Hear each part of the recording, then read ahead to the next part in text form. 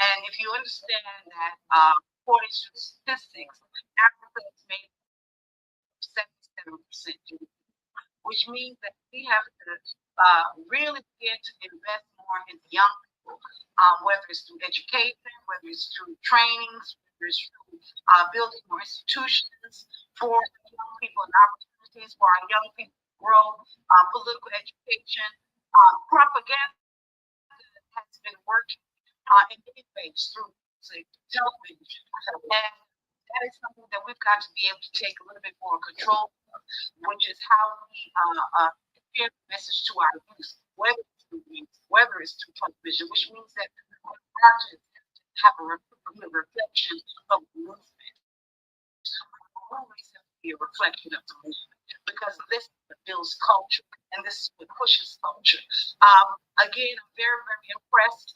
One of the things that we learned when we were having a meeting with the Minister of Education was that they're getting ready to change the whole curriculum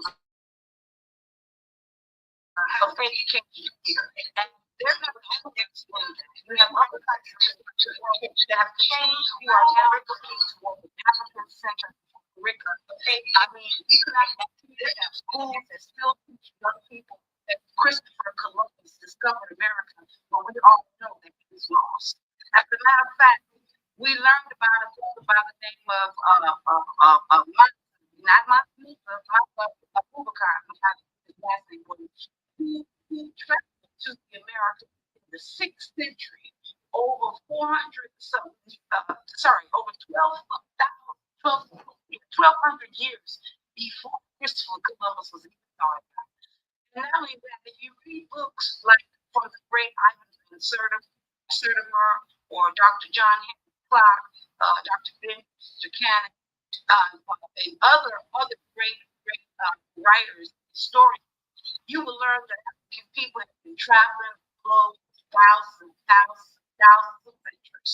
And when you go back and just look at the history, you will see that the oldest bones of mankind were women, and they were found in Tanzania 3.1 million years old and 3.6 billion years old in Ethiopia. One was on the cover of Time magazine, they called her Lucy, and the other one was called Salama. And all these old bones were found right here in America. So we have everything that we need to our youth for the future. One of the other things that we're going to begin to do is build more bridges between the diaspora and Africa. As a Pan-Africanist, we have to continue to build bridges, have exchange programs. We have brought thousands of young people from the United States through different organizations to Africa since 1990.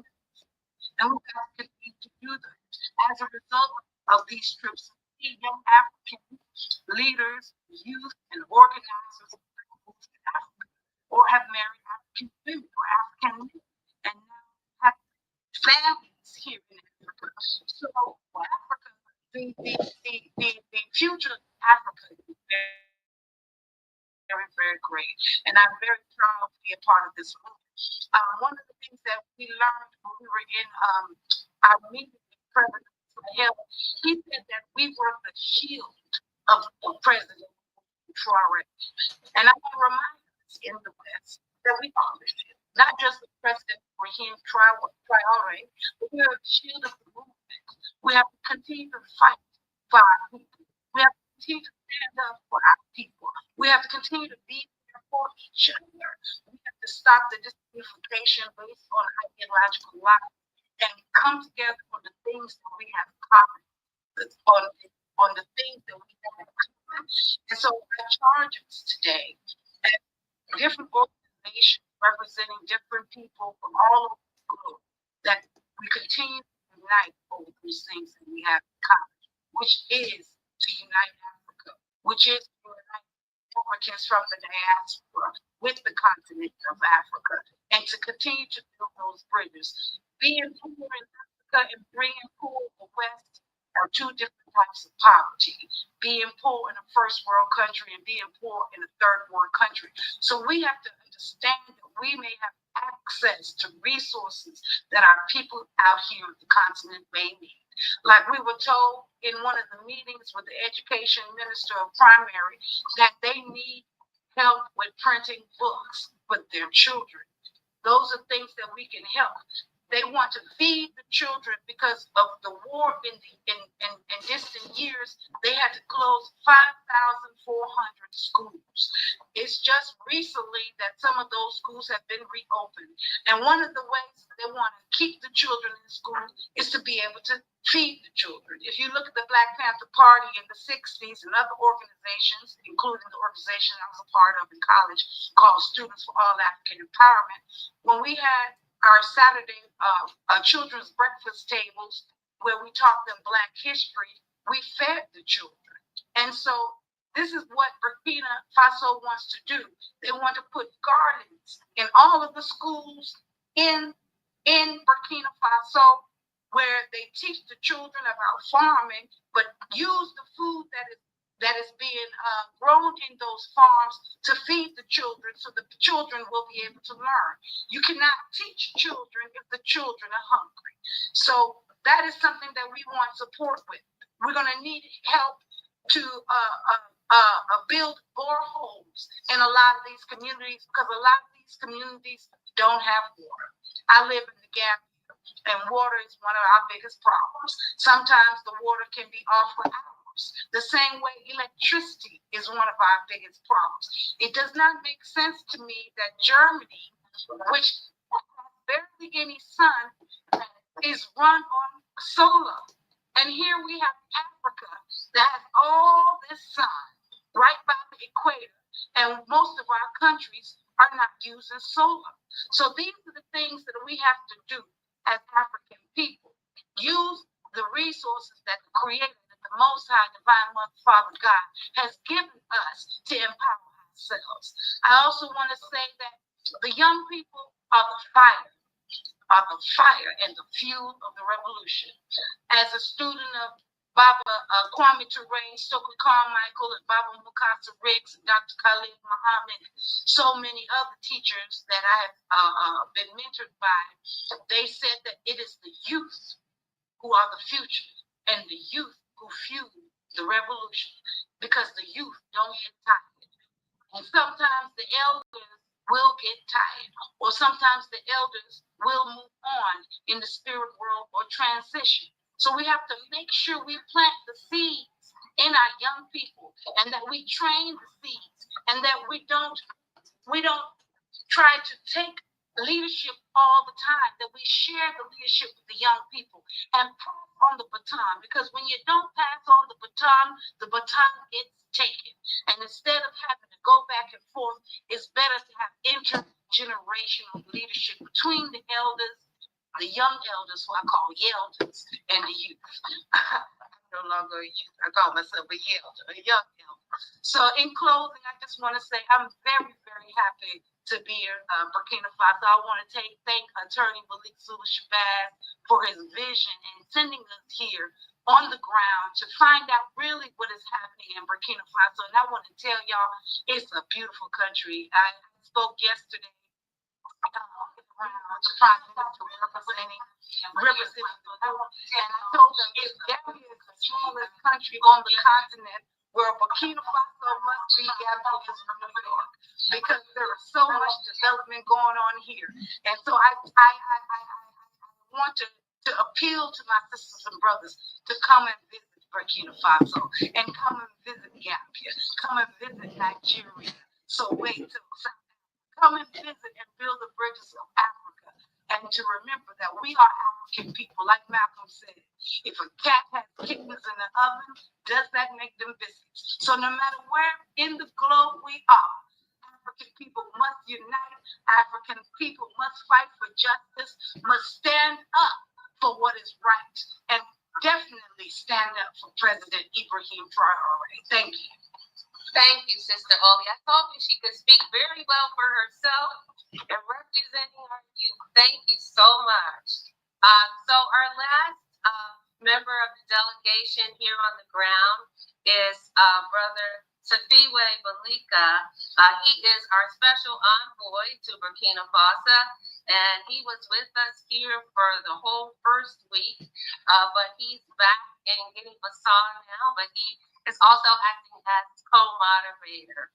So I'm going to bring him on in just a minute. He holds key leadership positions in reparations movement, the Pan-African movement, and the lineage restoration movement has been representing the new African and Afro-descendant peoples in various international arenas, including the African Union, the United Nations, and Pan-African conferences and legal forums. So without further ado, let me highlight you, and there you are. I'm going to try to get rid of my pen and turn it over to you.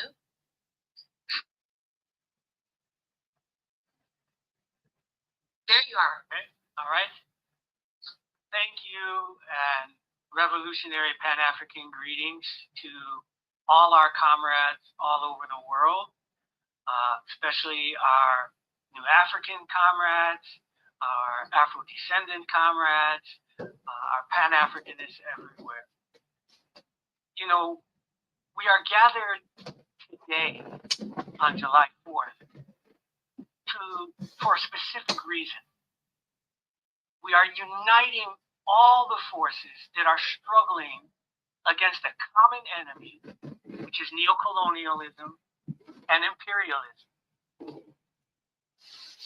July 4th is the day that the leading power, the leading neocolonial imperialist power, spreads a lie to the whole world and says this is the day when the greatest nation was set up, and it was based on the concept of government by consent of the people.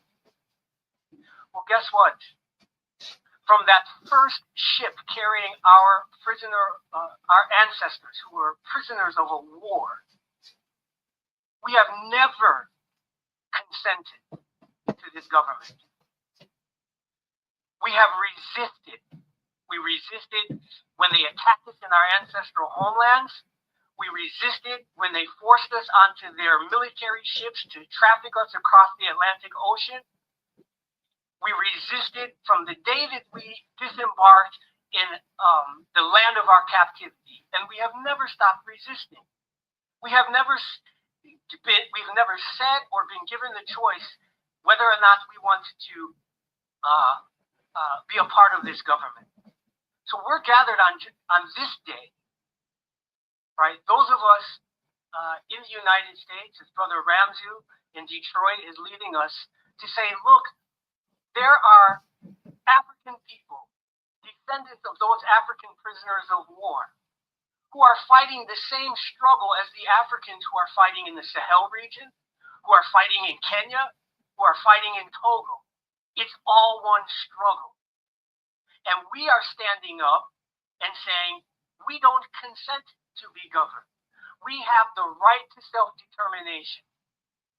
Just like the Burkinabe people, the Nigerian people, the Malian people, and African people everywhere on the continent.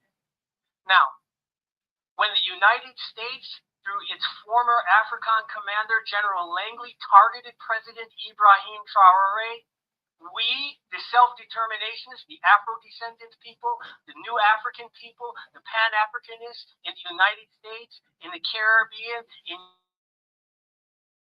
Europe, we stood up and said, hands off President Traoré.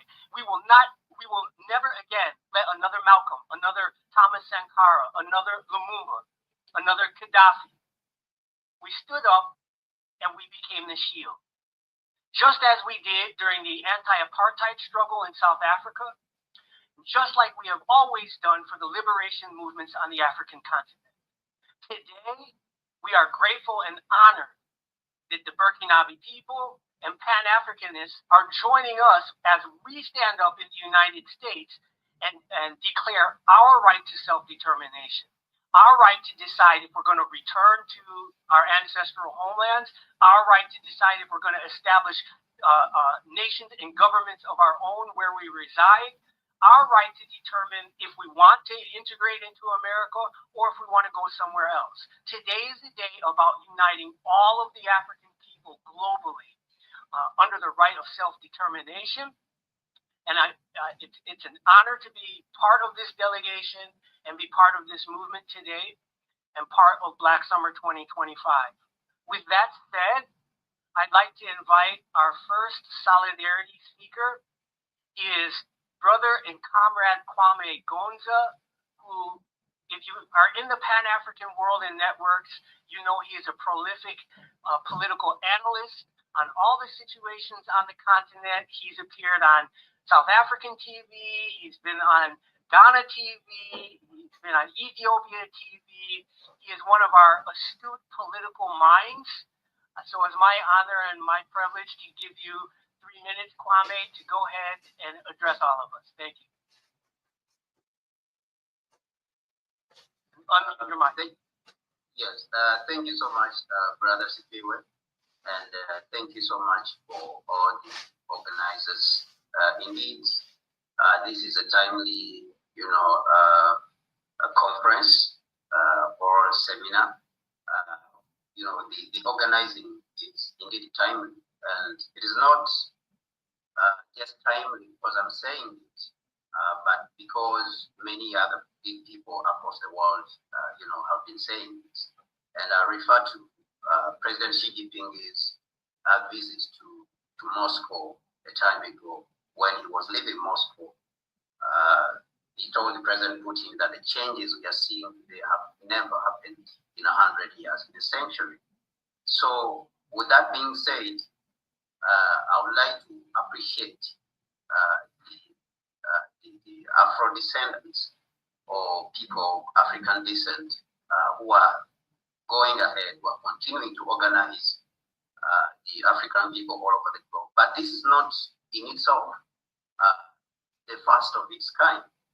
All through history of our struggle as Africans, it is the diaspora who had been at the steering of organizing and bringing this consciousness to all Africans across the globe to fight, because they were in the midst of the heat and they understood the nature of the enemy and what he was capable of doing. So I believe that if it wasn't for the African descendants or people of African descent, we would be in a much worse position as Africans. So with that being said, I want to thank you for what you have continued to do, and I pray that you continue to push in this direction. One of the mistakes I believe that the African heads of state or whatever leader has come on the continent has done, and why the continent has made where it is because of the exclusion of people of African descent and looking at them as by the way, right? And say, okay, let's include them. The African Union has been formed. Now let us include the sixth region as a by the way. So I believe that has been a great mistake on the side of the African heads of state, and that's why the continent is not moving forward. And the African descendants themselves, I believe that they understand that they are part of this continent, and you need to continue to do that, because if someone excludes you from your right, you don't sit back, you continue to push forward, you continue to assert your rights, because this continent belongs to all of us. And anyone who makes a mistake of thinking that Africans on the continent are different from those ones who are outside the continent, regardless of whatever names they give them, or Jamaicans or whatever it is, these are African people, and that has to be understood clearly. And any mistake, anyone who does a mistake, or doing away with them, or neglecting them, or eliminating them from the right of inheriting the continent, which they have fought for the last 500 years, 600 years. I mean, that's where I believe that we may err, and we are erring, that the continent is not being going forward. So I just want to comment. Yes, as you wrap up, I forgot to mention the African Continental Unity Party. So in 30 more seconds, please include what that's all about. Yes. So thank you so much. Thank you so much for helping. The African Continental Unity Party, the organization I belong to, is engaged in that struggle. Currently, it's focused on the African continent, and major focus is currently in Ghana. We are in grassroots mobilization.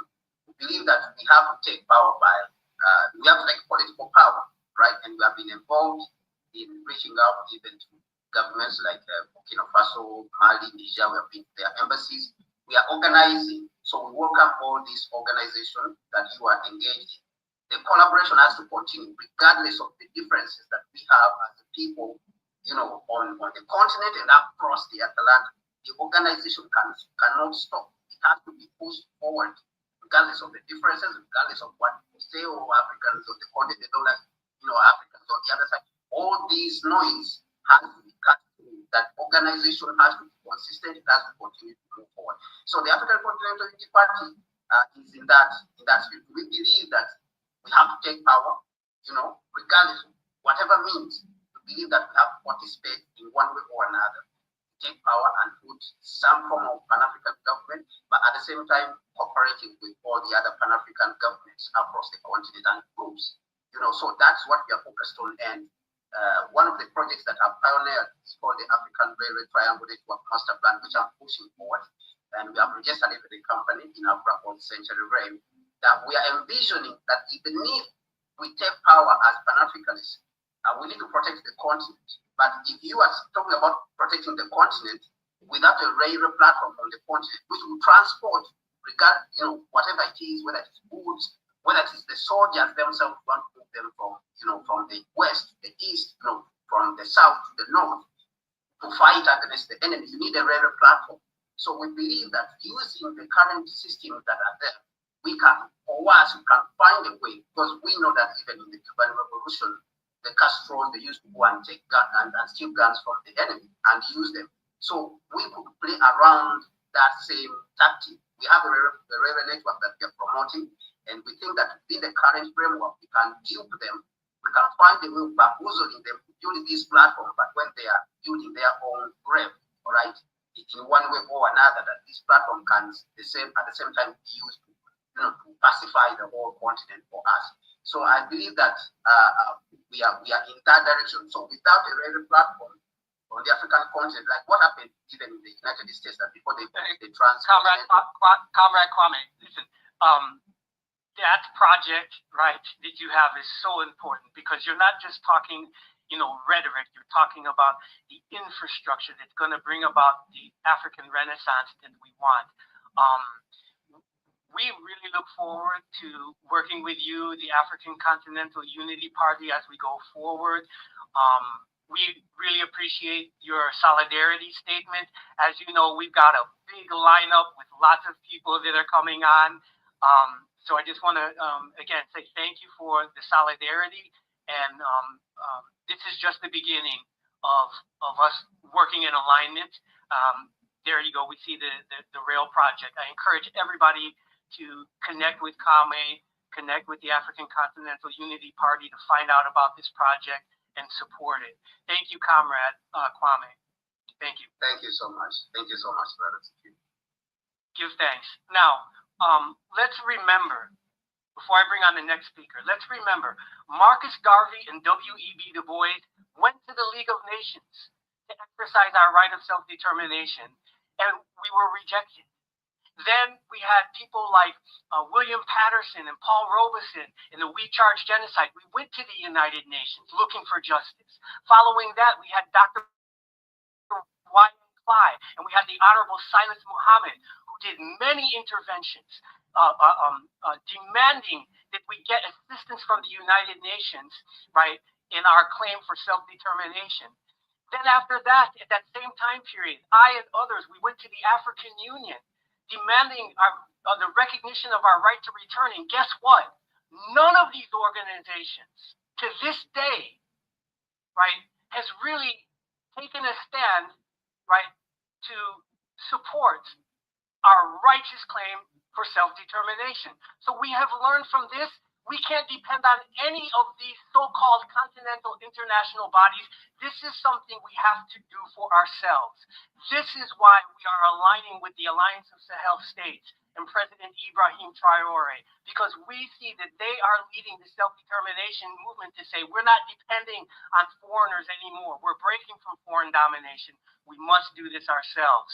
And so this is the message today on July 4th on Black Summer Kickoff. It's all about recognizing nobody's going to do it for us. We have to unify and do it ourselves. Having said that, I want to introduce our next solidarity speaker, a great brother and comrade, Pigeon Odimwengu. He is part of the conscientious study group that is systematically studying the words, teachings, and philosophy of Kwame Nkrumah, who, as we all know, is a father of the idea of a single unitary government for all of Africa. Comrade Pigeon is in many forums doing great work, so it's my honor to invite you to give your solidarity statement, Comrade Pigeon. And just before Comrade Pigeon comes on, I just wanted to say we do have our translator here for the people of Burkina Faso who are listening in. And I just want him to do a summary of our last speaker before we bring on the next. He's just going to do high-level summaries for us, okay? All right. So I'm just going to, he's not going to be on video, but he's going to talk now. Bonjour, chère audience. Can everyone hear him? Yes. Okay. Bonjour tout le monde.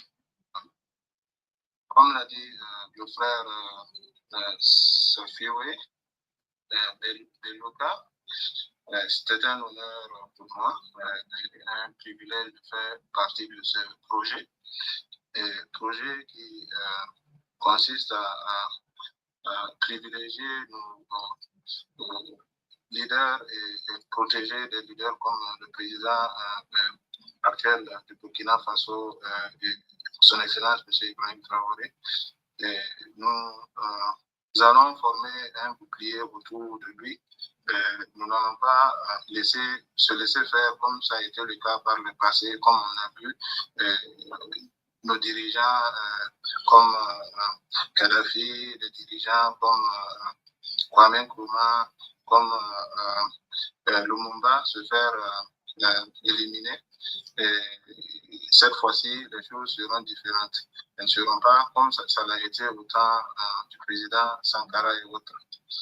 Et la partie de l'intervention du frère aussi, Kwame Gonza, qui souligne l'importance, d'abord qui remercie l'audience de l'avoir écouté, de lui avoir accordé cette opportunité de parler, et aussi qui met l'accent sur la contribution des Africains, des Afro-descendants dans la lutte qui est actuellement en cours au Burkina Faso et dans les États de la Confédération du Sahel, et qui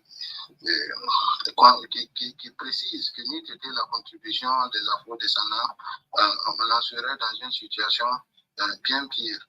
Et nos dirigeants africains pendant longtemps ont été muselés avec, on a connu des leaders dont la parole a été muselée, qui n'avaient pas vraiment la possibilité de faire avancer les choses. Mais avec la situation qui prévaut actuellement au Burkina et dans les États de la Confédération du Sahel, et aussi avec la contribution des Afro-descendants, nous allons toujours continuer à nous battre. Et je sais que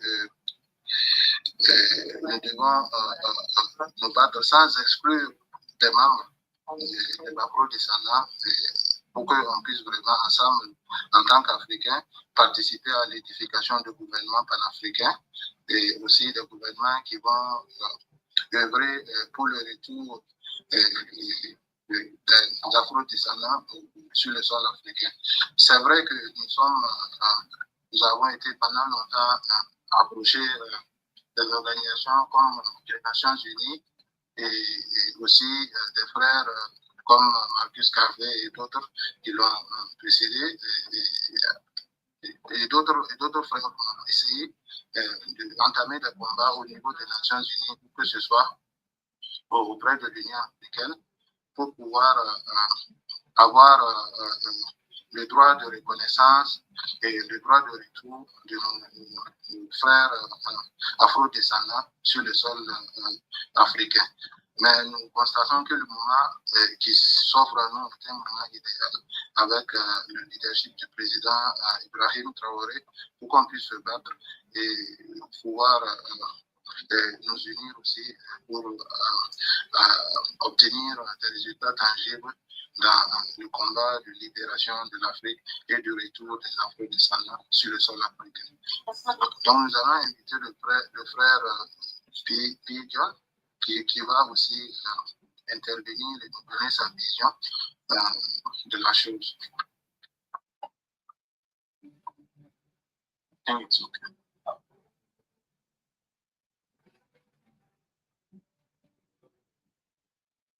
Thank you for the translation. And next time, we're not going to wait so long. We're going to allow the translator to come in periodically. Okay? Let me turn the video back on. And my apologies. I've been informed that I went out of order on the speaker list. My apologies.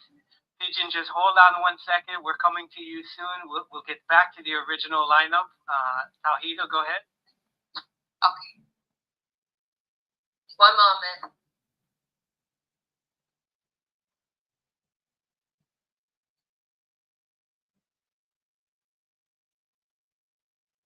Okay, so we have Brother Atara Yayoba, and excuse me if I mispronounce your name.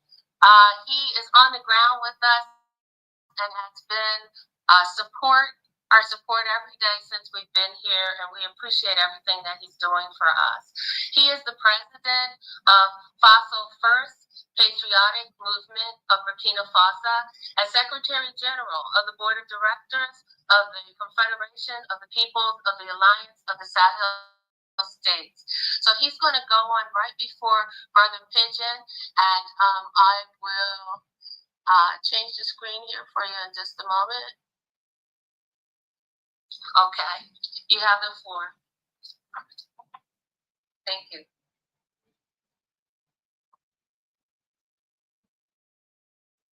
Bonjour, chers camarades, chers frères et sœurs de Burkina Faso, d'Afrique et de la diaspora.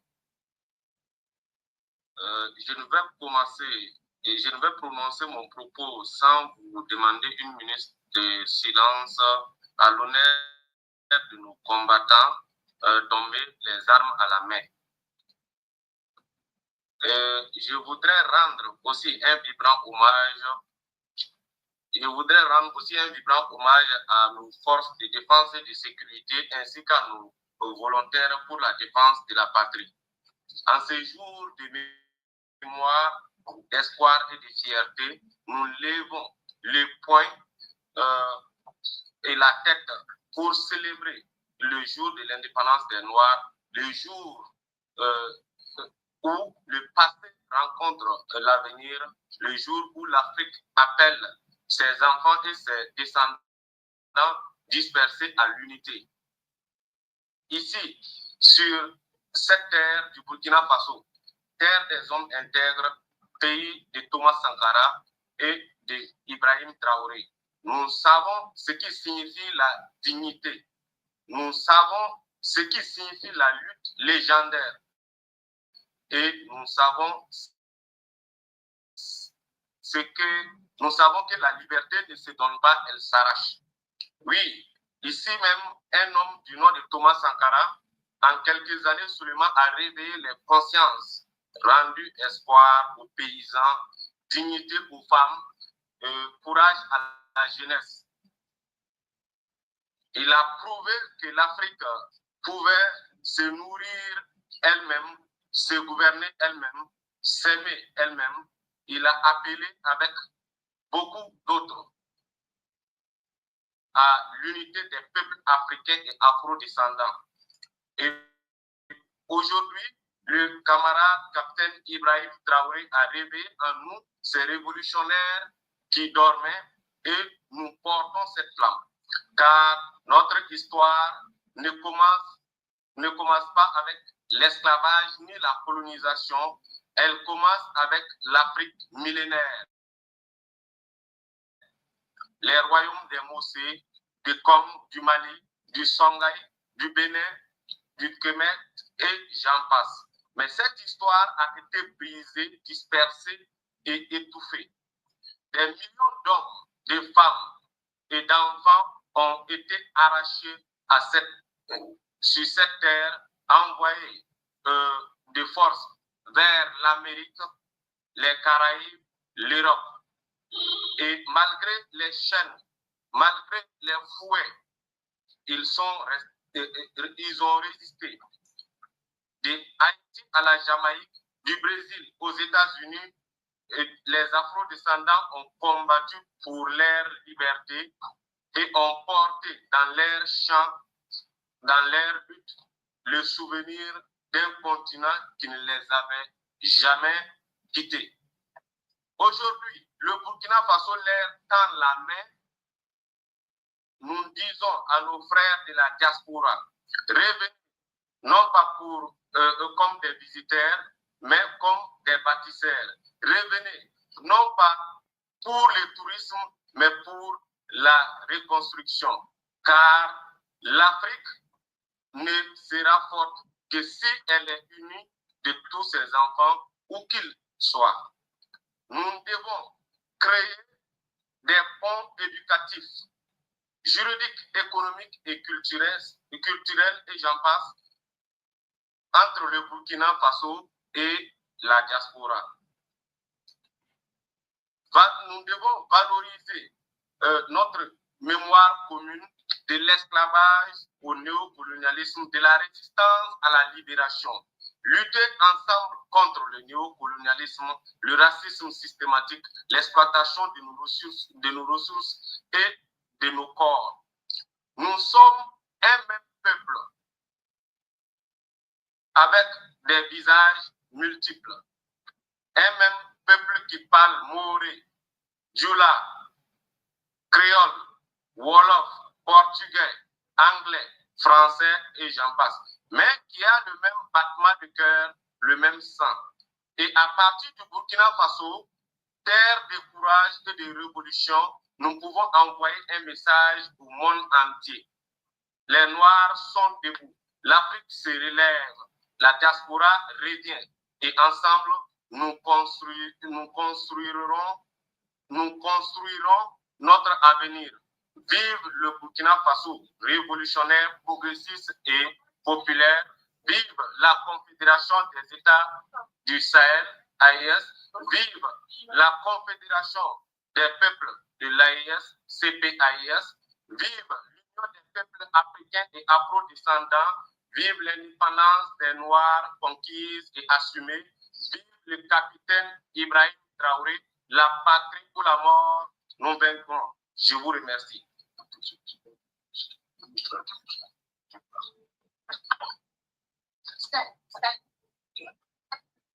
Okay, we're going to have a translation now. Thank you.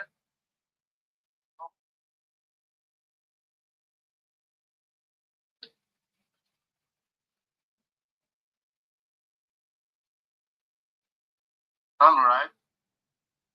Dear brothers and sisters from Burkina Faso, from Africa and from the African diaspora,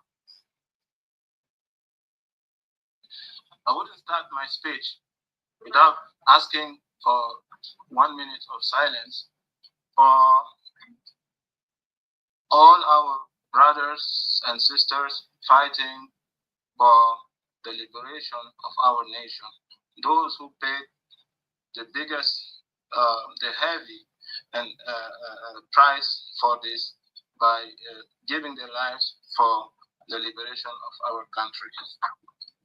Before starting, I would like to pay a vibrant tribute to our armed forces, our forces, of our armed forces and our security forces, and all our VDP, the voluntary people fighting for our for our country. In this memorable day, we are very proud, and we are raising our hands, our fists up to celebrate the independence of the black people, the day where the past meets the future, the day where Africa calls its children and its Afro descendants to the unity.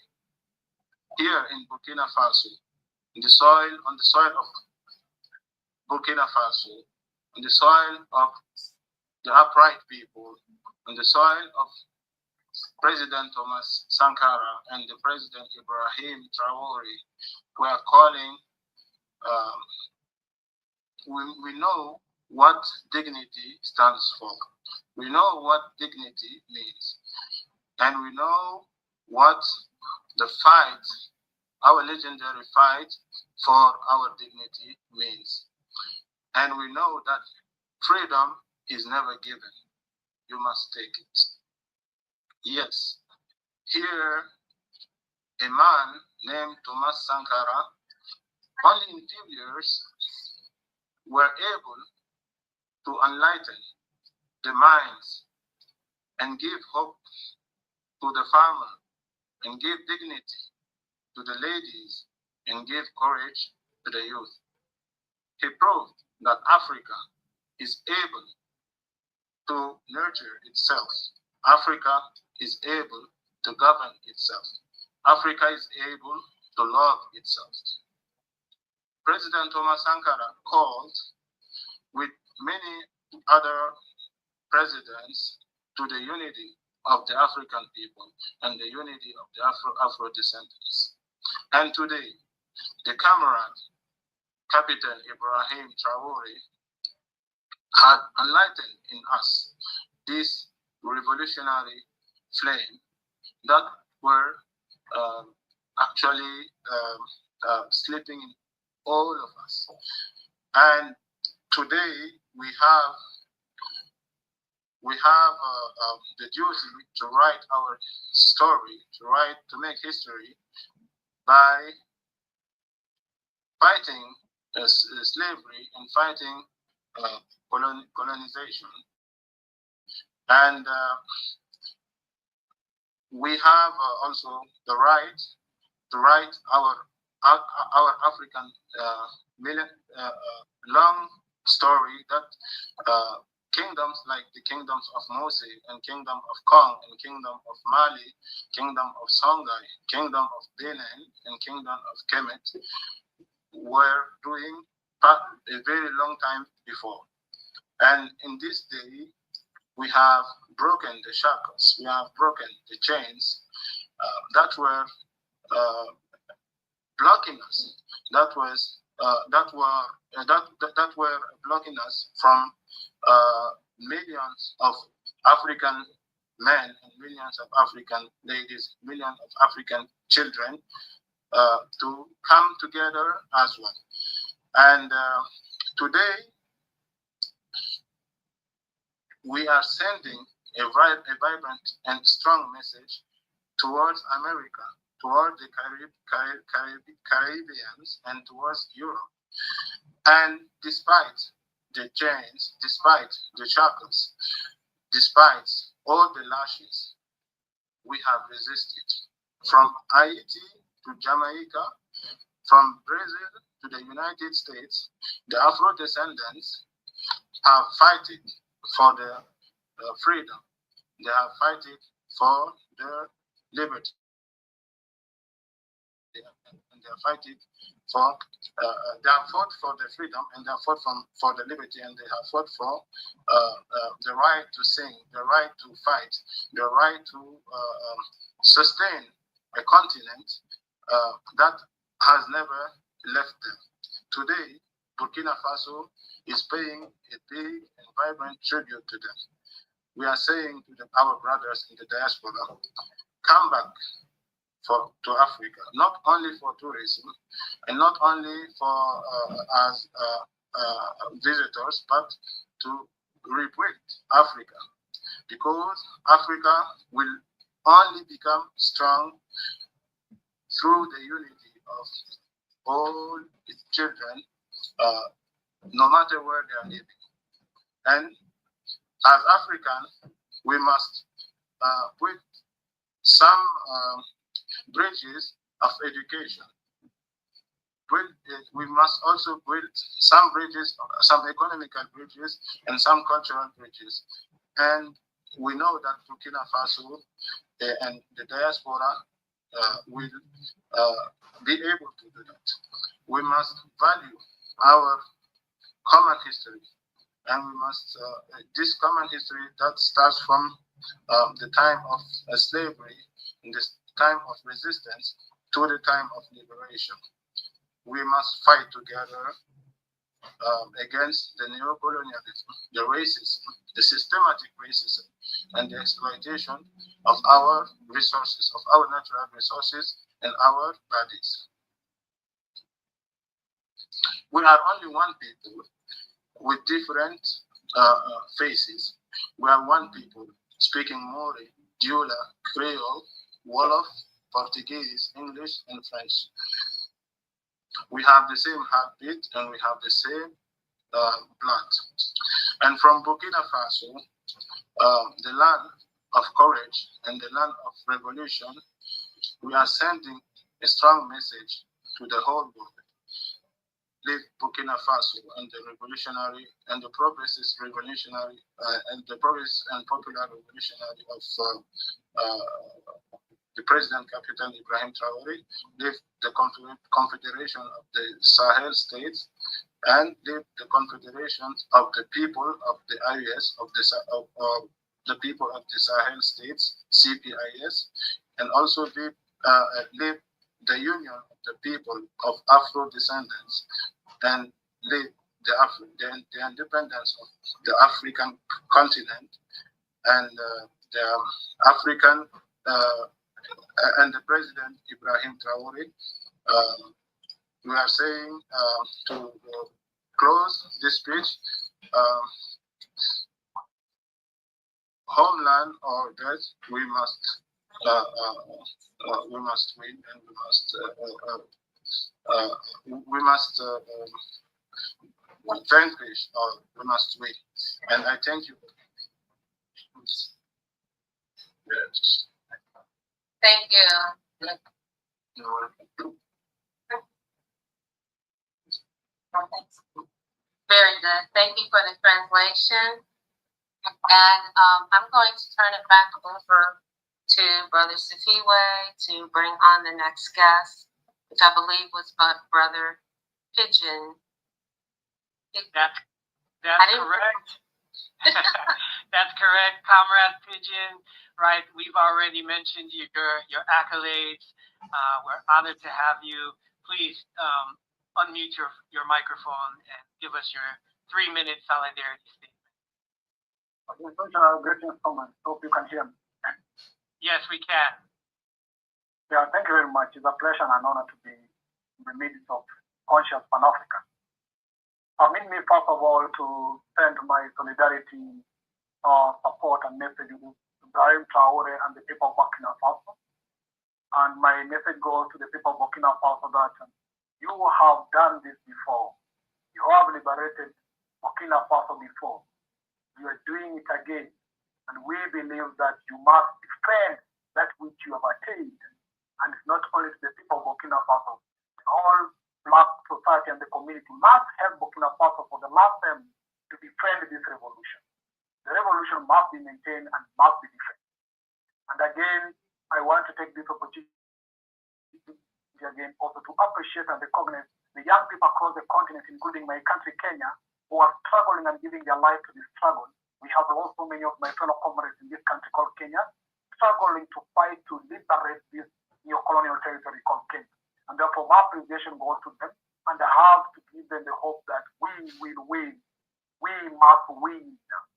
Then finally, let me get back to my appreciation to the global diaspora, and all Africans across the world, that whatever you are doing currently by standing with Burkina Faso is the right way to go.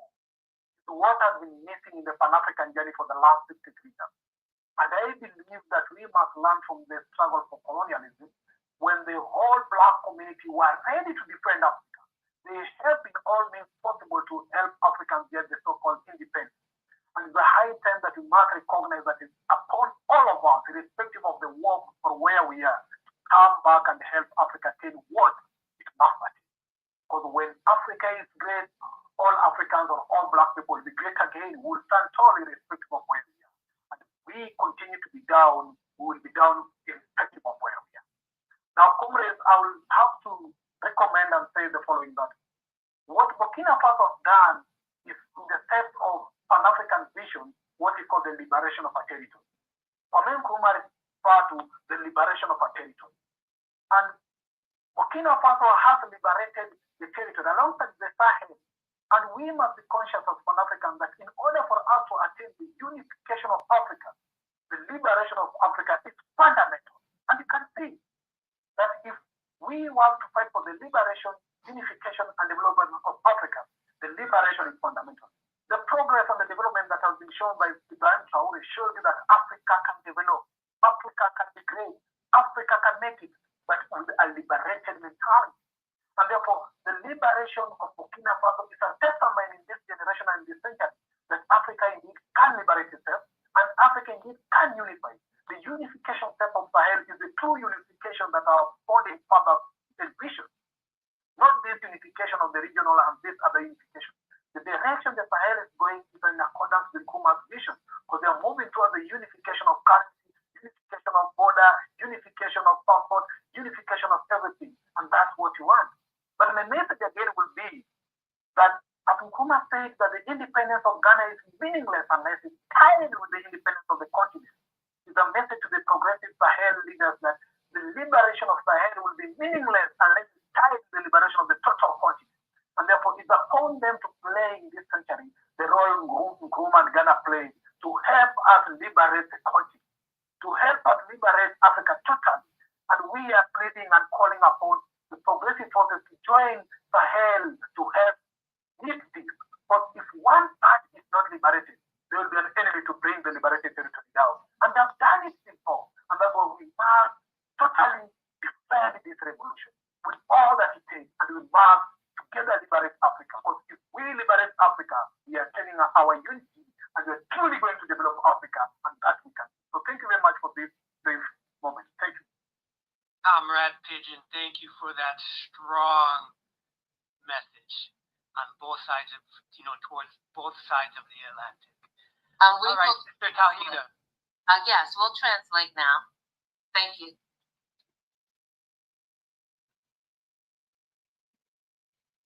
Le frère Pigeon, d'abord remercier le modérateur, le frère Safioué. Et en 3 minutes de discours, il a d'abord commencé par remercier l'audience et aussi l'opportunité qu'il lui a donnée de pouvoir s'exprimer. Et il en appelle aux frères africains et aux afro-descendants à la solidarité, à la fraternité, et aussi il précise que le Burkina a déjà fait une révolution par le passé. Nous l'avons fait et cette fois-ci, nous allons travailler il en appelle aux frères burkinabés à travailler à ce que cette révolution puisse aboutir.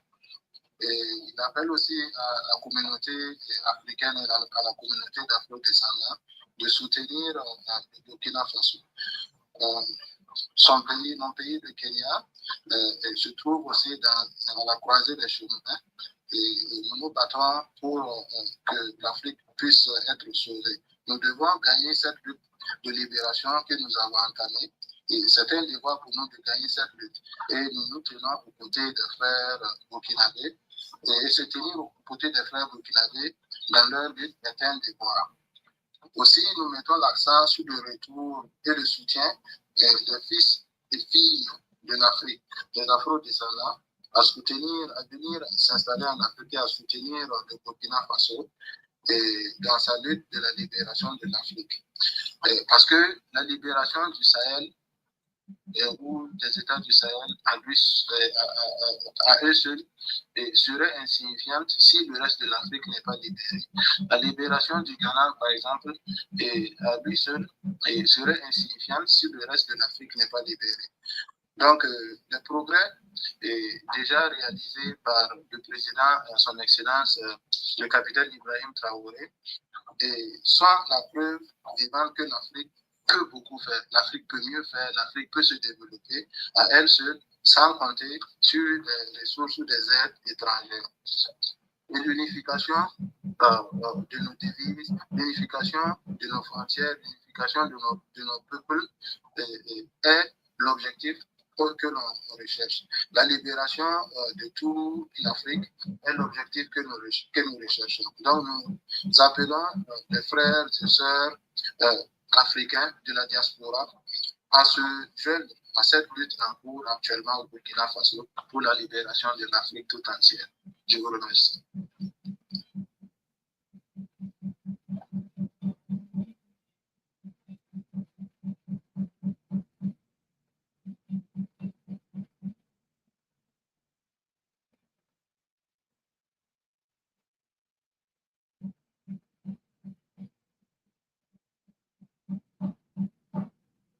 Safiwe, can you hear? Yes, I can hear you now. Are you ready to bring on the next guest? Yes, please. That would be Dr. Baba Bonta. Can you introduce him for me? Okay. Dr. Baba Buntu. I believe he is joining us from South Africa. He is an education specialist. He is an expert in African-centered methodologies and decolonial practices. He's an activist scholar with Pan-African solutions and many more. He's got lots of videos on YouTube, so you can search him and find out and hear from him yourself. But right now, we are honored to bring on Dr. Baba Buntu. Can you put your video on? There you are. Thank you. Revolutionary greetings, Pan-Africans, Black Power, sisters and brothers around the African continent and the diaspora. Thank you so much for the very humbling introduction. It is indeed an honor to be part of this. It's indeed an honor to be part of this webinar. And we send our solidarity greetings to all Africans who are living for the revolution, for our collective freedom, and for the liberation of every African woman, man, and child. I am in Azania, and I want to bring very strong and revolutionary greetings from the people on the ground. I'm coming right out of a one-week learning program for African children, the African Winter School, which has been extremely inspiring. And I think in my support message to revolutionary Africans in all parts of the world, and as we stand with the Sahel Alliance and greatly inspired by what we see is happening in Burkina Faso, Niger, Mali, and a few other parts of the continent as well, I think we just want to remind our sisters and brothers around the world that many of us, in the way we fight, in the way we determine, in the way we engage, we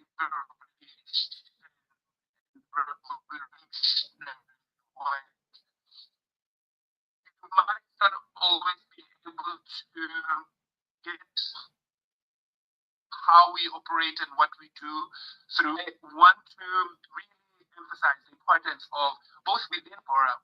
We need to compare notes. We need to sit much closer to each other. And we need to share how we implement the work that we do. In Azania, our organization is Ebukusini Solutions, which means royalty solutions. And we work, we are very invested in the community. As I was saying, just coming out of African Winter School now, where we have guided children on a Pan-African journey, and it's been extremely inspiring. And I think this is my message also to especially to the rest of the continent, the importance of impacting our children with Pan-African information, because as we know, around the continent, all of our children are being recolonized through education. Colonized education exists all across the continent, and we keep repeating lessons and misinformation from a very Eurocentric point of view. And it is up to us, it is only us that can provide the curriculum, the teaching philosophy, and the information that our children actually deserve to learn. It is an atrocity and it is a human crime what our children are learning in our schools, and that's something we need to take responsibility for.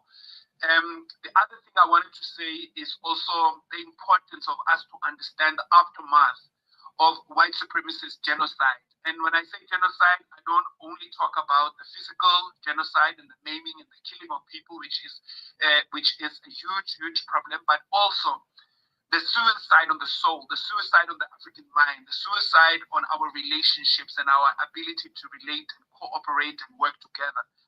And as I stand before you, Africans in the diaspora and Africans across the continent, I just want to encourage us to invest in us and leave the rest of the world for a while. As much as it wants us to be engaged with it, we cannot be engaged with anyone outside of ourselves until we fully have engaged with ourselves. And let that be my main message to sisters and brothers all across the Pan-African world. Let us engage deeply. So we need healing. We need a revolutionary apparatus to really liberate ourselves from what our European enemies and now other enemies of the world as well keep putting into our minds, our hearts, and our soul. And we can, and we must do that. Burkina Faso and a number of other countries are showing us the way, and we are willing to follow. Let us stand tall as African people across the world. We owe it to ourselves, and we owe it to each other. Black power. Thank you, Dr. Baba Bunte. Are we going to have that translation just in high-level summary just for a moment? Thank you.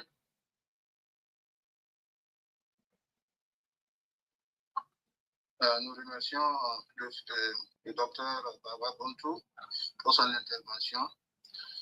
Je précise que c'est un spécialiste de l'éducation, un activiste, et un professeur et aussi un YouTuber qui a beaucoup de vidéos sur la plateforme YouTube. Et nos salutations révolutionnaires à tous les Africains d'ici et d'ailleurs. C'est un honneur pour moi de prendre part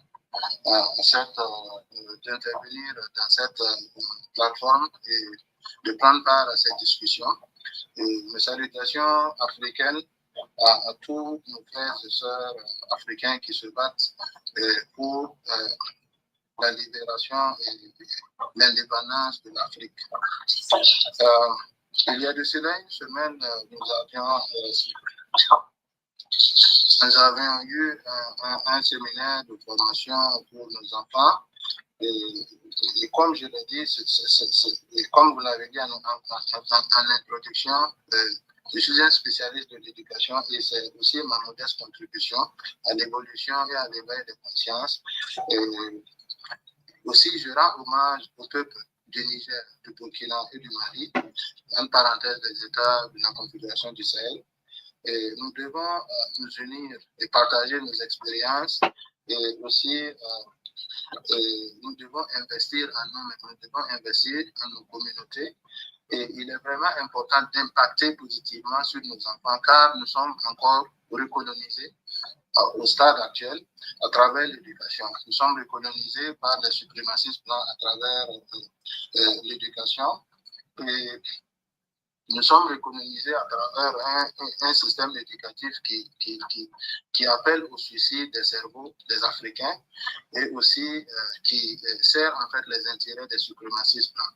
Nous devons réinventer les choses et investir en nous-mêmes Nous avons besoin d'une révolution des esprits et nous devons nous tenir ensemble avec beaucoup de fierté et appeler à une révolution réelle des Africains et que le pouvoir et la libération réelle des Africains se fasse maintenant.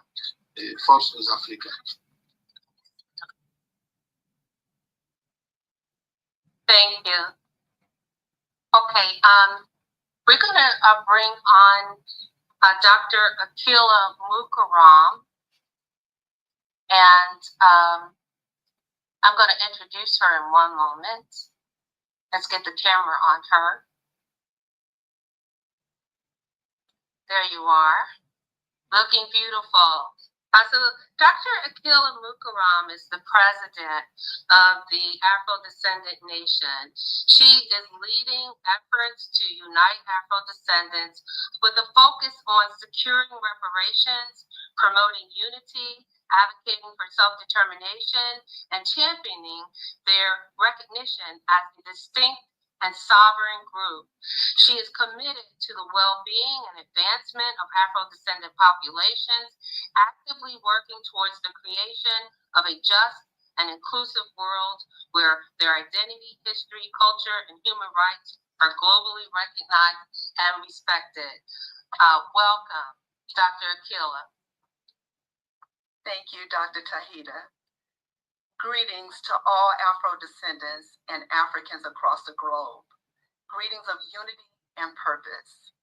It is an honor to come before you on this momentous Black Independence Day, uniting under one Africa, including Afro-descendants. As president of the Afro-Descendant Nation, I speak to our distinct journey within this broader unity. This gathering is a testament to our enduring spirit and shared commitment to liberation and self-determination. Today marks a profound moment in our nation's journey. As a growing nation of Afro-descendants, standing at a critical point in our shared destiny, I formally deliver a presidential proclamation on the definitive identity of the Afro-descendant nation. By the authority vested in me as president of the Afro-descendant nation, I hereby proclaim the Afro-descendant nation belongs to all Afro-descendant peoples. We are united not by a single religion or ideology, but by a shared heritage, struggle, and vision for self-determined prosperity. No one shall be marginalized due to their beliefs. Let us understand the profound significance of every word. The Afro-descendant nation belongs to all Afro-descendant peoples means our embrace knows no bounds of geography or lineage. Your ancestral connection, whether easily traced or disrupted, binds us. If you are Afro-descendant, of Afro-descendant heritage, meaning descendants of enslaved Africans, the Afro-descendant nation is yours. We are not united by a single religion or ideology, but by a shared heritage, struggle, and vision for self-determined prosperity. Our strength lies in our magnificent diversity. Our unity is forged through resilience and a shared vision. All forms of identity are welcome, regardless of religion, ideology, gender, ethnicity, age, or national origin. Your unique contributions are valued. The solemn pledge, no one shall be marginalized due to their beliefs. We build a society where respectful dialogue, freedom, and autonomy are cherished, supporting our nation's safety, unity, and mission. This proclamation is a living compass for our journey. It calls upon every Afro-descendant to embody these principles daily, understand one another, build bridges, and amplify all voices. Our economic empowerment through concrete initiatives and collective contributions will fund the infrastructure and diplomatic outreach necessary for our sovereignty. Let no external force or internal division undermine this sacred commitment. As we celebrate Black Independence Day, we make a clear call to the global community. My fellow Afro-descendants, our diversity is our greatest power. Our varied experiences and talents make us stronger, more resilient, and innovative. The Afro-descendant nation belongs to all of us. We will build it together, guided by integrity and justice, rooted in unity and free from division. Let the world bear witness to who we are, a sovereign people of dignity, vision, and unstoppable love for our future. We ask that President Ibrahim Traore recognize us as Afro-descendant peoples and ultimately recognize the Afro-descendant nation government. May our ancestors' strength guide us forward. Thank you. Thank you. We're going to translate that, so you can stay on for the translation. Ready?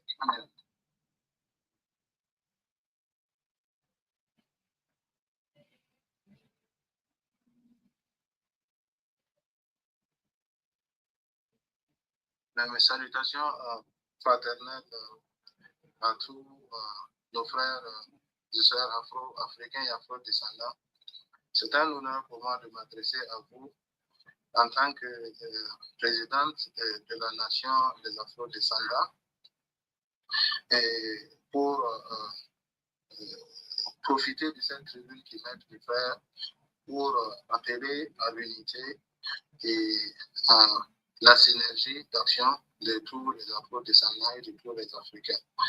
Et par le pouvoir aussi qui me sont conférés, j'appelle aux frères afro-descendants à ce qu'ils fassent les leurs, cette nation qui est la nation des afro-descendants, et que nous puissions continuer à faire avancer cette nation dans laquelle il n'y a pas de divergence sur la base de nos ethnies, sur la base de nos religions et sur la base de nos croyances personnelles. Et j'en appelle aussi aux frères afro-descendants, que ce soit ceux-là qui ont toujours le cordon ombilical à l'Afrique qui est toujours actif, ceux-là qui ont toujours un lien avec l'Afrique, ou ceux dont le lien avec l'Afrique a été interrompu. Je vous appelle tous à l'unité et je vous appelle tous au développement de notre nation qui est la nation des afro-descendants. Nous sommes marqués aussi, comme je le disais tantôt, par la diversité. La diversité sur le plan religieux, ethnique et sur le plan aussi de nos backgrounds. Et aussi, j'appelle à la liberté je précise que la liberté et la divergence est en fait des atouts, sont en fait des atouts dans notre nation.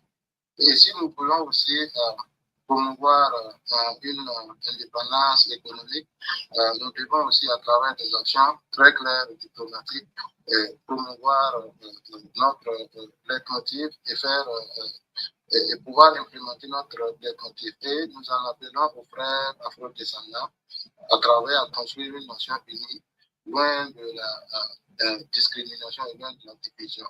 Nous appelons aussi le président, son Excellence, le président Ibrahim Traoré, à la reconnaissance aussi de notre nation, la nation des afro-descendants, et que nos ancêtres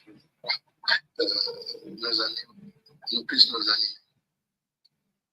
Thank you for that translation. Of course, we didn't understand a word, but this is for the people of Burkina Faso and others who do not understand English. So we will move on. I'm going to remove that pen. And next we're going to bring on a very powerful brother in the reparations movement, Rashad Singleton. Let me find you here.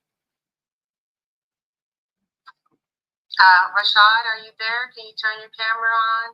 And then after you, we're going to bring on Attorney Malik Zulu Shabazz, and he will bring on President Bazi. Can you turn your camera on? And turn your mic on. I'm here, sis. Yes, can you turn on? Yes, I can hear you. Can you turn your camera on? It's on. Let him speak. Yeah, I think my camera is. I think it's on. There you Y'all go. see We me? can see you. Can anybody see Yes, me? we can. Yeah, we can see you. Okay. Fine. Thank you. All right. Peace and blessings, family. Peace and blessings. Shalom. All praise to the Most High. It is an honor to absolutely be with you today. Want to give honor to the Honorable Silas Muhammad, Queen Mother Harriet, of course, the Honorable Malik Zulu Shabazz, one of the greatest organizers in this modern day. And I'm just honored to be in the room, always grateful to do this work. Family, my name is Rashad Singleton. I am the president of the National Reparations League. And what we're trying to do is get reparations on the federal level. I'm so honored to hear people in the reparations movement on this call, because we believe that in order for this country to even think about being the country it wants to be, that being the land of the free, home of the brave, then you have to deal with reparations. I wrote a book called The Hypocrisy of Democracy, trying to explain how can this be the land of the free if you won't pay reparations? How can this be the home of the brave if you're afraid to pay reparations? This is all hypocrisy. And we're not going to let them get away with it, because we've seen them give reparations to so-called Jews. We've seen them give reparations to so-called some of the Native Americans. We've seen them give reparations to Japanese Americans. And we've seen them give reparations to the slave master themselves. We're not going to let them get away with this. And I'm honored to be joining some of the warriors today here on Black Independence Day, because that's what it's all about. Independence. True liberation. Not the crumbs, not the pennies, but real independence. This is what we're talking about today. At the National Reparations League, we're trying to have representation in all 50 states, because we have to put pressure on these people. And it's not being done by some of the politicians that claim to represent us. Our position is, if a politician is not for our reparations, what you voting for him for? If a business is not for our reparations, why should they get our black money? So we developed something called the Reparation Report Card. And this database, you will be able to go to each and every state, and you will see your politician's stance on reparations. Never mind them kissing the black babies. Never mind them coming to your church right at election time. You know the game. I want to know how you feel about reparations. Where do I go to get this information? You come to the nationalreparationleague.com. and you go to the Reparation Report Card. We're doing the work for you every day. We want this to be a tool that you use when it comes to vote. Because we get lost in white folks playing the saxophone and pulling hot sauce out their purse. We have to get to the issue, and that is reparations. 30 seconds. But also, the problems that we have is everything is becoming a branch off of reparations. If we deal with reparations, we can deal with the other issues. As I look across this callers and I see so many powerful people, I want us to understand something. Why do we need our colonizer? I played basketball in Angola. I traveled through Libya, played basketball in these countries. I realized we do not need this colonizer for anything. We should come out of this meeting with black grocery stores and black gas stations, just through this network alone. We have to create a trade amongst each other. We have to create a trade amongst each other between African Americans and our African brothers and sisters that do not involve the colonizer. Black power, black power, black power. Thank you, Brother Rashad. Black power. We're going to translate really quickly, and before we bring on Attorney Malik. Thank you.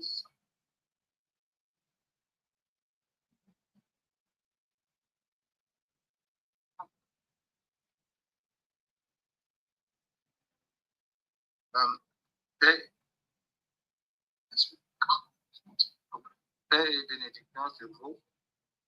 C'est un honneur pour moi de faire partie de ce panel de discussion et je profite pour rendre hommage au frère Malik Shabazz et aussi vous signifier à quel point je suis honoré de prendre la parole ici pour demander à ce qu'il y ait réparation.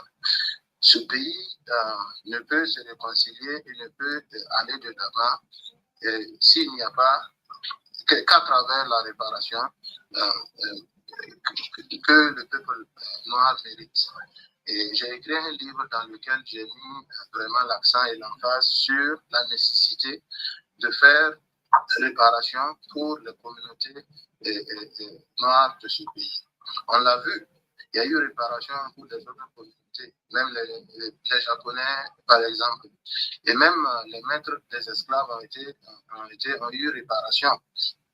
Donc nous demandons, notre position est claire, nous disons que si les politiciens ne travaillent pas vers la concrétisation de la réparation que nous avons demandé, pourquoi le voter? Si un business ne sert pas ou ne concourt pas vers une réparation, vers la réalisation d'une réparation pour les peuples noirs, pourquoi le soutenir? Donc, nous adressons, nous devons réparer la situation, cette situation d'injustice à travers tous ces problèmes, à travers la réparation pour les peuples noirs de ce pays. Car c'est la seule voie vers une justice sociale et équitable. Et nous disons que le pouvoir appartient aux Noirs. Nous en appelons à ce que les peuples africains puissent se réveiller et prendre la place qui est la leur et la place qui leur est due. Thank you.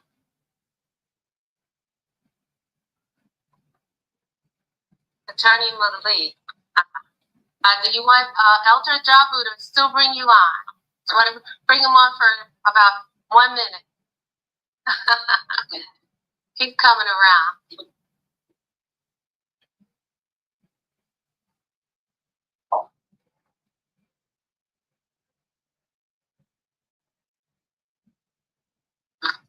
Yep.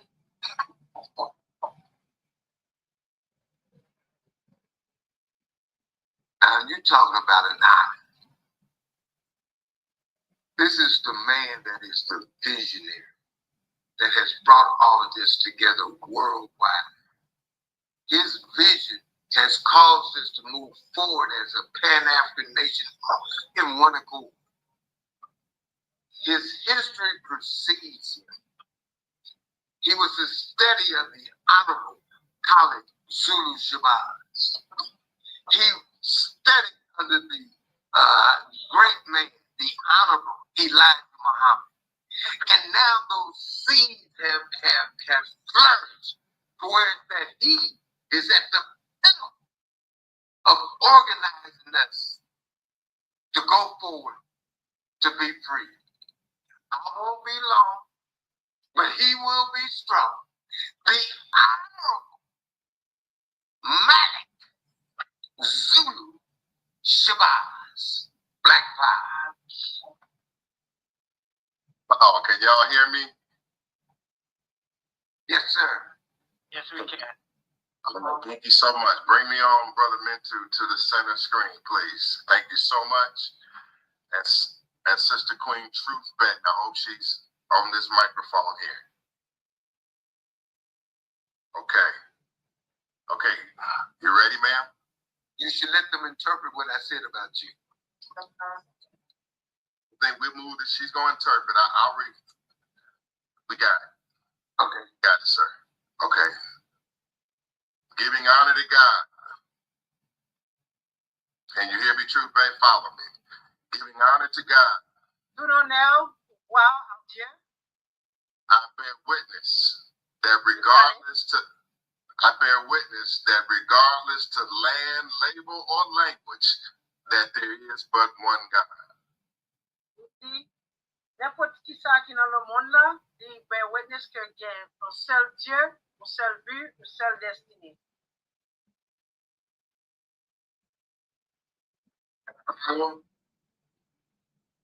Pouvoir noir. Assalamu alaikum. Alaikum assalam. Free the land. Libérer terrain yo. We're fighting for a United States of Africa. On a bataille pour États des Afriques, des peuples noirs de le monde. Sisters and brothers, I'll get right down to business. Frères et sœurs, nous avons business pour nous accomplir aujourd'hui. Now, Brother Mintu,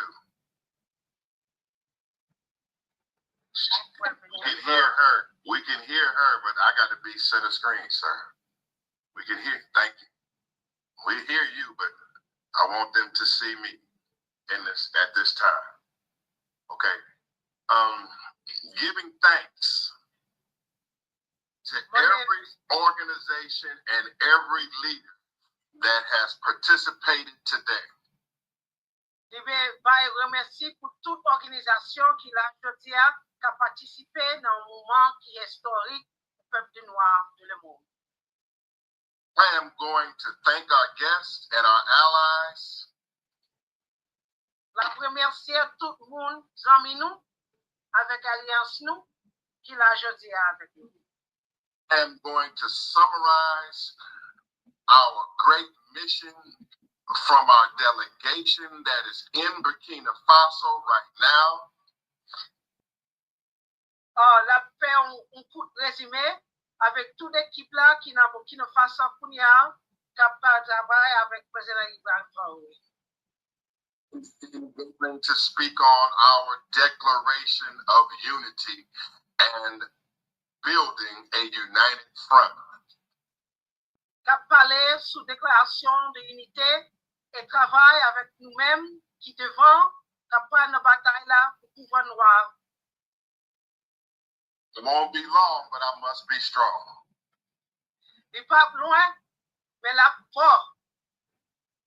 I must apologize for any errors that we as a team have made in this broadcast. La demande pardon spécialement pour n'importe erreur qui est faite dans Visa ça aujourd'hui. Please accept our apologies. Any error that has been made, ultimately, it is my responsibility. S'il vous plaît, acceptez pardon nous Parce que n'importe erreur qui t'est faite aujourd'hui, c'est moi-même qui est responsable de ça. It's not easy bringing black leaders and black people from the French-speaking world and the English-speaking world together. C'est pas facile pour mélanger le monde qui parle anglais avec le monde qui parle français. C'est pas facile pour nous venir ensemble, mais je dis, il fait ça.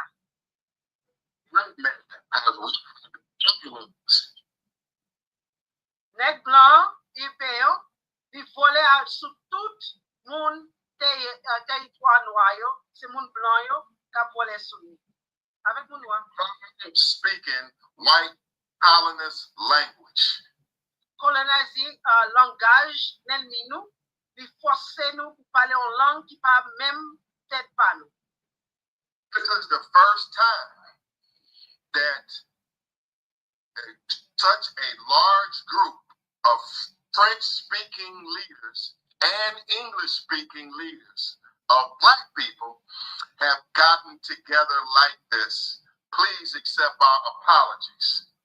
Ça, c'est la première fois que les gens qui parlent français, créole, qui viennent ensemble pour nous travailler ensemble. So, si il y a un aujourd'hui, nous demandons pardon parce que ça, c'est la première fois qu'un groupe large comme ça qui est en train de les rassembler ensemble.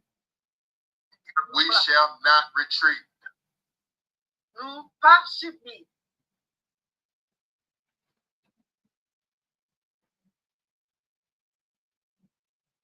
I want to thank the government of Burkina Faso under our leader, His Excellency, the Honorable Ibrahim Traoré. Je remercie spécialement la gouvernance Burkina Faso avec le président Ibrahim Traoré pour le travail qu'il a fait à jeudi pour le peuple noir de le monde. We are the friends of President Traoré in the West. Nous sommes amis, président Ibrahim Traoré dans l'Ouest. He began, myself and Elder Momoja Ajabu, we began in late May when we went to the Burkina Faso Embassy in Washington, D.C. Nous sommes à l'ambassade Burkina Faso en DC en fin mai avec une équipe, frère Ajabu, qui était là, qui était fait ce palais-là, il était là. We went because we were inspired by the revolutionary work of President Ibrahim Traoré and the other government leaders in the Sahel Alliance of States. Nous sommes inspirés avec le travail que le président Ibrahim Traoré a fait. C'est ça que nous sommes dans l'ambassade là, avec Sahel Alliance, c'est Sahel en DC. Since our visit at the embassy, we have put forth every effort that we can to build the bond between Burkina Faso, Pan-Africanists, and Black people in the West who are called Afro-descendants.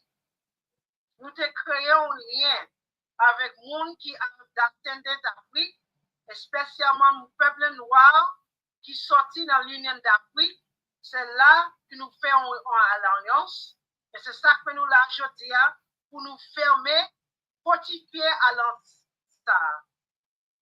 We have not come to waste your time today. Nous ne sommes pas là pour gaspiller temps. Come in the name of Dr. Khalid Mohammed, my teacher. Vin avec mentor moi, Monsieur Honorable Khalid Mohammed. I speak to you in the name of the Honorable Silas Mohammed, the founder and leader of the Afro-descendant nation in the West. M'a parlé de nom Honorable Silas Mohammed, qui est président, fondeur de Afro-descendant nation, de Afro-descendant nation. I want to thank Asaklama Kaziye.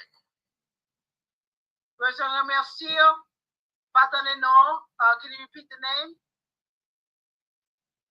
Who represents, who is the representative in Burkina Faso of the Alliance of Sahel States. Il était représentant pour l'Alliance des États Sahel. Victory to President Abdul Rahman Tishani. Victoire avec Abdul Rahman Tishani. Victoire avec lui. The leader of Niger. Leader de Niger. Victory to President Assimi Goïta. Victoire à président Assimi Goïta. The leader of Mali. Président de Mali. We have declared that we will do all that we can to support the revolution that is taking place in the Sahel states, and we will not retreat in that regard. Nous déclarons la victoire dans l'État Sahel et nous pas soumis aucun. I want to thank the leader of the delegation in Burkina Faso. Je remercie la délégation qui est dans Burkina Faso pour l'équipe là. African director of the Black Panther movement, Elder Momoja Ajabu. Leader de Pan-African movement, Elder Momoja Ajabu. I want to thank Sifiwe Baker, my comrade in this struggle, and I thank him for all he has done to bring this day about. Je remercie le représentant frère Sifiwe Balenka avec bataille ça, a toujours mis ensemble, travail peuple noir de le monde. Sister Tahita, to Brother Watora Hayoba, honors to you. Sœur Tahita avec frère Torah Ayoba, dit là-bas honnête et là-bas tout, là-bas honneur, aujourd'hui. Honors to all of our guests, and specifically to Queen Shanta of the nation of Sharu. If she has not spoken, she will be speaking in this program. Et puis nous baillons honneur avec Reine Shanta, nation de Sharu. So s'il va parler, la parler plus tard.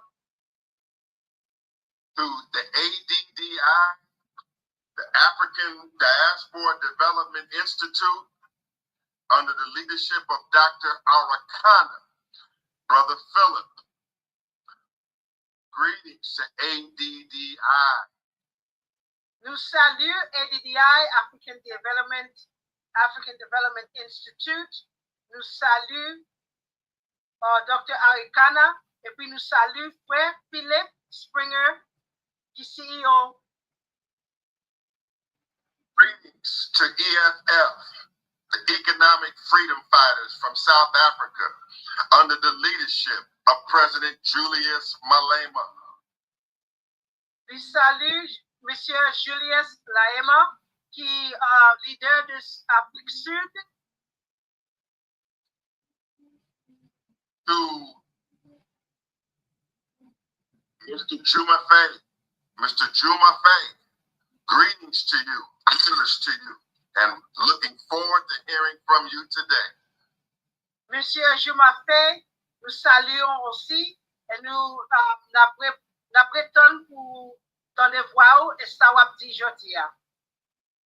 To my great brother, PLO Lumumba, it is an honor to hear from you today, one of the greatest scholars coming out of the continent of Africa. It is an honor. Oui, un grand honneur pour donner à PLO Lumumba, une qui plus grand scolaire qui sort dans le continent d'Afrique, c'est un grand honnête vraiment vrai. We are Pan-Africanists and Afro-descendants. We are Black people all over this planet who have come together today, not just to talk, but to complete the liberation goal that we have yet to accomplish over all of these years. Nous sommes monde pan-Afrique, nous sommes Afrique, nous sommes haïtiennes. Nous venons rassembler ensemble aujourd'hui pour nous batailler, pour nous gagner victoire avec les problèmes qui subit peuple nous noirs qui tout le monde. Nous là ensemble pour gagner la victoire pour cette bataille ça. Oh, my brother Kemi Seba, the great activist and speaker in the French-speaking world. Greetings to my brother Kemi Seba. Nous saluons aussi même Kemi Seba, c'est lui-même qui parlait en pile pour le monde qui parlait français de tout le monde. Nous saluons très fort, camarades et frères. Kemi is on travel, leaving from the Congo. He will not be live, but we will hear his great speech from that conference. Jeudi, monsieur Kemi Seba pour voyager pour le Congo.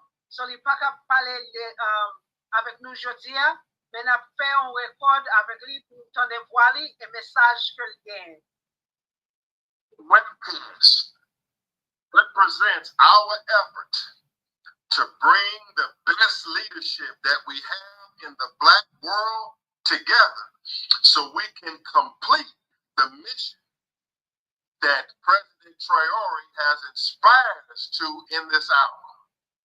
Nous venons ensemble, tous grands leaders dans le monde qui viennent là pour une seule mission, la libération pour le peuple noir de le monde. Et nous espérons avec le travail que le président Traoré a fait pour make sure que nous là, spécialement nous pas qu'à faire sans lui-même. Our delegation right now is at the Foreign Affairs Ministry inside of Burkina Faso. Kounia, équipe délégante, dit en dans l'ambassade Burkina Faso Kounia, sont très contents, ils sont là à représenter nous comme une équipe. Friends of Traoré, the Afro-descendant nation, the Black Panther movement, we have been embraced strongly by the government of Burkina Faso, and I want to thank Mr. Bauda, and I want to thank Ambassador Kubilaye.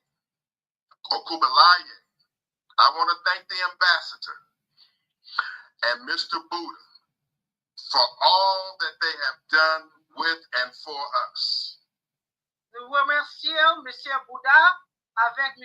Kubaye qui représentait l'ambassade Burkina Faso. Nous remercions en pile pour tout le travail qu'il fait avec nous, pour porter nous aujourd'hui ensemble pour nous bailler un message ça. Our mission in Burkina Faso has been to bring help and aid and skills to support the development of Burkina Faso and the Alliance of Sahel States. Nous là pour vivre ensemble et puis tout ce qu'il nous gagne pour développement de l'alliance de l'État sahélien. So, alliance ça est très important pour nous venir ensemble pour développer, nous rassembler ensemble.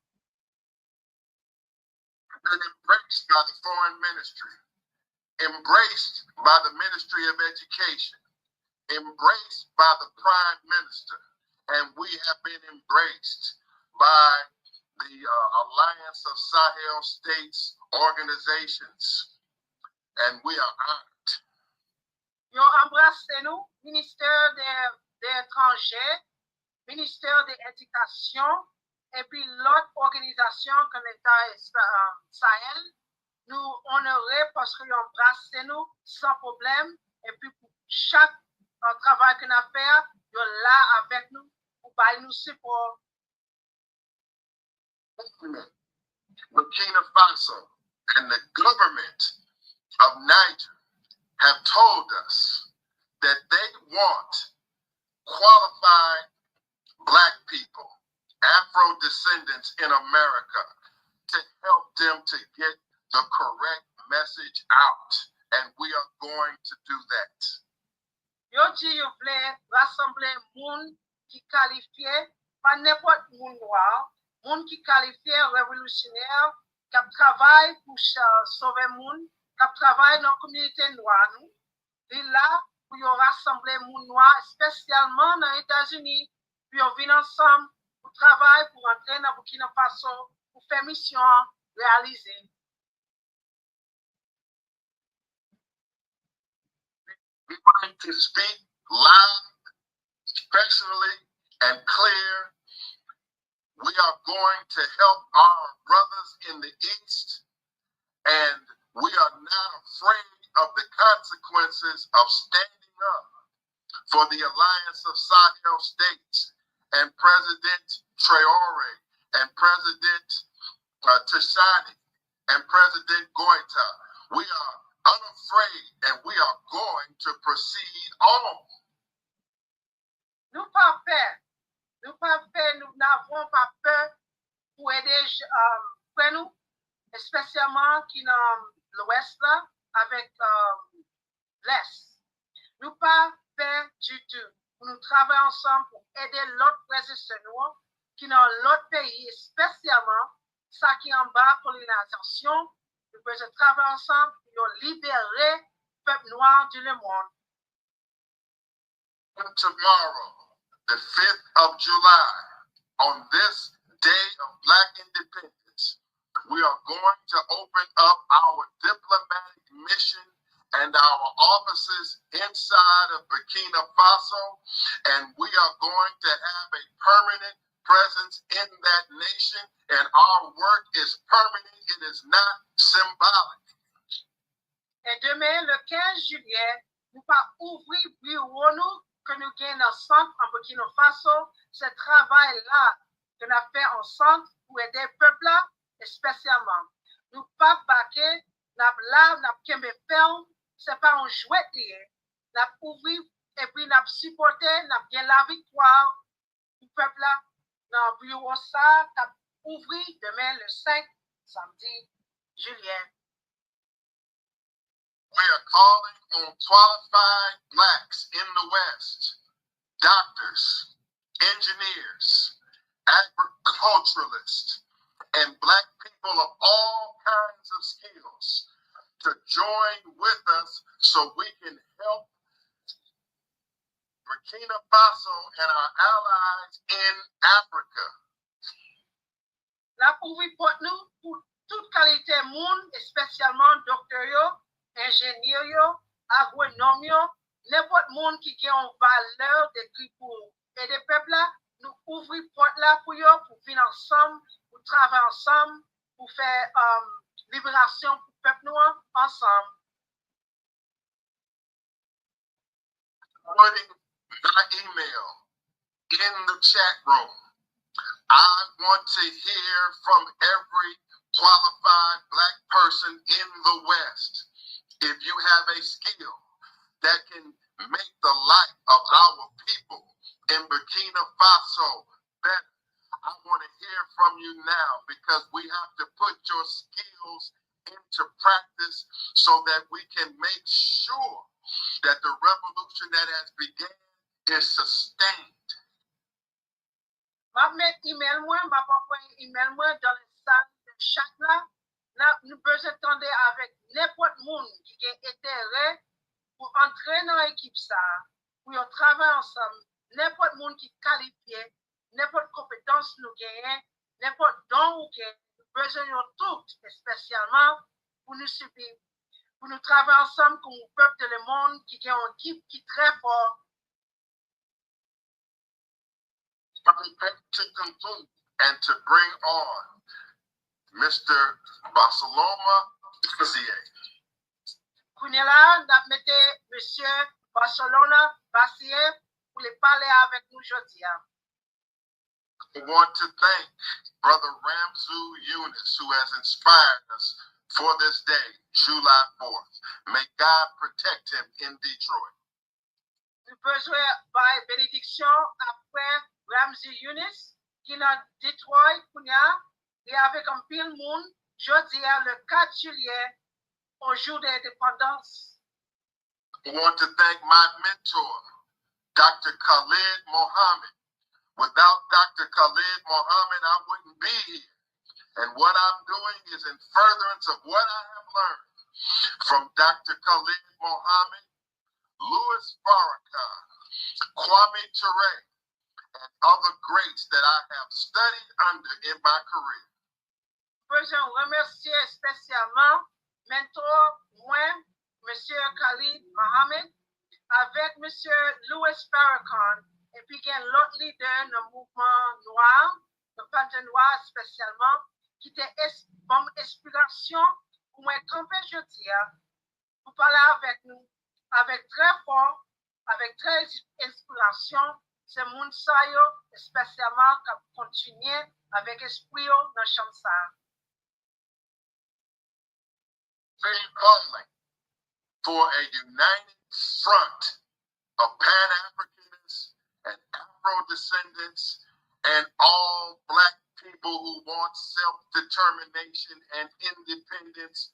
We are making that formal call today. Nous mettons à Pologne pour les gens qui veulent venir ensemble, spécialement pour l'autodétermination, pour l'indépendance, pour noir. Nous la faisons après les gens qui qualifient pour venir ensemble, pour faire rêve ça réaliser aujourd'hui. No one man can achieve this mission alone. It's going to take all of us intelligently and well organized together to succeed in this critical hour. Pas un seul homme qui a fait travail ça pour compter. Nous besoin faire ensemble parce que un seul monde va pas faire.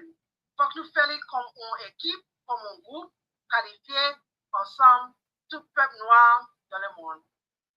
We have the leadership in this meeting. We have the leadership in this meeting that, if well organized, can be a type of a government that can achieve all of our objectives of a United States of Africa, reparations for our people, and self-determination for all of us. We have the talent at this table. Tout le monde qui qualifie, spécialement le monde qui a leadership, talent leadership, nous avons tout le monde qui qualifie pour travailler ça.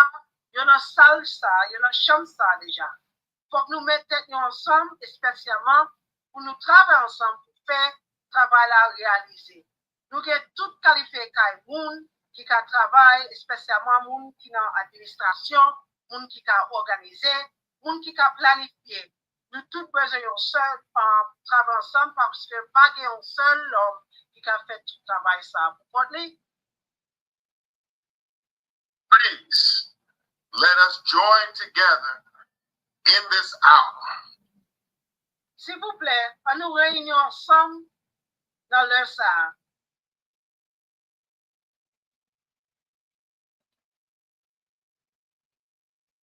We will read to you shortly our declaration and call for a united front for our liberation.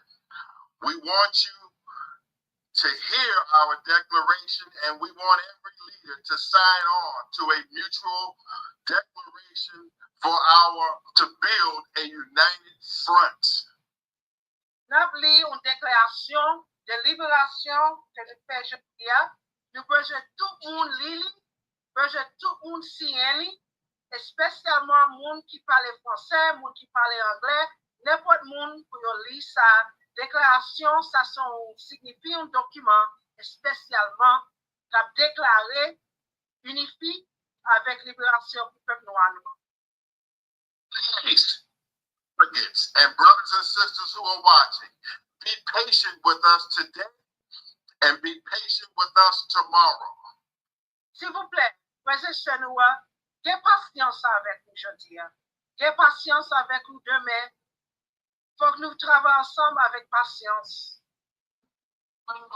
Who has not spoken that was scheduled to speak, you will speak in this meeting and we will have patience. Tout le monde qui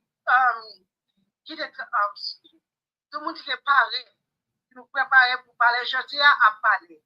Nous connaissons réunion salon, mais tout le monde a bien une chance pour nous parler, ça y est pour faire. We'd like to bring to you now, on behalf of the friends of President Traore in the West, nous voulons porter nos kounia avec amis président Abraham Traoré dans l'Ouest là. Bring to you on behalf of this great united front that we are working in unity to develop. Nous vous apporter aujourd'hui un front uni avec nous et puis nous avons un monde apporté qui a parlé spécialement pour libération du peuple noir. Bring to you the president of the Commission of the Alliance of Sahel States. Nous venons porter vous, président, pour commission de l'Alliance des États Sahel. Bring to you a man who has one of the most important missions on the entire face of the planet Earth. Nous portons pour aujourd'hui un monsieur qui a une mission très importante dans la face de la planète du monde. Bring on to you a man who represents one of the most courageous leaders that we have and have ever had for Black or African people, Ibrahim Traore. Nous portons un leader qui a tout espoir, pas un seul leader comme lui-même qui est honorable président Ibrahim Traoré. President Ibrahim Traore. Et nous besoin de faire un pacte avec Monsieur le Président Ibrahim Traoré. President Tashani of Niger. Also, nous avons Président Tashani de Niger. President Goita of Mali. Also, nous avons Président Goita of Mali. And hands on the work that we are going to do to make this revolution successful. Oh, retiens mail, c'est ça me connaît. Retiens mail, Président Goita, Président Ibrahim Traoré, retiens mail avec le peuple noir. Bring to you the President of the Commission of Alliance of Sahel States, the Honorable Barcelona Bazier. Please, representing the government of Burkina Faso, please listen carefully and please receive our brothers. Nous venons avec l'honorable Bassilien Gazier de Burkina Faso, c'est lui-même qui est président de la commission de Burkina Faso. Bali un gros bravo, Batman, un gros bravo pour monsieur ça. Translate back for him. Translate to English for Mr. Bazier. Okay, we have a translator for Mr. Bazier. He will translate in English. Okay? Thank you. Merci. Bonsoir, Monsieur le Président Bazier. Je me nomme Awina Atia. Je suis chargé de nouveau traduire en anglais. Et donc, je voudrais savoir si dans la mesure du possible, on pourrait le faire simultanément pour parler, j'interprète et on continue. Okay, we can't hear you. Je vais vous attendre, Monsieur le Président. Turn his mic on. Il faut activer votre micro.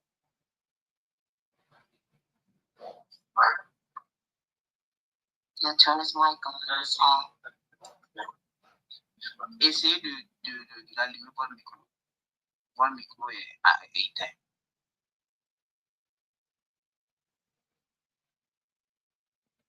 See, this has to be With the microphone. he's gonna get some help there, I think.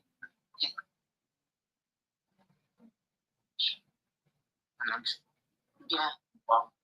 Now. Non, vous m'entendez pas? Voilà, c'est bon maintenant. C'est bon maintenant? Oui, c'est bon.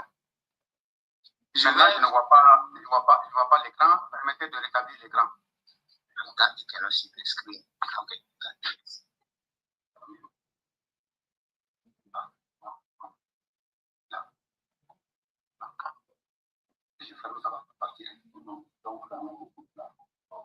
Voilà, on se voit? Oui, c'est bon? C'est bon. D'accord. Bonsoir, monsieur. Avant de commencer, oui, bonsoir. Avant de commencer, vous allez dire, excusez-moi de vous interrompre, je savais traduire ce que vous allez dire en anglais. Donc, je voudrais savoir si dans la mesure du possible, on peut le faire simultanément. Vous parlez. Oui. Tout à fait. Je préfère cela. Ok, merci. Avant tout propos qu'il me permette de m'incliner très respectueusement sur la mémoire, before starting, I would like us to have 1 minute or to have 1 minute for all those people who have lost their life in the fight of this the freedom of this country. De plusieurs personnalités dans le monde qui ont sacrifié leur vie pour notre dignité.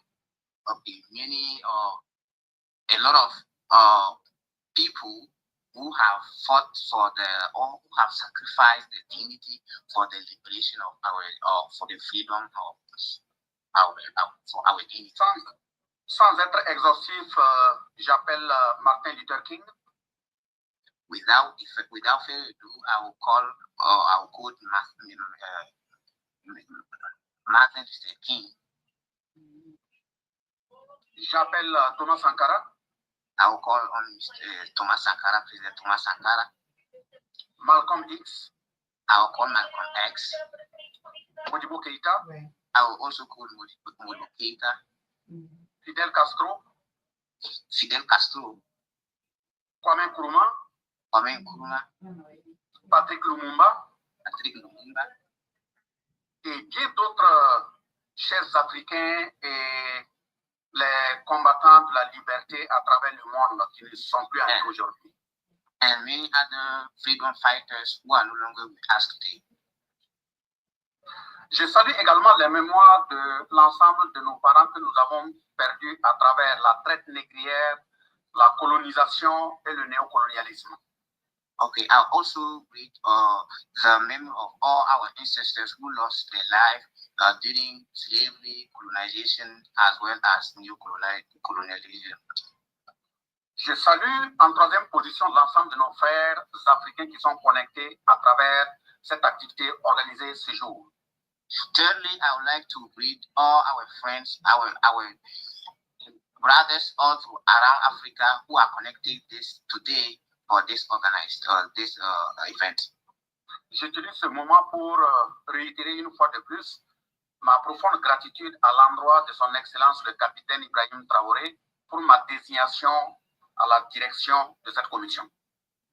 I will use this opportunity to once again show my gratitude, my gratefulness to Captain Traoré, Ibrahim Traoré, for appointing me for this position today since last year. Je souhaite la bienvenue et très bon séjour à l'ensemble de nos frères africains qui sont sur leur propre sol, le Burkina Faso, qui passent un très bon séjour et un très bon retour. Welcome to all those panelists who are around Burkina Faso for this event, and I would like to wish them the best for them to go back to their respective countries. Que tous ceux qui sont engagés dans cette lutte en prenant la parole aujourd'hui 4 juillet comprennent que dès lors que c'est la mémoire des Noirs, ils sont en train d'appeler la mémoire de l'ensemble de tous ceux qui se sont sacrifiés pour cela.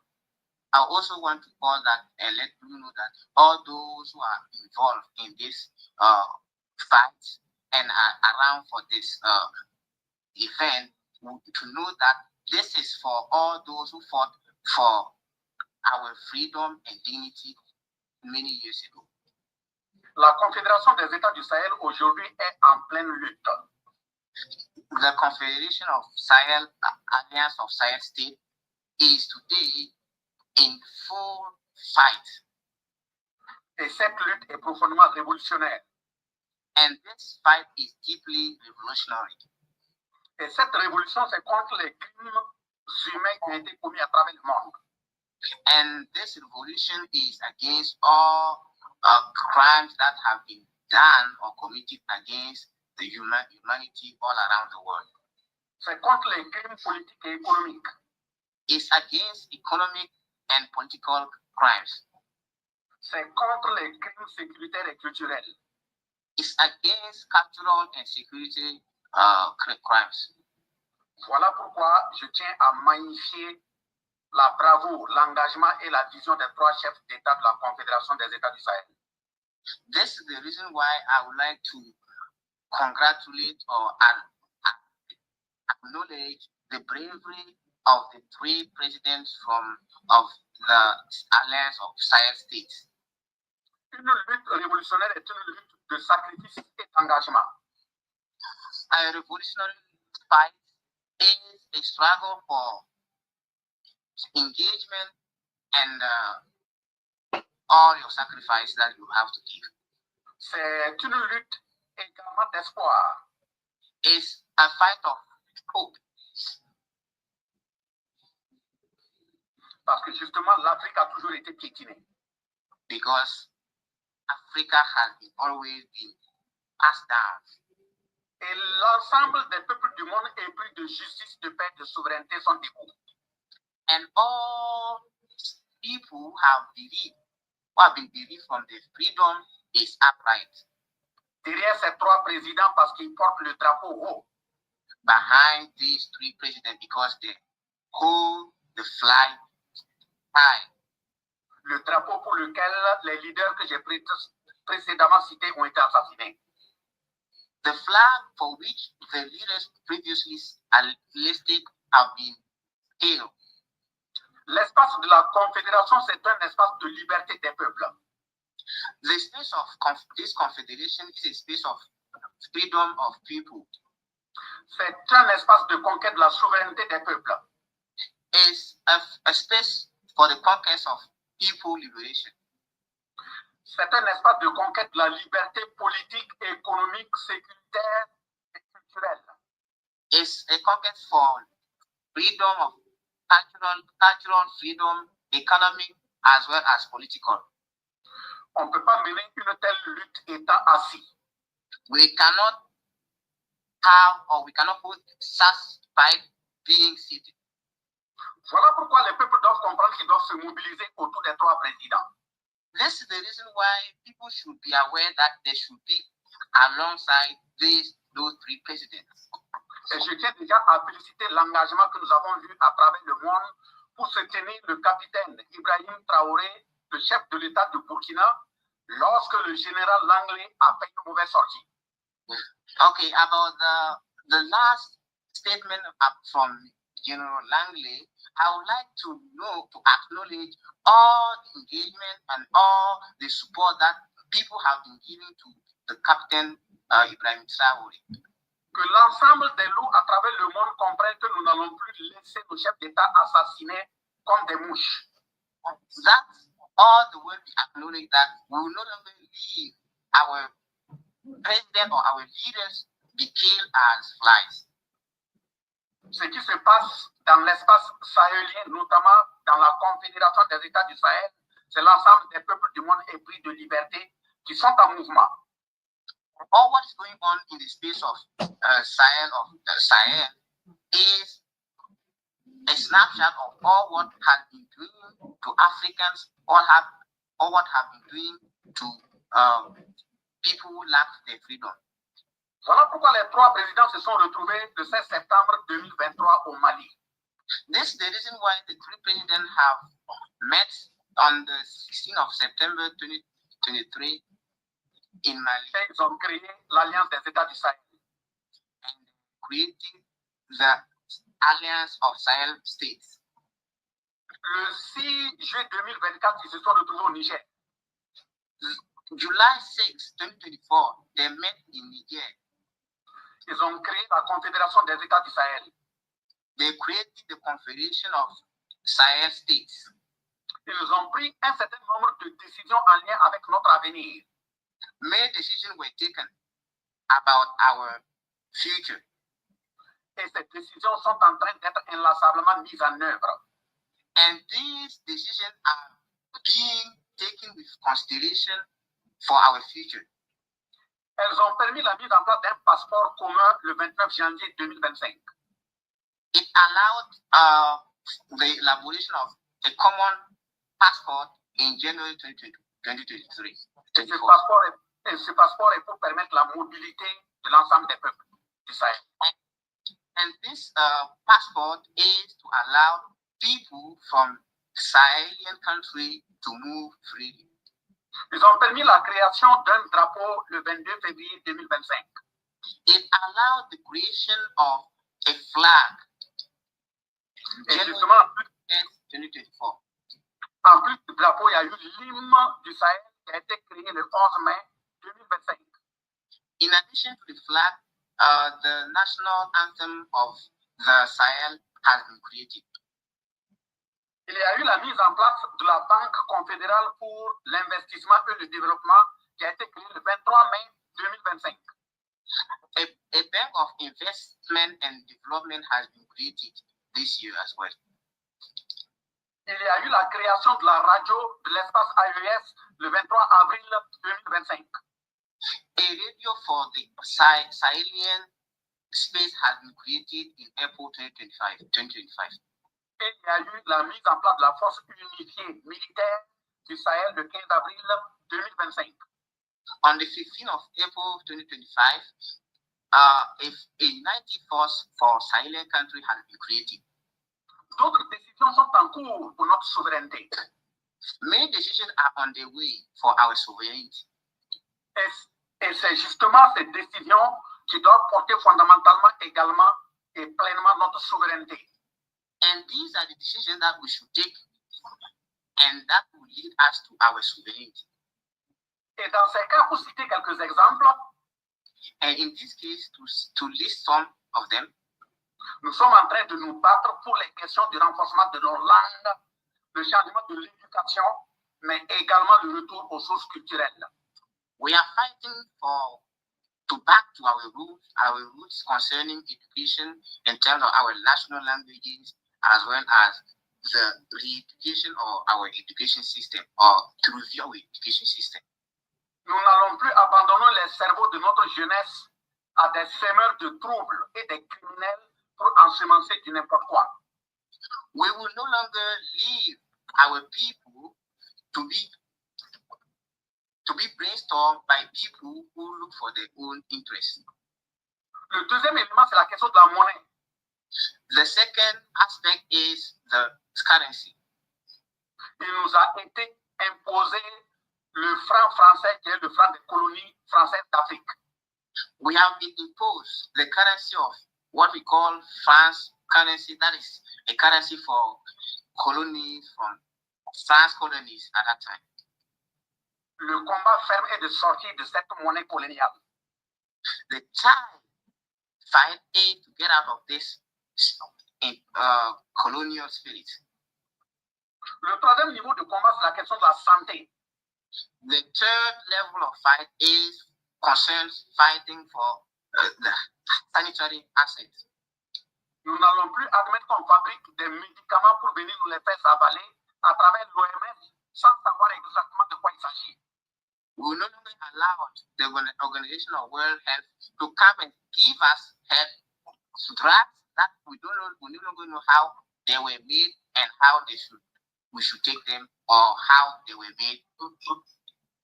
Le quatrième élément, c'est le commerce. The third aspect is travel. Trade. Nous sommes engagés à produire et à consommer ce que nous consommons chez nous-mêmes.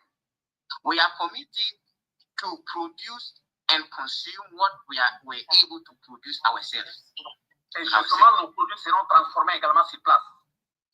And then our product will be produced and transformed here. Le cinquième élément, c'est la question de la justice. The fifth element concerns justice. Nous n'allons plus admettre qu'on trimballe nos chefs d'État devant la Cour pénale internationale. We will no longer accept that they bring our president or our leaders before the international court. En fabriquant des fausses preuves pour les coller, les embastiller et pour les y amener.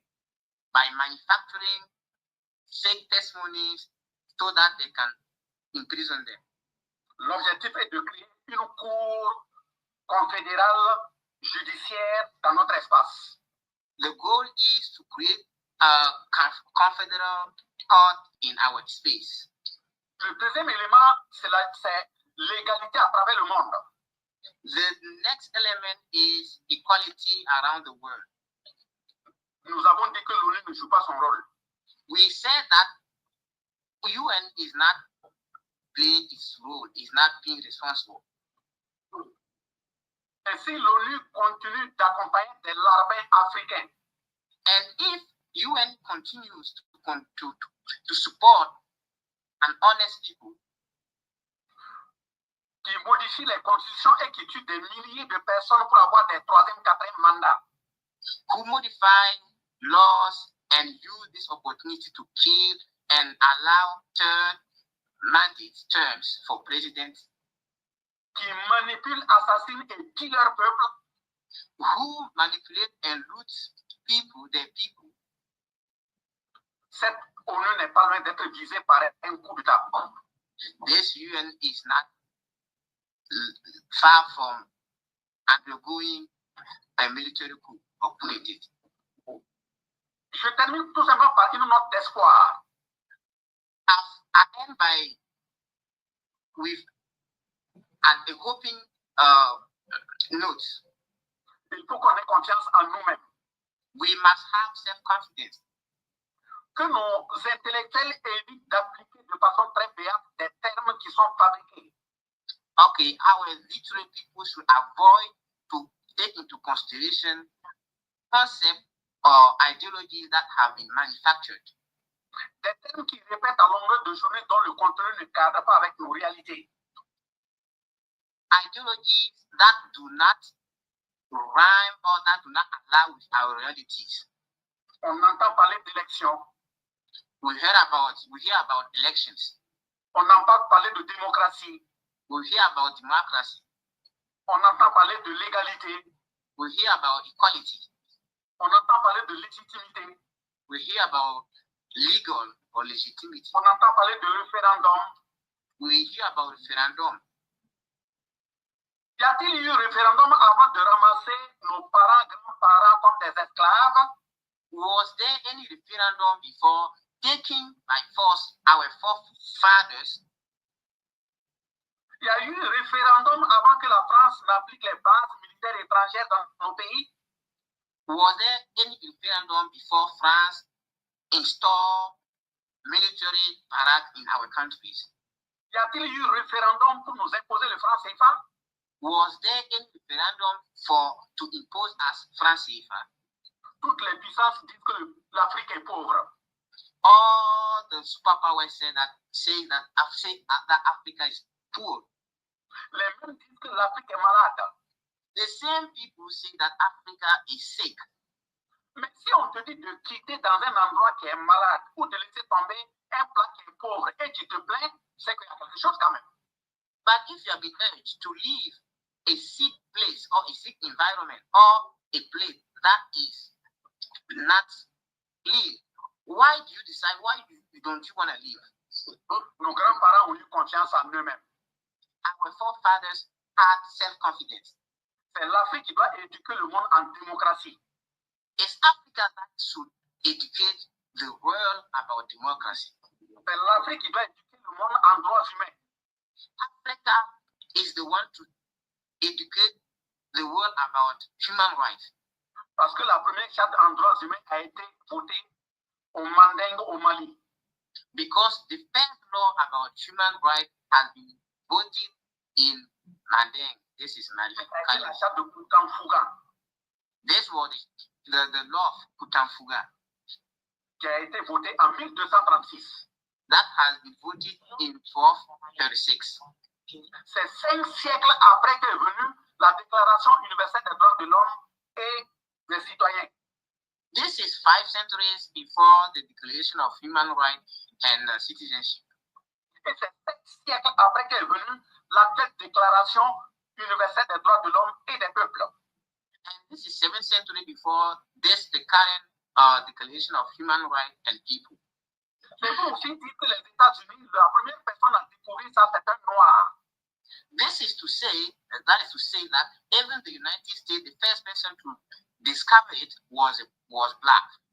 C'était notre grand-père Mansa Aboubakari II. It was our forefather, Mansa Aboubakar II. Et il était un Malien. And he was a Malian. Il a découvert les États-Unis en 1312. He discovered the United States in 1312. Bien avant Christophe Colomb qui l'a découvert en 1492. By far before Christophe Columbus, who discovered it in 1492. 380 ans après. This is 180 years before, after. So donc, que le monde et les malfaiteurs arrêtent de continuer de nous empoisonner avec leurs livres au contenu mensonger. Then people should stop lying to us with the facts that are not true. Donc, l'espace de la Confédération AES est un espace d'espoir pour tous les peuples du monde qui se battent pour la liberté et la souveraineté. Then the space of Sahel State is a space for all those who are fighting for freedom and sovereignty. L'espace AES est un espace de l'ensemble des peuples du monde. The space of Sahel State is a space for all people around the world. Et sur cette base, j'invite à la solidarité. Then I invite to togetherness. J'invite à l'unité. I invite to unity. J'invite au combat. I invite to fight. On doit comprendre que si un cheveu noir tombe aux États-Unis, we must understand that if one hair falls in the United States, c'est un cheveu noir qui est tombé au Burkina Faso, on ne va pas l'accepter. This is a black hair that has fallen in Burkina Faso and we won't allow it. Ils ont dit qu'ils vont demander la nationalité burkinabé au chef de l'État. They say that they will ask the citizenship, Burkina Faso citizenship, to the president. Mais ils comprennent déjà, but they must understand that, que le fait déjà qu'ils soient chez eux au Burkina, the fact that they are in the country Burkina Faso, c'est parce qu'ils ont déjà la nationalité burkinabé. This is the reason. This is because they already have the Burkina Faso, the citizenship. Les questions de papier ne viennent que pour le confirmer. The question around papers comes just to confirm. Vive nos leaders qui se sont sacrifiés pour l'Afrique. Long live our leaders who sacrificed themselves for Africa. Vive les 3 leaders qui sont en train de tirer la révolution pour le changement. Long live to the 3 leaders who are. Vive l'unité entre l'ensemble de nos frères noirs à travers le monde. Long live the revolution between or among Africans. Vive nos ancêtres. Long live our ancestors. Gloire et pouvoir à nos peuples. Glory and power to our people. La victoire nous appartient.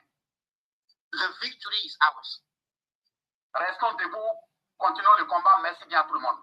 Let's stay straight, strong. The fight is for us and the continent is ours. Thank you. Did you better come off your mute? Come on, y'all. Let's give him a strong hand. Come on, y'all. Let's give him a strong hand here on this broadcast, on this webcast.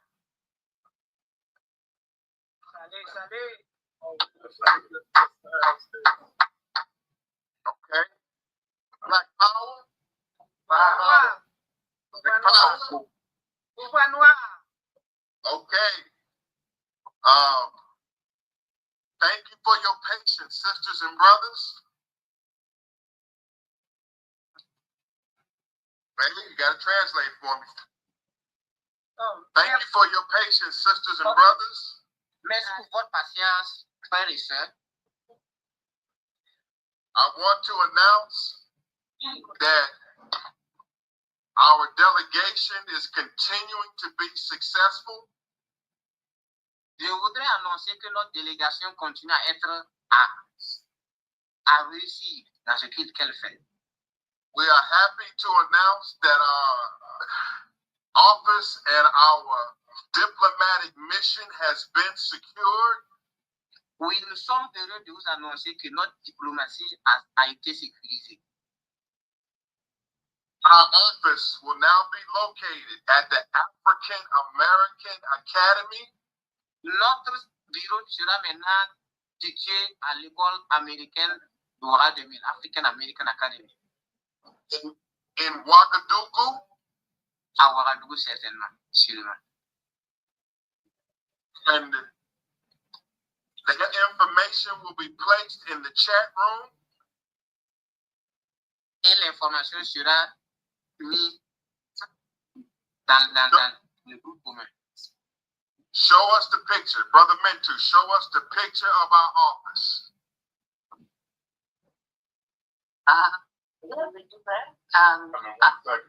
Show that picture. He's bringing up the picture. Okay. We want to let you know. L'image, nous voulons vous faire savoir. We strive to make our word bond. Luttons pour rendre ce monde uni. We need teachers to come to and to help Burkina Faso. Venons et aidons le Burkina Faso. Teacher has told me that they need engineers and scientists to come to Niger.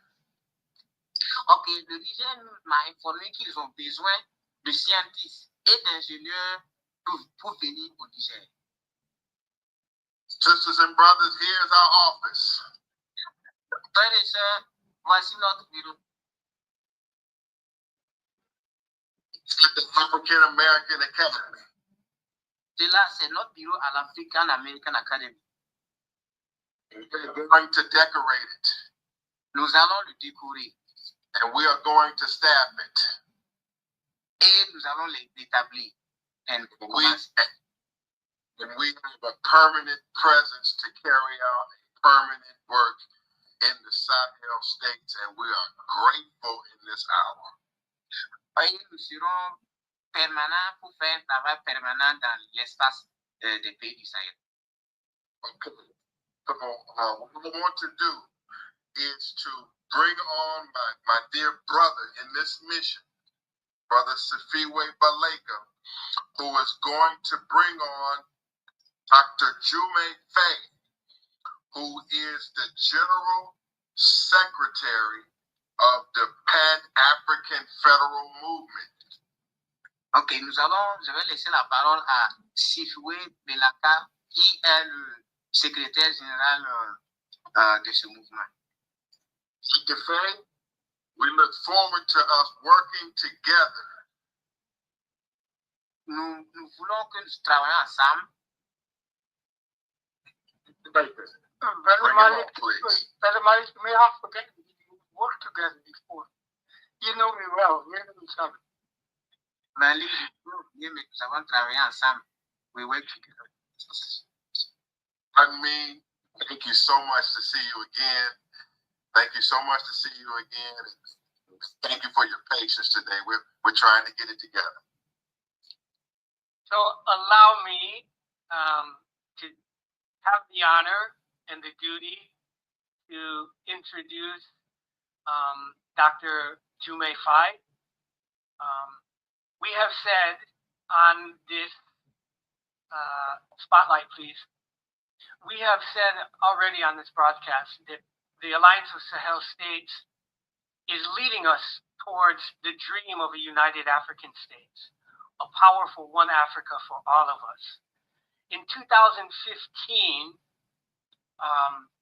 a group of very serious veteran Pan-Africanists met to sit down and discuss how to bring about a United African States that is not from the top down, but from the people up.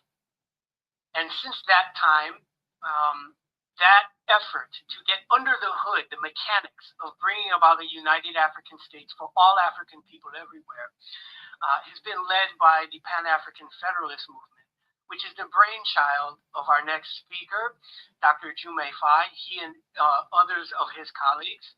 We would also like to congratulate him on the election of his nephew's son, who is the president of Senegal, by the same namesake, Jumei Fai. So there's too many accolades, too many things I could say about my colleague, my friend, my mentor. But at this time, I invite you to take the floor, Dr. Fai. Thank you very much, Sifwe Jokanjal. In Serer, thank you, Sifwe. I am thanking you very much in my Serer. I would just a little bit allow me the liberty for 1 minute to talk to my brothers in Burkina Faso. Monsieur le Président Bazier, je ne sais pas, vous ne me connaissez pas probablement, mais j'ai vécu 2 ans au Burkina Faso, de mars 85 à mai 87, à côté de mon grand frère qui m'avait adopté, le capitaine Thomas Sankara, et avec qui j'ai beaucoup travaillé dans l'association des anciens du Faso, où j'ai été littéralement adopté par Sangouli Lamizana et Maurice Yameo. Donc, je suis familier avec la révolution burkinabé du 4 août. Je suis un vétéran de cette révolution-là. Nous avons construit des théâtres populaires partout. Nous avons construit les routes. Nous avons commencé le Faso d'Anfani avec le capitaine Thomas Sankara. Et donc, je connais bien. So I was telling my brother Bazier, he said, allow me to just tell him that he may not know me, but I'm a veteran of the August 4th revolution of Burkina Faso. I was in Burkina Faso from March 1985 to May 1987, and adopted by my older brother, Thomas Sankara, who really took me. And I worked with the Association of the Elders of Burkina Faso with 2 former presidents, President Maurice Yameugo and President Lamizana, who actually mother happened to be from Senegal. So I'm familiar with Burkina Faso. I'm familiar with revolution. I am really excited that you all are doing this. I know that my time is limited, so I am greeting everyone for taking part in this exchange, primarily focused on the implication of Africans in the West. I mean, I understand by African in the West, those living in the USA and Western European, the primary, not necessarily the main culprits on what's wrong with Africa, as Calderisi lamented a few years ago in his book. The decision, Sifwe, I'm talking to you, the decision to have me speak right after this, representing this, the president of the IAS, is certainly my dear brother Basolama Bazier, was suddenly assigning me, consciously or unconsciously, a very tall order. I will do my best not to beat on dead horses by repeating what already explained convincingly by my brother. That is how to create a realistic agency. Let me just repeat that. How to create a realistic agency which will end, for once and for all, the oppression and exploitation of African people by foreigners, meaning imperialism and neocolonialism today. This agency being what Marcus Garvey called the empire on which the sun will never set. An entity of African people, by African people, and for African people, and mainly controlled by Black people by mere reason of demography and democracy. The topic I was assigned by my brother Sifwe is the relevance of a united African state for Africans residing in the West. Just hear me here. We are not saying the United States of Africa. That is reductive, that exclude Haiti, that exclude Guyana, that exclude all the African countries in the Caribbean, where the overwhelming majority is of African descent and claim its Africanness. So these are part of a union. They must be part of a union. Since Haiti has been throughout history the only Pan-African state that I know as a political scientist. So these countries belong to the mix. So this is why we talk about a united African state instead of a United States of Africa, which would be completely incorrect when talking about geography. Those who are listening to me and are familiar with Malcolm X, massive contribution to the formulation of what we Black people are fighting for and why are we fighting for these things, already have the answer to this question.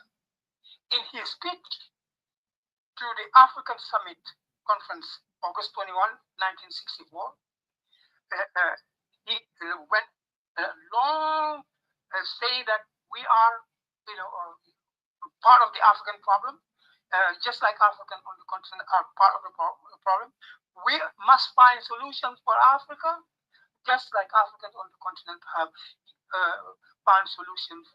need to find solutions for Africa. We have never given up our citizenship to Africa, our land ownership. So Africa belongs to us as much as it belongs to those who are. In fact, you made us African. Another place where Malcolm X answered this question is when he spoke admiring of Mao Zedong's global leadership at a rally in Harlem in November of 1964. He said they used to have a saying that one doesn't have a Chinaman's chance, but they don't say that anymore. They used that expression back when China was weak.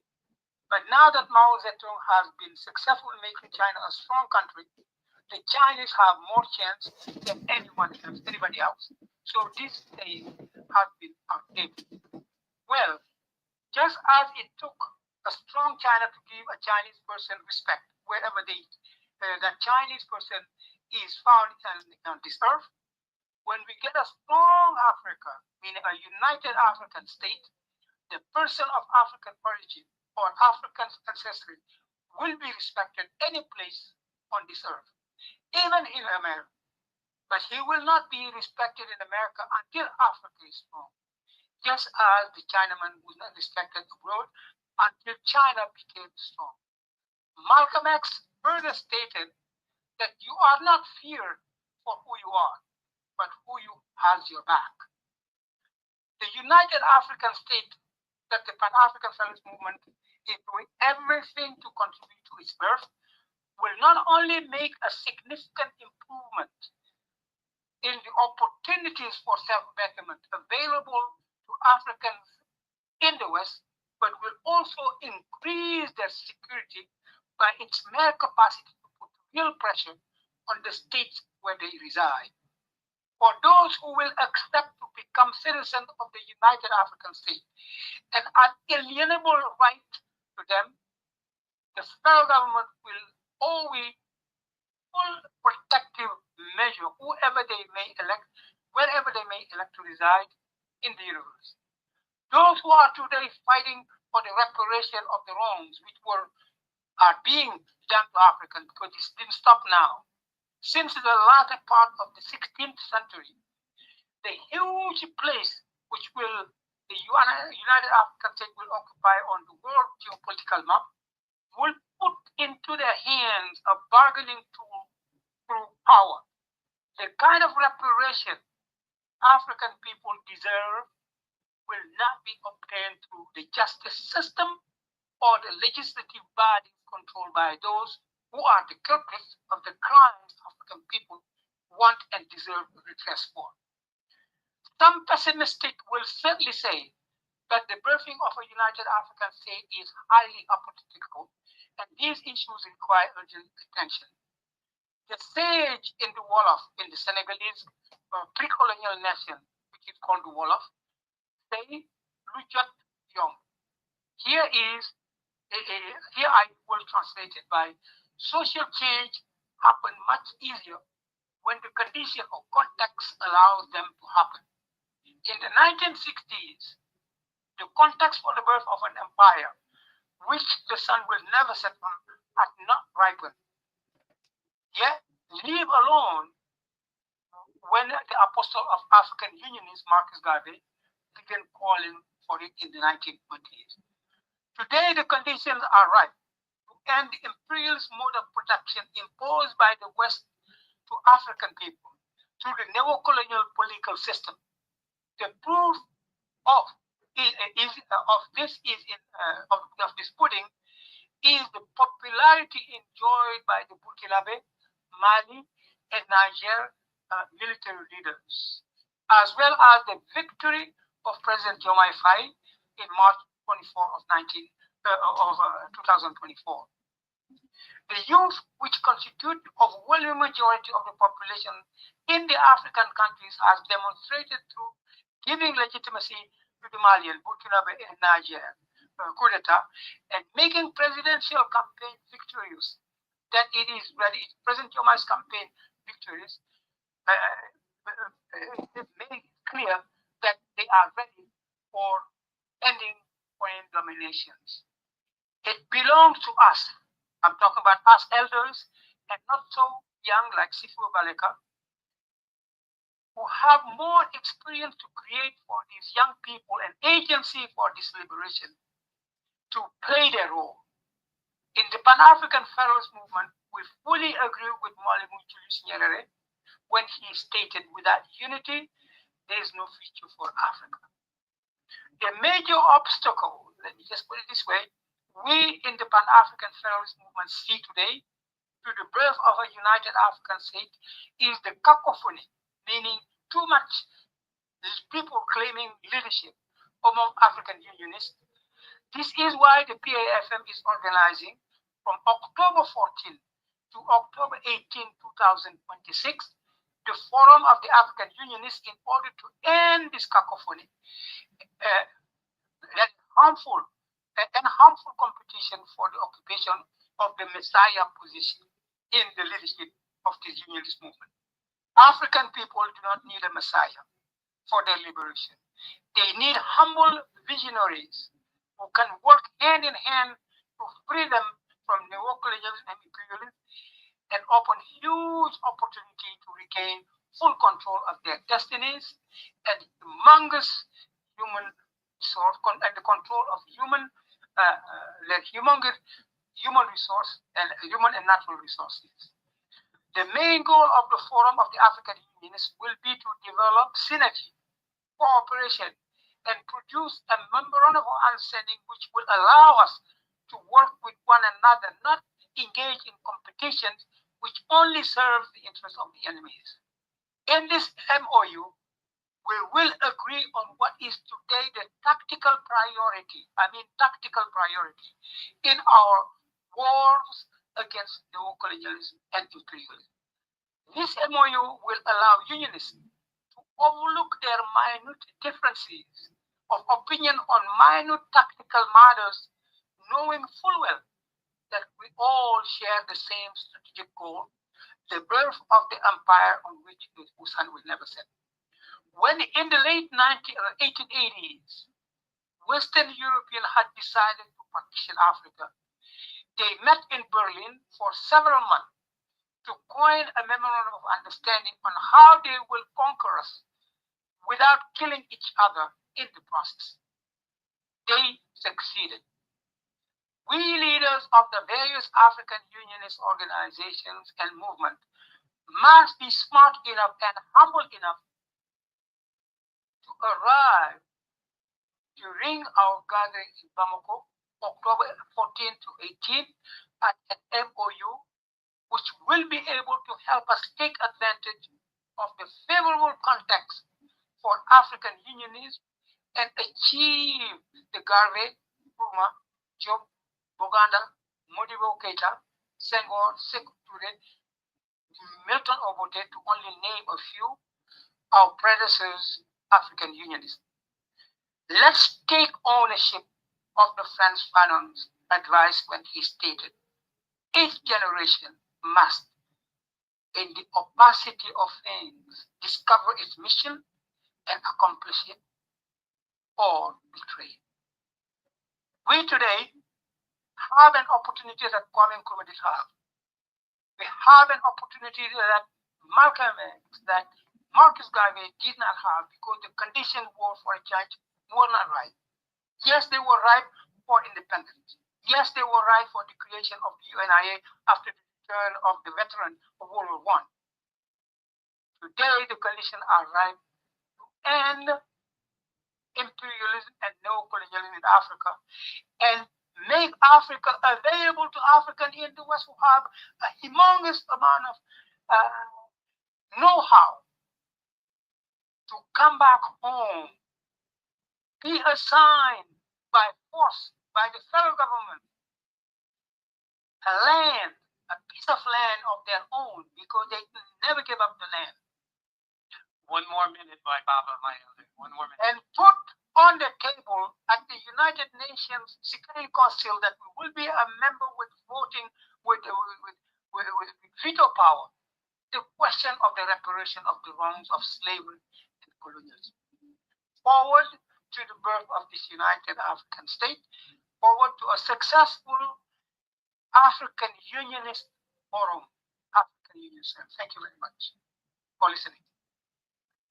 Thank you, Professor Jumai, and your wise words.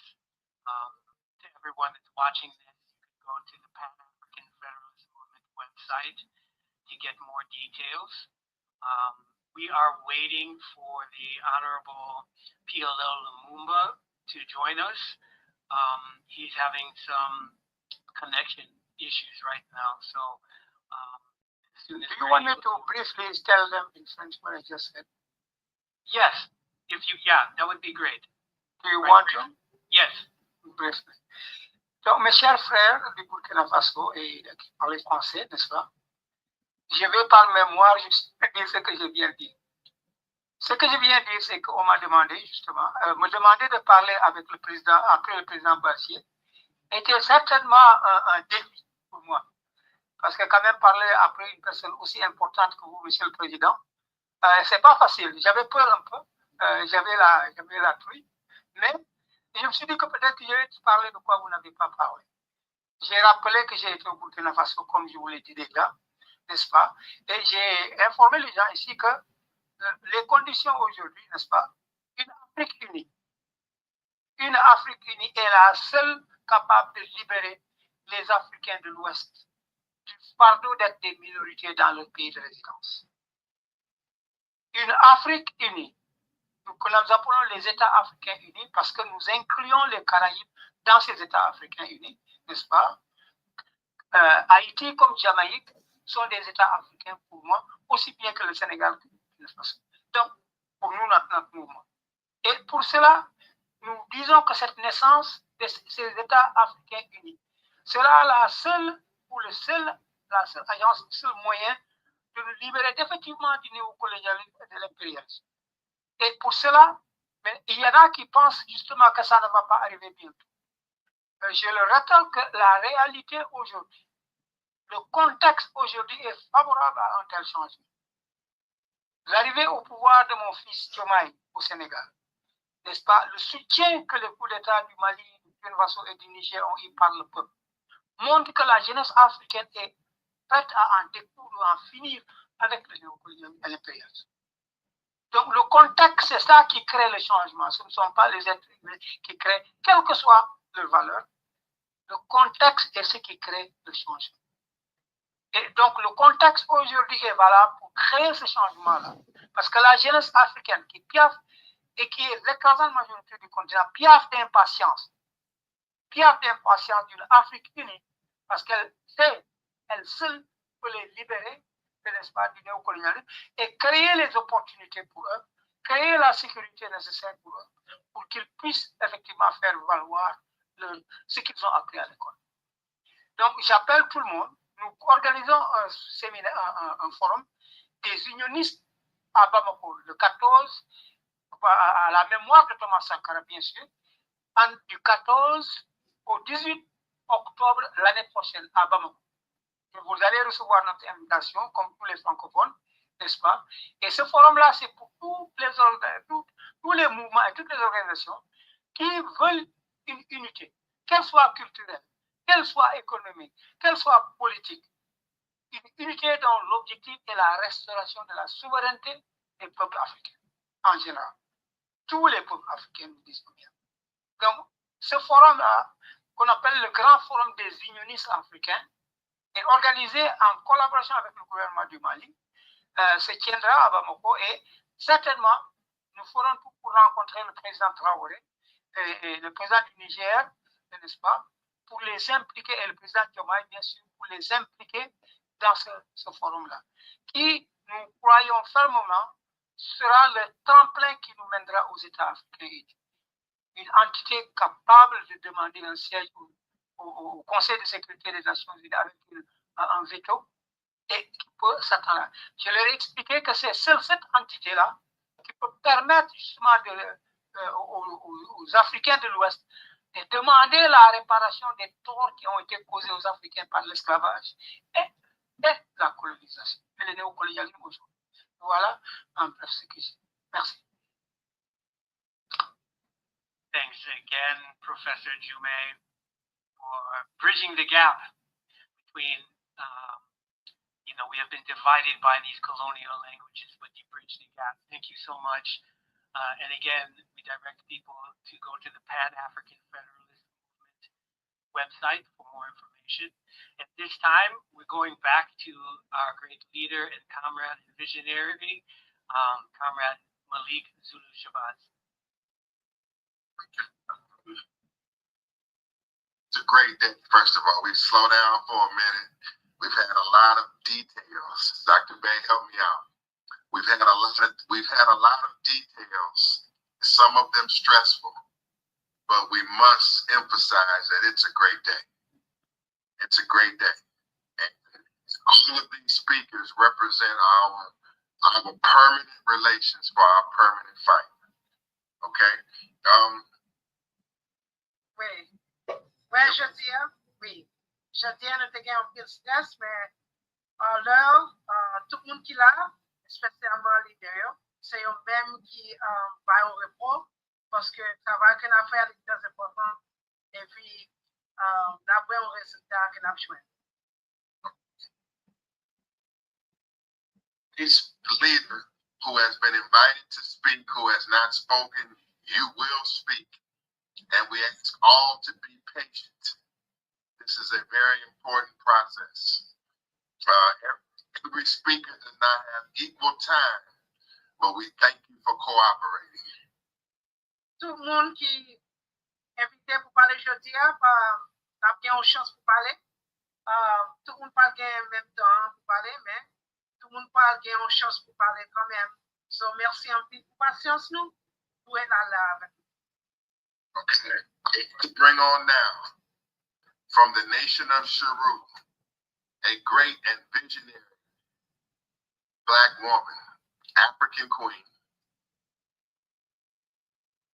Kounia a présenté madame qui grand, reine qui grand, dans la nation de Sharu, madame Reine Chanté Herford. Sister Queen Shanta Herford. Let's bring her on and let's hear her. Honors to you. Thank you. Grand Rising. Dr. Bacon, could you please translate for me also? Bien sûr. Salut. Thank you. Grand Rising and Shalom to our global Black family, to all of our elders, our leaders, our brothers and sisters, and all of our daughters and sons across the globe. I greet you in power, truth, and purpose. Her Royal Majesty, Queen Shante Lene Herford of the nation of Shira. Shira is a Hebrew word meaning liberty and freedom. We are a new, free, and independent international community of indigenous Black American, African, and Afro-descendants with a shared purpose and vision to see our melanated indigenous people all around the globe live free, live together, live well, and to live in peace. Today, we've heard many different perspectives, ideas, and opinions. Some I agree with and some I don't. But one thing I do agree with is that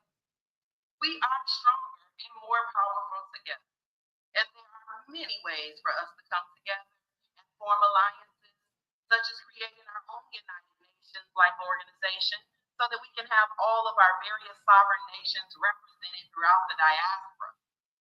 Now, there's not enough time in this setting to list out all of the atrocities that are and have been waged against the Black man and the Black woman wherever we exist, everywhere in the world. Whether it's our own or others who are perpetrators and puppets of the Western government, many of our own pastors, community leaders, politicians, and elders have led us astray, bamboozled us, and sold their souls to assimilate to white supremacy.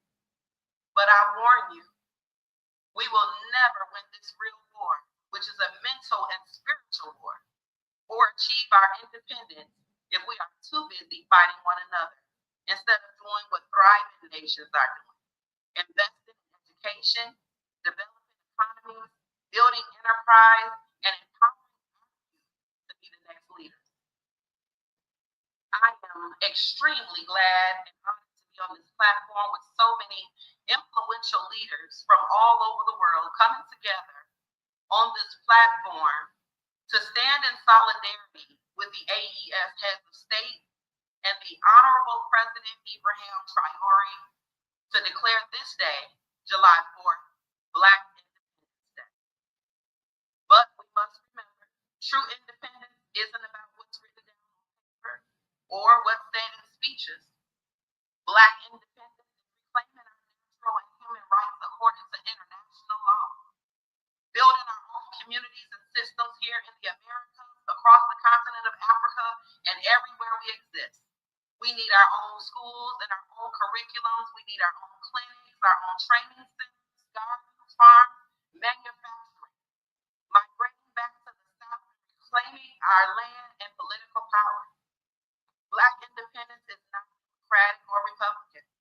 Black independence isn't controlled by religious affiliations or ideologies. Black independence is not relying on their products or services, but producing our own. Black independence is banning the export of raw materials, ending foreign domination, and kicking foreign military bases off your sovereign land. We see Black independence is coming together in an alliance and taking action like we're doing today to end these systems that are responsible for most of the wars and genocide across this world. Black independence is creating and controlling our own narratives through Black independent and unbiased media. Black independence is having our own courts and claims. Black independence is being able to defend ourselves and determine our own destiny. As I conclude, I'm reminded of an old African proverb: if you want to go fast, go alone. If you want to go far, go together. And I'm reminded of a quote by Harriet Tubman: I saved 1,000 slaves, but I could have saved 1,000 more if only they knew that they were slaves. Family, don't be fooled. Slavery has never ended. Today it just goes by many different names: modern day slavery, incarceration, sex trafficking, minimum wage employment, consumerism, media programming, and more. And they use politics, race, and religion, of course, to divide us. But the time for Black people everywhere to be free is here and happening now. And the decisions and actions we take in this time will determine our trajectory for generations to come. Family, we are at a crossroads, and we need all hands on deck. So let us leave here with the next steps and calls to action. Let us implement smart and strategic solutions, because we are witnessing the end of an empire, and we must unite and fight for our independence, or we will perish fighting each other like fools. The nation of Shira, whose members are primarily here in the U.S., but also scattered abroad, are here to ally with the Afro-Descendants Nation and other nations, tribes, kingdoms, companies, and organizations whose missions align with our 5 foundational pillars. And those are spirituality. We believe in the freedom of spirituality, self-determination, self-care, sustainability, and solidarity. So let's Shalom, freedom, and peace.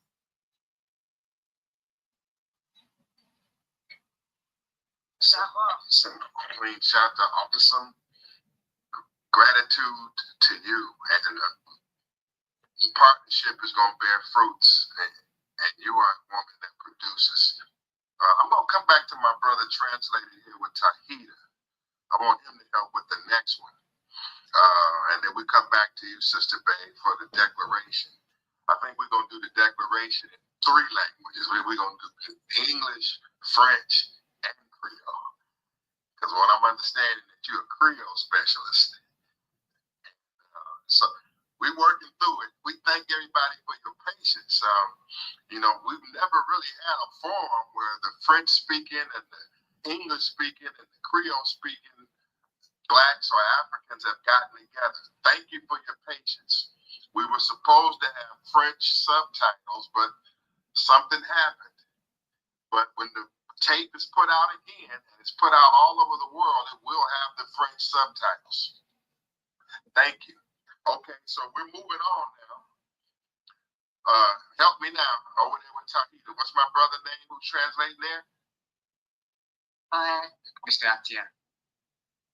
Atienne. Mr. Atienne, you're a great man. You're a great man, brother. You're shining over there. Okay, so help me out now. I want to bring on to you from the economic freedom fighters in South Africa. Je voudrais porter à votre attention les lutteurs pour la libération économique de l'Afrique du Sud. A representative of one of the strongest organizations on the African continent. Notre représentation de... Oh, sorry, on the African continent. Ok. Notre représentation, l'un de notre grand représentant sur le continent africain. And talking about President Julius Malema. Et parlant du président Julius Malema. The president of South Africa came to visit the White House with Donald Trump. Quand le président de l'Afrique du Sud est venu pour visiter la Maison Blanche avec Donald Trump, President Donald Trump used videos of President Julius Malema to criticize the South African president during his visit. Le président américain a utilisé des vidéos pour se moquer, pour saboter la visite du président sud-africain. We heard from the White House was already familiar to us because we know that in Tanzania or South Africa, we have wanted the settlers off of our land ever since they came. Ok, nous avons appris de la Maison Blanche qu'ils se connaissent plus sur nous et que nous avons voulu prendre nos terres en Tanzanie ou en Afrique du Sud, avant même qu'ils ne viennent. We want an alliance with EFF. Nous avons pris nos terres avec IEF. Respect EFF. Nous respectons l'IEF. Bring to you, representing President Julius Malema and the economic freedom fighters. Je vous annonce le président Julius et le fighter, le lutteur économique de la liberté, The South African Central Command Team. Pour la communauté, ou soit l'équipe de commandement. Sister Matilda Malongo. Please bring Sister Matilda Malongo representing Julius Malema and the EFF. Okay, Monsieur. Revolutionary greetings to all. Thank you for the warm welcome. I hope I'll also get someone to interpret for me. Okay, yes.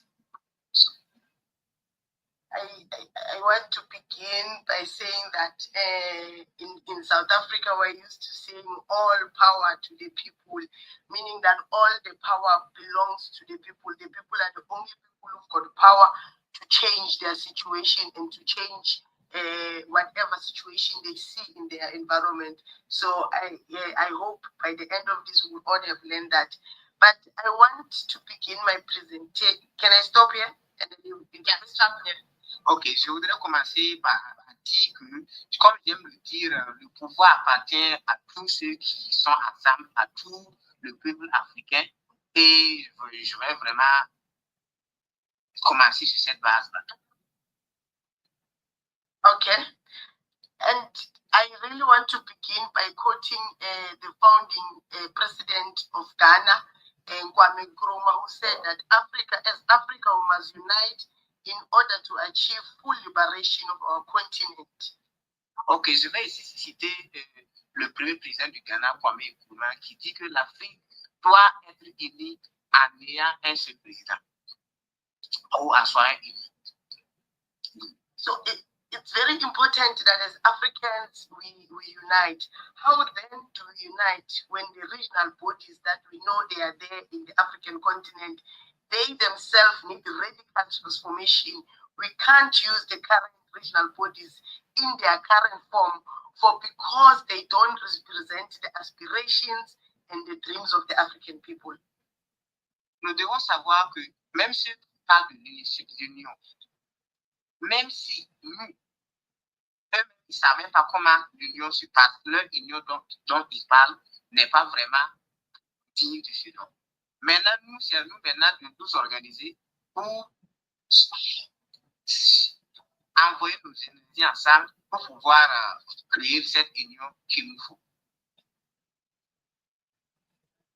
The regional bodies that we have here in SADC, we as the EFF believe that they represent mechanisms through which Africa can consolidate its strength against imperialist forces and realize the vision of an independent and self-sufficient continent. However, we are resolute in our belief that these bodies must undergo a radical transformation to fulfill their potential and advance the African revolution. Ok, nous, ici, comme le SN ou soit le FL, nous devons savoir que pour toute unité, nous devrons nous organiser et être en total accord pour savoir comment faire pour s'y prendre pour l'unité dont nous réclamons. Therefore, as the EFF, we call for these regional bodies to adopt a socialist agenda which will focus on redistribution of wealth and resources within the African continent, nationalization of strategic economic sectors of Africa, and nationalization of our mineral resource, as well as land reform in order to beneficiate the people of Africa. We must no longer allow to be an African continent that export raw mineral resources when our people are unemployed and the West come and say that Africa is poor. Africa is not poor. Our people are poor because our mineral resources go and create jobs for people sitting in Europe and in the West. Ok, pour cela, nous devons savoir que l'Afrique n'est pas pauvre. Notre population est pauvre parce que nous travaillons à ravitailler les Européens, à créer des emplois pour eux. Pour ce faire, nous devons avoir un agenda socialiste. Nous devrons adopter nationaliser toutes nos matières premières et tout ce refuser l'importation et exporter et afin de profiter de ce que nous avons sur notre terre. And as the EFF, we are happy with the emergence of revolutionary movements in the Sahel region, like Burkina Faso, Niger, and Mali, that are refusing to continue to be led by France through their state and have waged the struggle for the people. So we're very happy with that leadership of Sahel region for taking up upon themselves to ensure that the Sahel region is transformed and you do work for the people, a government that is for Africans, that will serve the interest of Africans. Nous voulons vraiment reconnaître et remercier la Confédération des États du Sahel qui a refusé de ne plus être conduit par des personnes étrangères et qui a pris la responsabilité pour nous montrer la voie pour notre liberté totale. As African states, we must call to have one currency that we are going to use as African states in order to ensure that we trade among ourselves and we trade with the rest of the world with an African currency that represents the richness of Africa. Ok, comme Africains, nous devrons penser à la monnaie, à une monnaie qui nous permettra de faire le commerce entre nous et pour pouvoir, afin de pouvoir bénéficier de nos ressources qui sont les nôtres. And we must call on African states to denounce and stop going to the West like IMF and World Bank to look for loans. Instead, as Africa, we must have one central African Reserve Bank that will look after the interests of African people and help each African state to build while we are consolidating each other to build a United States of Africa. Pendant que nous sommes en train de nous regrouper ou soit de nous consolider pour construire une Afrique unie, nous devons savoir que nous devrons arrêter d'aller emprunter de l'argent des sommes avec les banques, soit la Banque mondiale, et avoir notre banque centrale qui pourra nous supporter dans tous nos besoins. It's very sad that the EU came with a protocol to have one African passport for all member states of EU. To this day, only 8 countries have signed that EU protocol for free movement of people or free movement of persons in the African continent. Now, it's still said that as Africans, we require each other to have passports and apply for visas to move across the African continent. We're hoping that more African states will join in this to support the one African passport so that there's free movement of persons within the African continent. Et pour le moment, il faut un passeport dans l'unité africaine, dans l'Union africaine. Et pour le moment, seulement 8 pays se sont enregistrés pour ce passeport. Mais ce serait préférable et nous préférons, nous suggérons que tous les pays africains comprennent pour suivre les pays de l'AES afin d'avoir un passeport commun qui nous permettra de pouvoir voyager partout en Afrique avec ce passeport commun.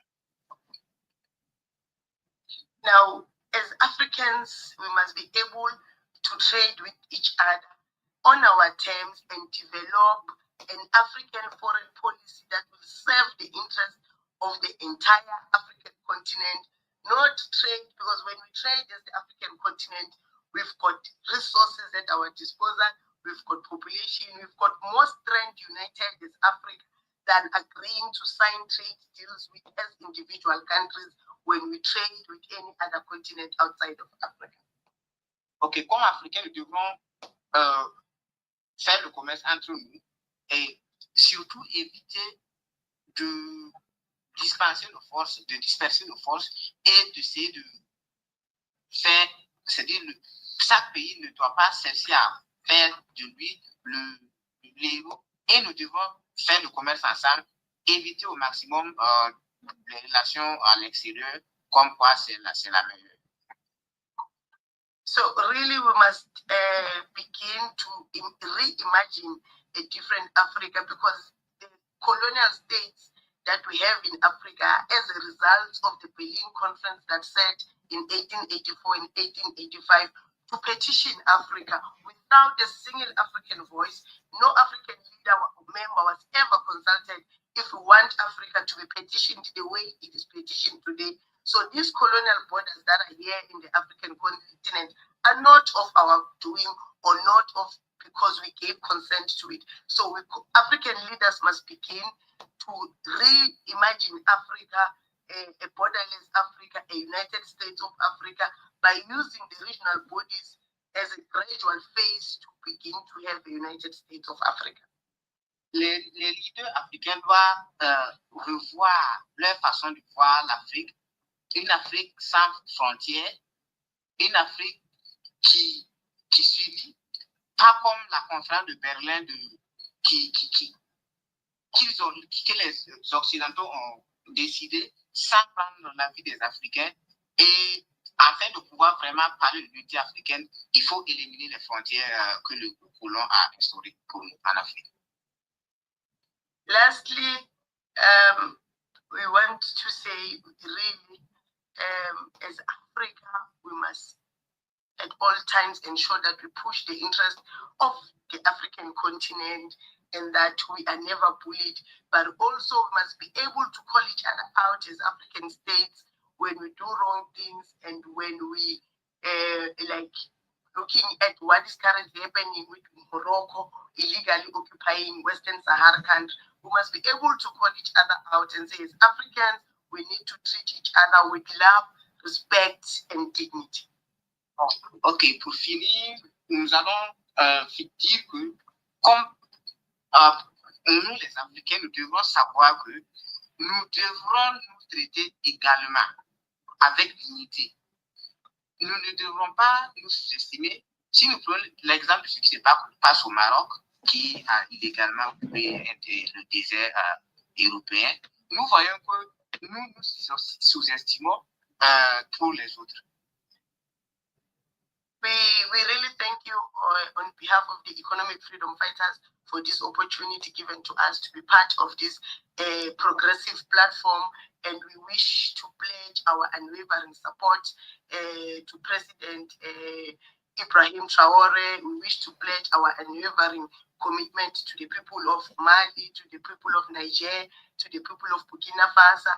We wish to pledge our solidarity and say there's a humanitarian crisis happening in Sudan. We must never desert the people of Sudan, and the people of the Democratic Republic of Congo need all of us to show up and show them our solidarity and support, as well as the people of Western Sahara, whose country has been illegally occupied by Morocco.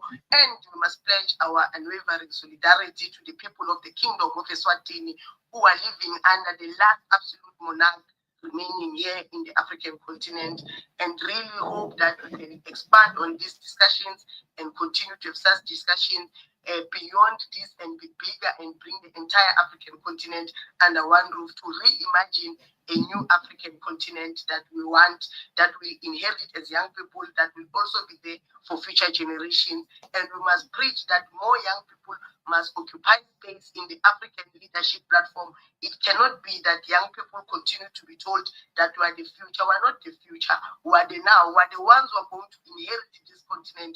Therefore, we ought to participate in platforms of decision making of this continent. I thank you. Long live the African Revolution. Long live all power to the people. Amanda. Salute. Nous voulons à tous les lutteurs de la liberté économique, vraiment exprimer notre solidarité aux leaders des trois pays de l'AIS, que ce soit le Burkina Faso, le Niger, le Mali.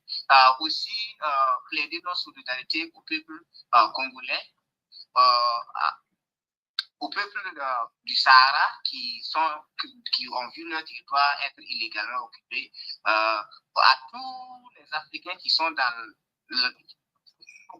une période de crise humanitaire, que nous sommes toujours avec eux. Vraiment, vive l'Afrique, vive la solidarité africaine et l'unité africaine.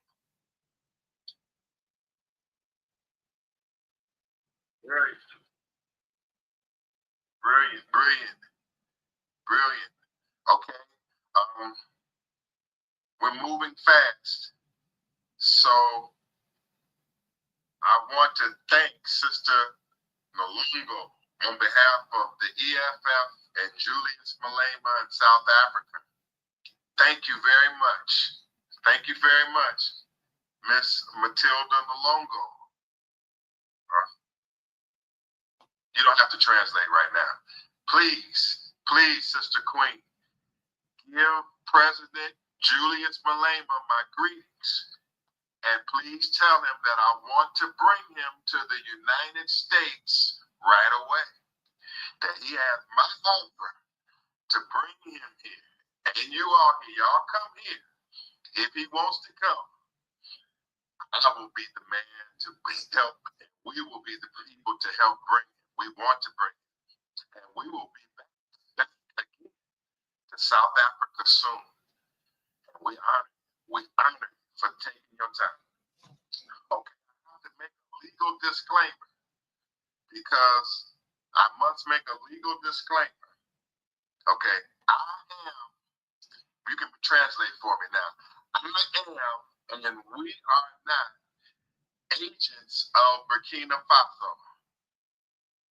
Ok, nous devrons proclamer que nous sommes maintenant des agents du Burkina Faso.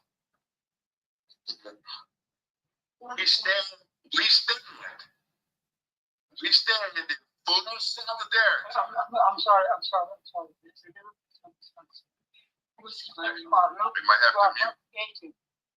You are not agent of Burkina Faso, is that what you said? Yes, sir. I am not. Because you translated to us. Okay, brother, you must. Thank you, Dr. Faye. Let's get it right. Okay,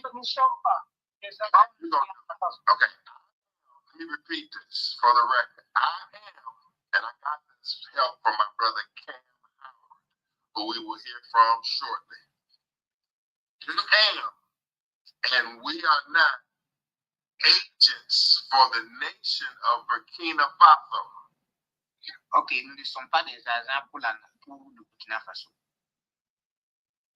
We are in full solidarity. We are in full solidarity. Nous sommes sur la paix totale. But independent, without foreign control and direction.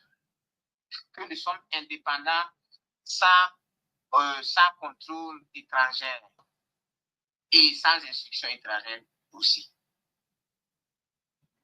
Our views and positions expressed are allowable by U.S. law.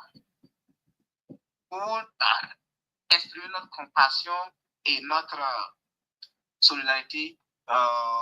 Sorry, I didn't really get the last part. Sorry, if you can. Let me translate it. Word and actions. Let me translate it because we talk about legal matters here, and I know that they're listening to us, and I don't want you to be confused. No problem. So, ce qu'il a dit, c'est que ce que nous disons ici, la solidarité que nous exprimons ici, elle est permise par les lois américaines. Il n'y a rien d'illégal que nous faisons ici. Voilà. Continue.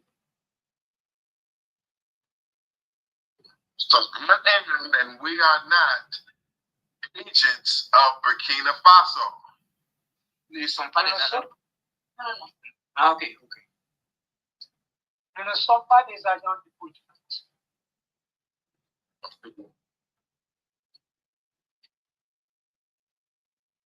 Nous ne sommes pas des agents du Burkina Faso. I can't hear you. Go by United States law and the United States Constitution to advocate for Burkina Faso and the Sahel states.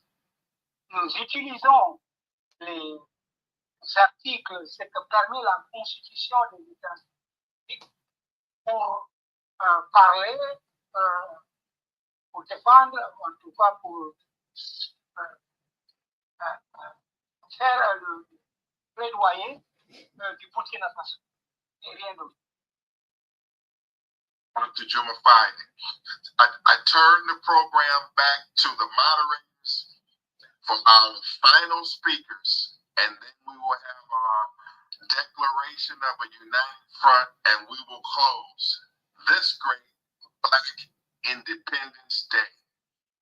And if I had it my way, we come back in session every month and we handle business. But that's just a motion, just my motion. I turn you back to our moderators and I thank you for listening. Thank you, Comrade Malik. Again, this has been so far a great and historic moment. It's not over yet. We have a number of very important speakers that will continue. A bit of housekeeping. Since it is now top of the hour and it's 4 hours, in order to make sure all of our speakers are able to speak, we are not going to do translation after. My understanding is that the replay will have French captions during the replay, and we'll be able to get their words recorded for the Burkinabe people and the other French speakers. But we do want to make time for everyone. Okay. That being said, we're going to ask the remaining speakers to keep a tight ship, right? 3 minutes, message of solidarity. We know why we're here. The next speaker is another veteran Pan-Africanist who I met in Accra, Ghana, and the very first words off his mouth was Ubuntu and Pan-Africanism. And I have been working with him over the past year and a half. He's one of the people that has been involved in organizing the different Pan-African congresses. He's a professor of Pan-Africanism at Lincoln University. He's a good comrade. Brother Nyaka, please unmute your mic and take the floor.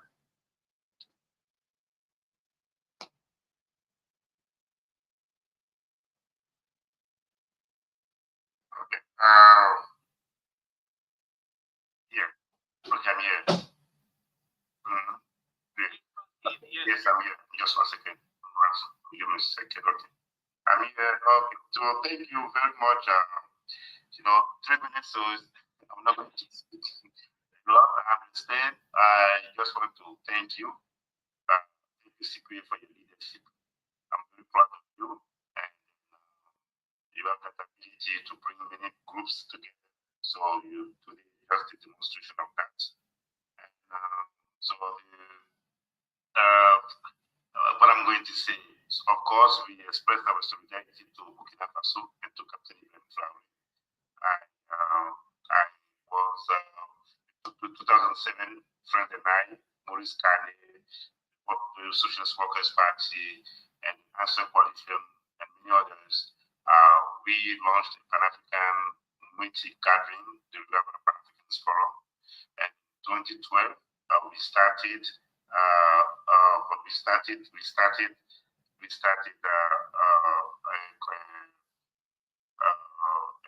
Thomas Sankara conference. So we've been solidarity with Burkina Faso. But today, what I'm going to try to do in 2 minutes, because we don't have enough time, that's why I like what he did by tying July 4th in the United States to the right to self-determination of the Sahel states and Burkina Faso. So this takes me to the speech Kwame Nkrumah gave on July the 10th in the month of July 1953 and called the motion of destiny. So in that speech, Kwame Nkrumah was saying that we are here to claim this right of our independence. And the midnight speech that he gave, March 6, 1957, when Ghana became independent, and in that powerful speech, there were 3 notions. First is black capability. We want to show to the world that the black man is capable of managing his own affairs. And he spoke about the notion of African personality, which was coined by that is the duty of Ghana to contribute to the decolonization of other parts of Africa. Meaning that when he said that the independence of Ghana is meaningless unless it is linked to the total liberation of the continent of Africa. So I use those 3 nations to come to today.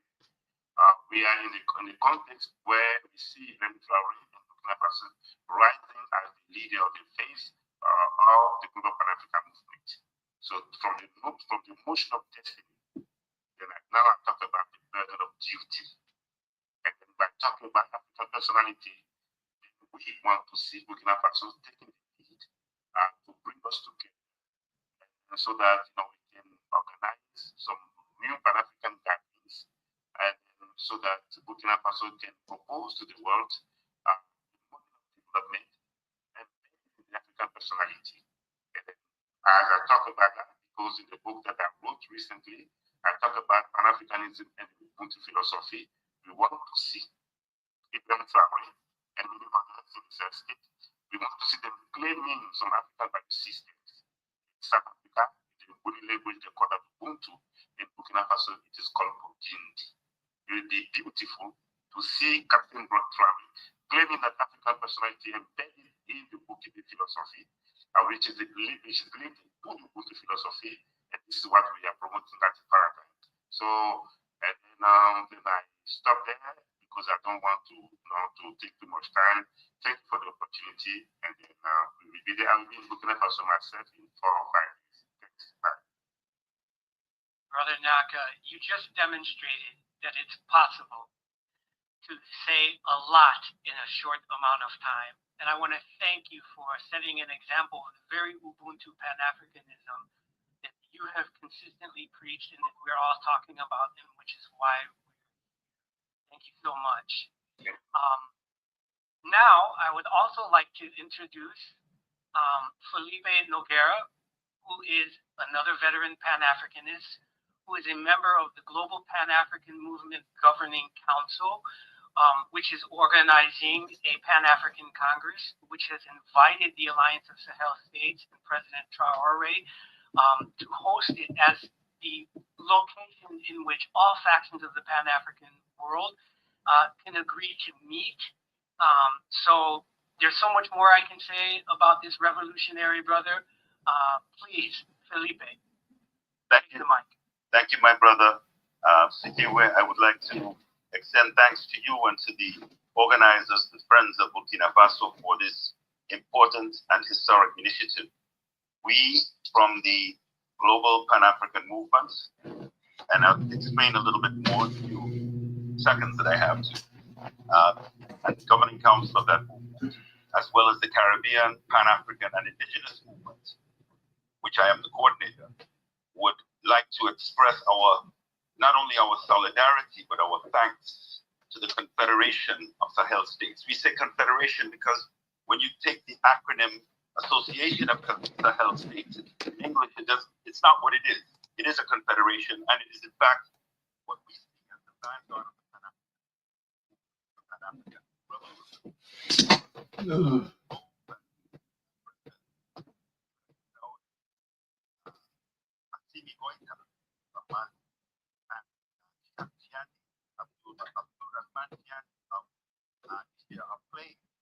Setting the tone and rhythm to bring to advance the unification of Africa and African people worldwide well in advance of 20.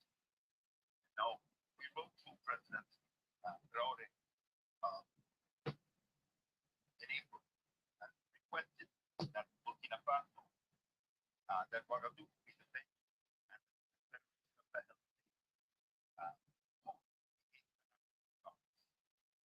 the importance of the Pan-African Congress can be seen from the first one, which was convened in London in 1900, right shortly after the Berlin Conference at Edinburgh. And it was done by a Canadian lawyer Dr. W.E.B. Dubois,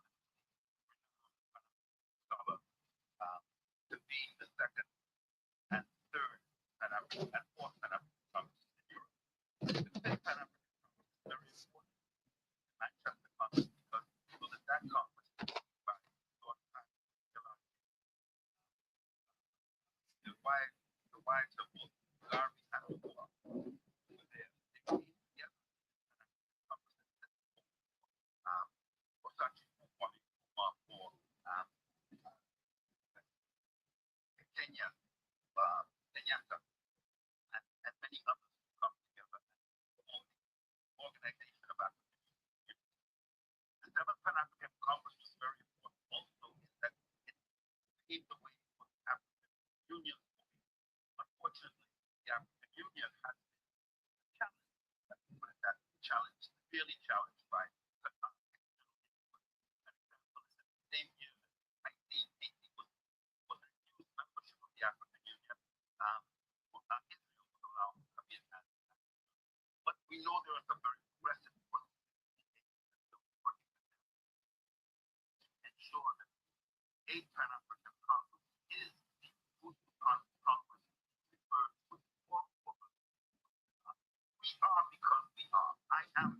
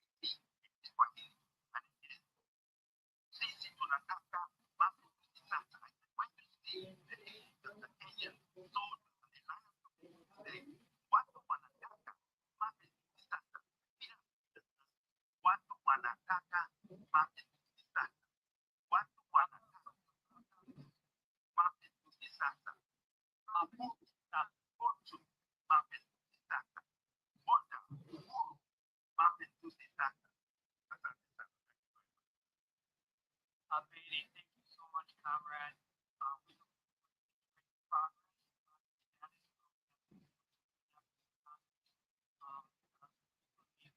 President Traore administration. Now, it's my honor and pleasure to be one of the baddest, most revolutionary Pan-African leaders with out of Europe. Every time she speaks, uncompromising, and she's outspoken against the capture of Pan-African revolution. Esther Osi, please unmute your mic. Thanks, Brother Kibiwe. And to you and the rest of the friends of Traore. To the upright and beloved people and those in the State, sisters, brothers, liberators, it stands as a critical moment in our story, a moment of profound transformation, of radical imagining, of unapologetic acceptance. Today, we do not merely seek protection, we embody Pan-African solidarity and fraternity, a living, breathing commitment to our made, transcending borders, languages, and generations. We are inspired and energized by the revolutionary leadership of Captain Ibrahim Traore of Burkina Faso, the courageous leaders General Waita of Mali, General Shani of Niger, and the entire alliance of the state. These are not the political leaders we know, but architects of a renewed Pan-African nation, creators of living, liberated lives that challenge the very foundations of imperial power. To our brothers and sisters in the Sahel and our communities of and in we recognize the revolution that we are waging more than a political moment. It is a profound spiritual and material reclamation of African sovereignty. For many Pan-Africanists, this revolution represents a direct form of restoration from an African epistemological standpoint. That is the cessation of violation and laying the foundations for guarantees of non-repetition, a powerful back of our property, a reclaiming of our an active resistance to the identity that is the African element of the African.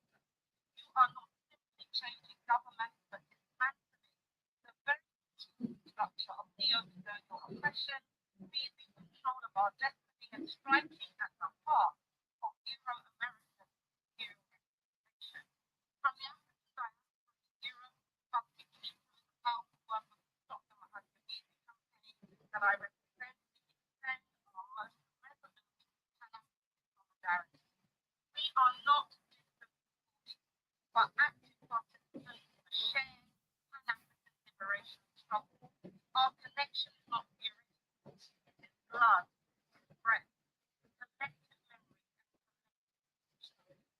nation is revolutionary. We are rejecting colonial orders on our preferred corporate arrangements.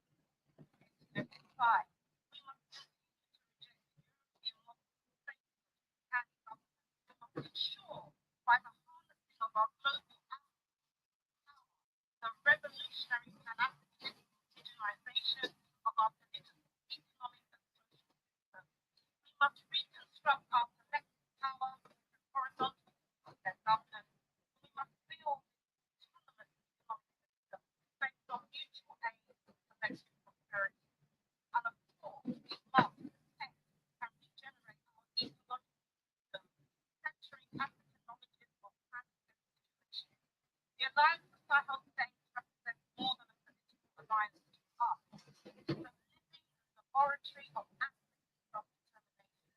Each liberated zone is not merely a territory, but a blueprint for repair of the African continent and our corresponding nations, and the establishment of what some of us decolonial and African reparation refer to as Ma'at, the Winter Land in that is an African based on the principles of Ma'at in an anti-imperialist, decolonial, multipolar, global justice world. And to see your role in this, in the creation of the Alliance of Sahel States. We are not seeking to recreate the nation-state model imposed by our oppressors, but to forge new forms of collective organization rooted in our indigenous knowledge systems, our communal philosophy, and our revolutionary spirit. So as I advocate in Europe and in the loop of unwavering commitment, our African community in Europe continues to hold high the banner of Africa first through decades of organizing, scholarly resistance and unbroken solidarity. From the anti-colonial movement to the current pan-African movement, African communities in Europe have consistently demonstrated that our movement of liberation knows no borders. Our not just resistance, it is powerful, it is transformative. We are a force that challenges the narrative and that to the rest of us, by our own African power, we are creating not just the United African States, but our regenerative transformation of African liberation, a profound reconstruction that goes beyond artificial borders. Our emerging Pan-African nation must be rooted in African indigenous knowledge systems, guided by ancestral wisdom, committed to planning repairs that is the nexus of cognitive reparency, environmental justice, go beyond colonial constructs of governance, and prefigure a radical reimagining of our African potential. We must advance taking action to evolve existing states beyond the borders drawn by historical and contemporary colonial oppressors, which separated the indigenous African ethnicity and nationality from each other and from us in the diaspora. To develop plurinational African states which are premised on African knowledge, wisdom, and thought, such as Ma'at, Ubuntu, and the equivalent that we have in the Burkina Faso and our brothers so far. Interdependence, mutual care, and the foundation for us to the leaders of the Alliance of Sahel States, we say your revolution is our revolution. As our brothers and sisters in Albania rallying cry was then and still is now. Malinye in Africa, which translates to come back Africa or let Africa return. A profound call that echoes through generations of resistance, calling our people on the continent and in the diaspora to reclaim our sovereignty, dignity, and reassert our viceroy over our besieged planet and her people. The struggle continues. Homeland or death. Africa will. That inspires, enlightening gift of a spear, precise and deadly. Thank you, Comrade Minister, and our comrades that you represent on that side of the Atlantic in Europe. Now I want to hear your sister comrade on the other side of the Atlantic. You have revolutionary Pan-Africanism Our next speaker is Illinois State Representative Carol Allen, a revolutionary Pan-Africanist who I had the honor of working with when she put together resolutions that state resolutions that call for voluntary DNA testing provided by the state of Illinois for all Black residents so they can identify who they come from in Africa, as well as a repatriation center so that we can identify everyone who wants to return to their African homeland. This was pioneering state resolution legislation. It was created and led by the politicians. So Illinois State Representative Carol Allen is my comrade, my thank you and greetings. Greetings to all of you today. I'm grateful today when Africa and her children throughout the diaspora are awakened and united to a common goal of restoration and revolution that aims to unite the land and the people. I am also known as Mama Ugwachi, installed by Paramount Chief Tamako of the Volta region of Ghana in 2023. I am also known as Sister Carol Allen, State Representative in the state of Illinois, representing the 103rd Legislative District. I am also a member of the Ubuntu community of CU. Thank you, Sibuwe, for putting this together, and greetings to all dignitaries, civil society organizations, and diplomats for your steadfast dedication to the liberation of Africa and Afro-descendants in the sixth region. To His Excellency President Ibrahim Traore and the Burkina people, we send you greetings from the West, more specifically the state of Illinois, where we agree that human trafficking has to end and reparatory justice is still the right course of action for the aggrieved children of Africa and her descendants. I am here today as a daughter from warm waters, but due to the kidnapping, human trafficking, and forced labor of my ancestors, I have lived in a place of cold winters where Africa's children were raped, robbed, murdered, and miseducated for centuries, setting up a system that turned on the idea of no return and complete erasure from our ethnic identity. In spite of their efforts, on January 13, 2023, I proudly landed in Accra, Ghana. After spending 10 days in Ghana and visiting the slave dungeons of my ancestors, I returned to the Illinois House of Representatives and introduced House Resolution 450, which called on the state of Illinois to fund the pilot program to help Afro-descendants in Illinois reconnect with their ancestral lineage, utilizing genetic genealogy. I'm grateful to my colleagues who joined me and passed the resolution and funded the project.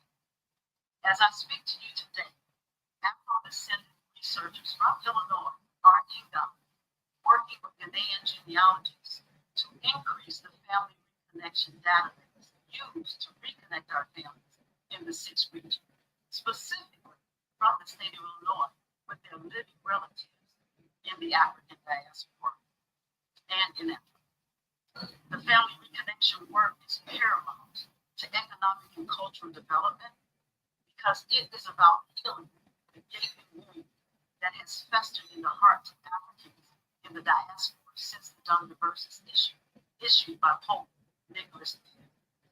The African Kinship Reunion Project, TAKIR, TAKIR.org, project launched by the Afro-descendant researchers in the West to find our origins and family connections on the continent is a critical tool for healing and unity. I was born in Detroit, Michigan, but separated from my biological family. I shared my DNA with Dr. Lakeisha David of the TAKIR project, and to my surprise, not only did she find my patrilineal side of the family, I was astonished when she notified me of who my family is. I am a direct descendant of Malcolm X and have grown up learning and studying with Malcolm X. President Traore, the diaspora asks you to encourage the Burkina people to participate in the TAKIR project, and that the resources of the Burkina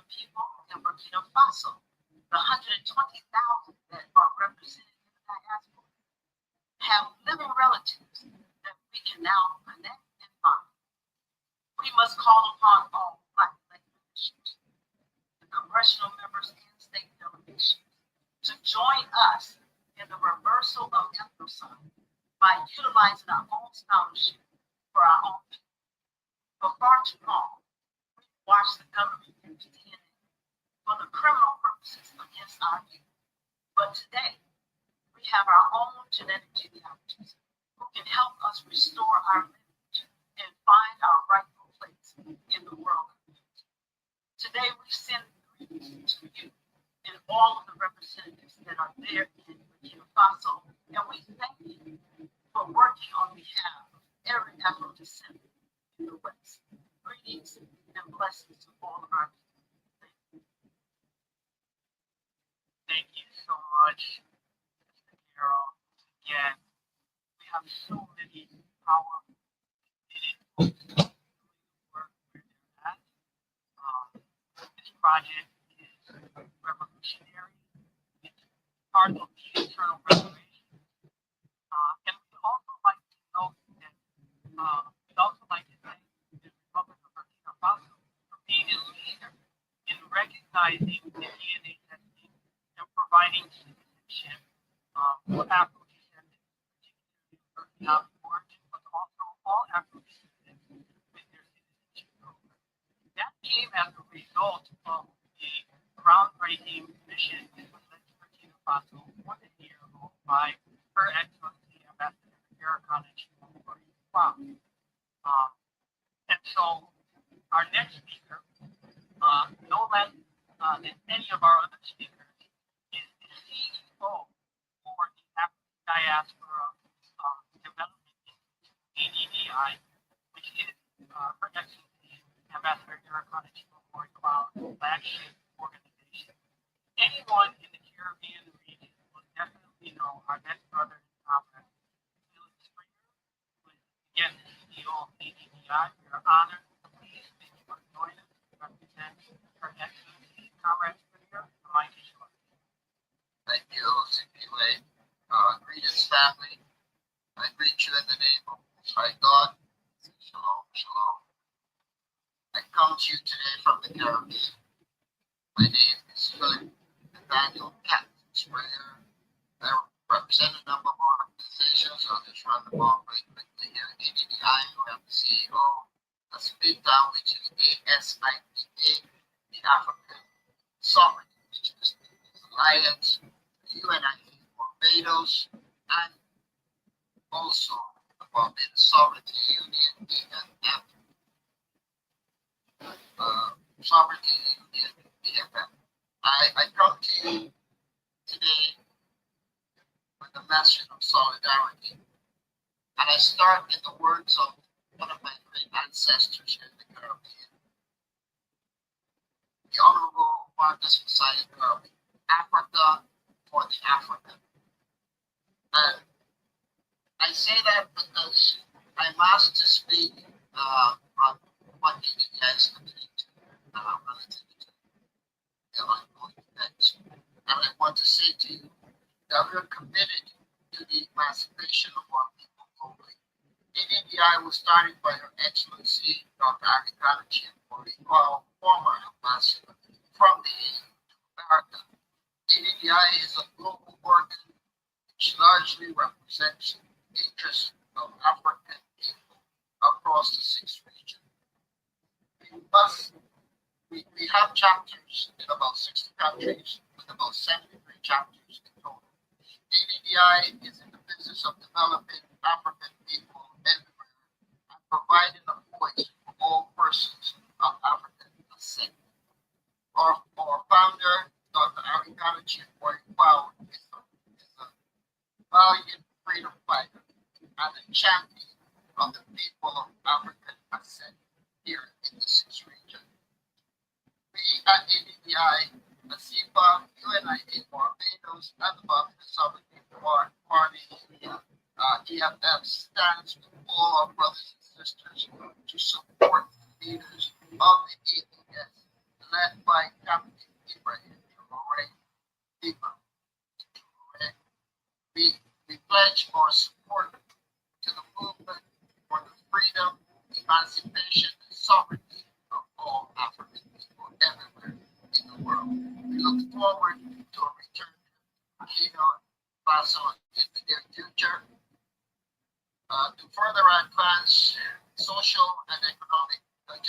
which have already been put in place by Her Excellency Dr. Arikana and the executive of the EDI. We look forward to building a strong South-South trade and economic, social, and political ties with the continent.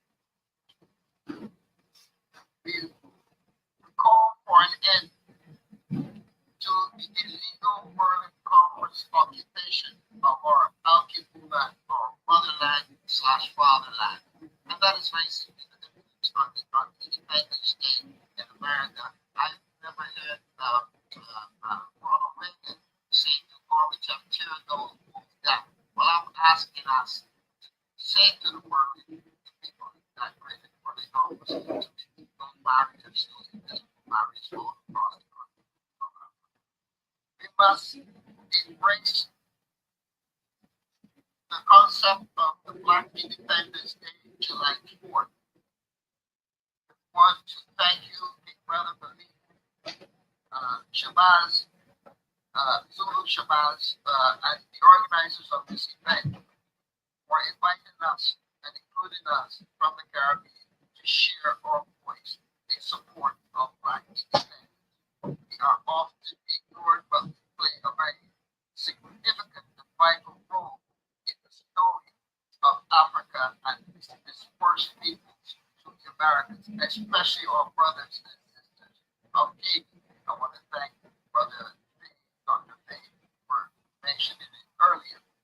On a personal note, I'm an Afro-futurist. I want to help build a better world for all of us Africans and make a better place where I can leave to my children and my grandchildren. On behalf of EDI, ASIPA, UNIA, Barbados Sovereignty Union, EFM, I recognize all Pan-Africanists who have gone before me. People like Sylvester Williams, George Padmore, the Honorable Marcus Messiah Garvey, and known as Comrade Fidel Castro, who is often left out of the conversation when it comes to Pan-African issues, and has played such a vital role. Once again, I want to thank Brother Shabazz for your vision. I want to thank all the organizers and thank Captain for your yes, Valley for your strong representation of Black leadership. Thank you, and may God bless you all. Thank you, comrades, for your all the work, particularly in the Caribbean region. We know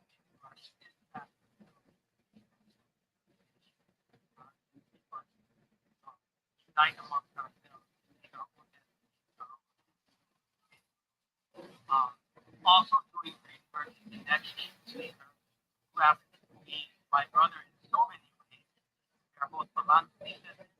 We are both from the state of Illinois. We both work Illinois State Representative Carol Hammond on that support resolution she mentioned.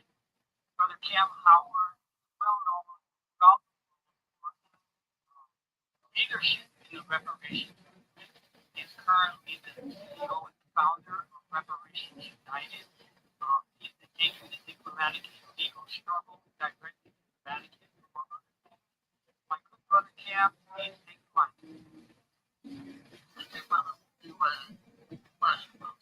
Of course, we are brothers in so many ways. Thank you. Also, I want to start also by everybody disclaimer that I stand for total solidarity with the lives of the United States. I want to control all the life expressed in person and protect the person. I want to thank this body for bringing this 19 justice issue of African. One of the roles of most conscious that it was one of the which shares their sight in a way that rather than the way to take each other and they that's one of the greatest things that we had in the last several hundred years was not a part of God. So what I'm going to share today is what God saw and what I see on the responses taking place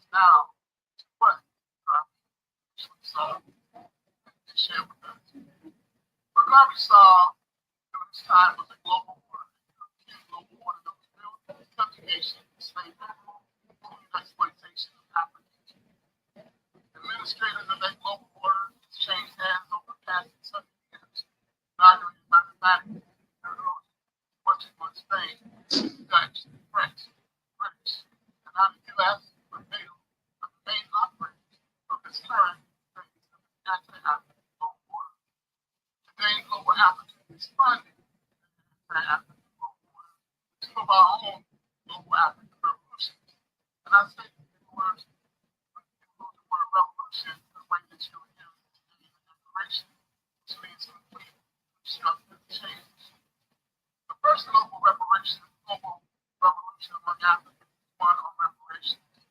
National and regional reparation commissions throughout the Western world have been developed, led by CARICOM, GARC, local commissions of South Central America as well as in Europe. The continent of Africa joined this revolution, this reparations revolution. We had 3 international African international reparations conferences in Ghana over the last 4 years. One culminated in adopting 2025 as the year of reparations. Various organs within the United Nations framework, working with experts who give Black descent, Pan-Africa, permanent form of Black descent. The High Commission of Human Rights himself also stated in his statement in the last UN conference on the right economic reparations, the need of reparations by Israeli actors. And recently, the United Nations announced the second decade of reparations and focus on reparations. In the United States, we have made action for reparations legislatively. It was led by 3 dynamic women. One who's an ancestor of Congresswoman George Jackson Lee. At the local level, Robert Simmons presents 500 actions around the country. At the state level, State Representative Shirley Weber introduced California legislation. So we're clear in the midst of a reparation this globally to reclaim the payment for the debt for the crimes committed against our ancestors for 500,000, almost 70 years that we are still impacted by across the globe. That's the first revolution that we're taking part in. And I think we should frame these actions as revolutions that direct our people into understanding that it's their opportunity, not only opportunity, their obligation to act now with a notice stated in trade, which is the generation. The second global African revolution is that of economic sovereignty. The opening chapter of the book by Dr. Black Power, chapter 12 states economic power is political power. There's no real sovereignty, no real freedom or independence, plus self-determination without the control of the economic forces in your territory. That is being driven in this new economic sovereignty revolution by this major contradiction that we heard about several times today. That is Africa is the wealthiest continent on the planet, yet we're the most economic, one of the most undeveloped, has the least standard of living, are the least educated, has the highest foreign poverty, has highest mortality rates on all things. We're on the bottom of every business, the top of every management. We are the home of spirituality, yet some of our leaders are the most corrupt and exceeded human rights violations against our people. That has to change. That's what this economic revolution is about. Because all of these have an economic basis. The alliances to health states is the leading focus addressing this issue of economic sovereignty, and that's why we stand fully in support. They have and are showing us what Africa can and must do to be free and be totally sovereign. We in the West must fully support their actions, must defend their actions, and we are the shield of the alliances of the health states, focus foreign European actions, and most of all, we must emulate their actions. Outside of America, which also the outside globe is one of economic freedom. When you document there is no independence without it. This Independence Day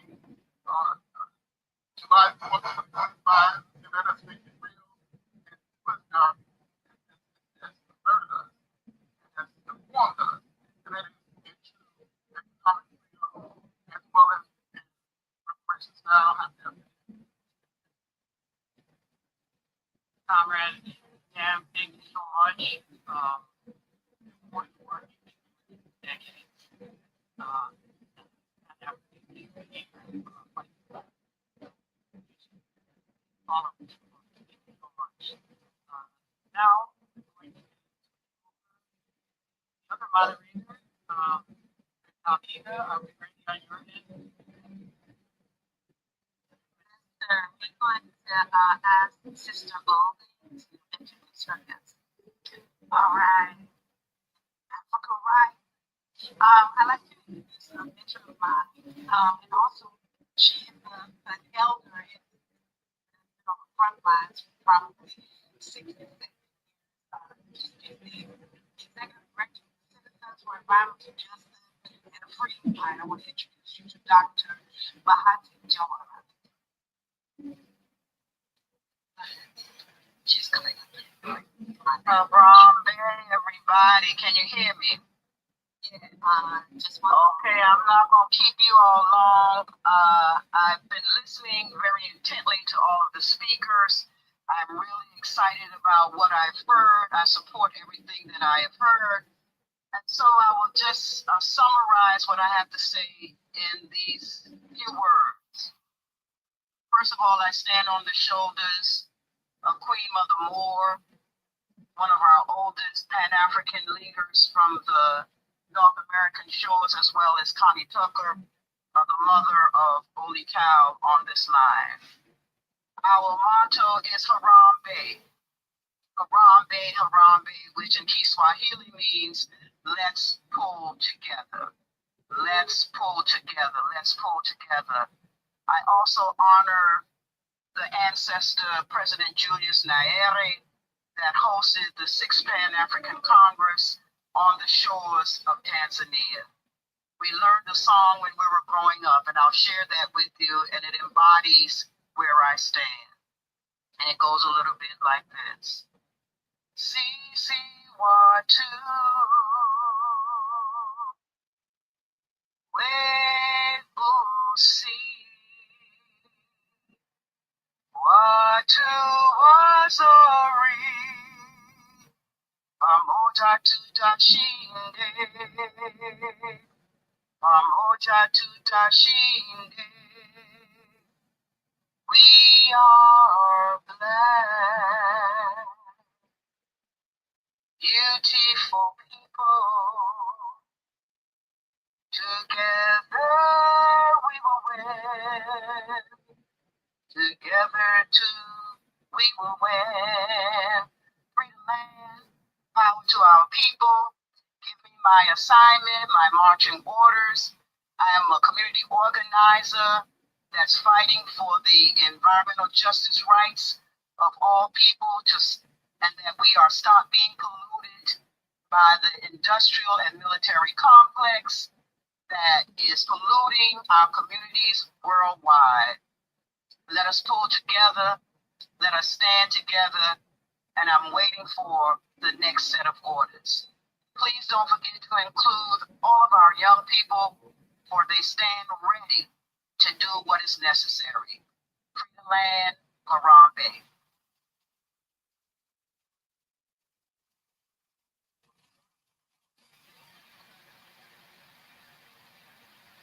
All right.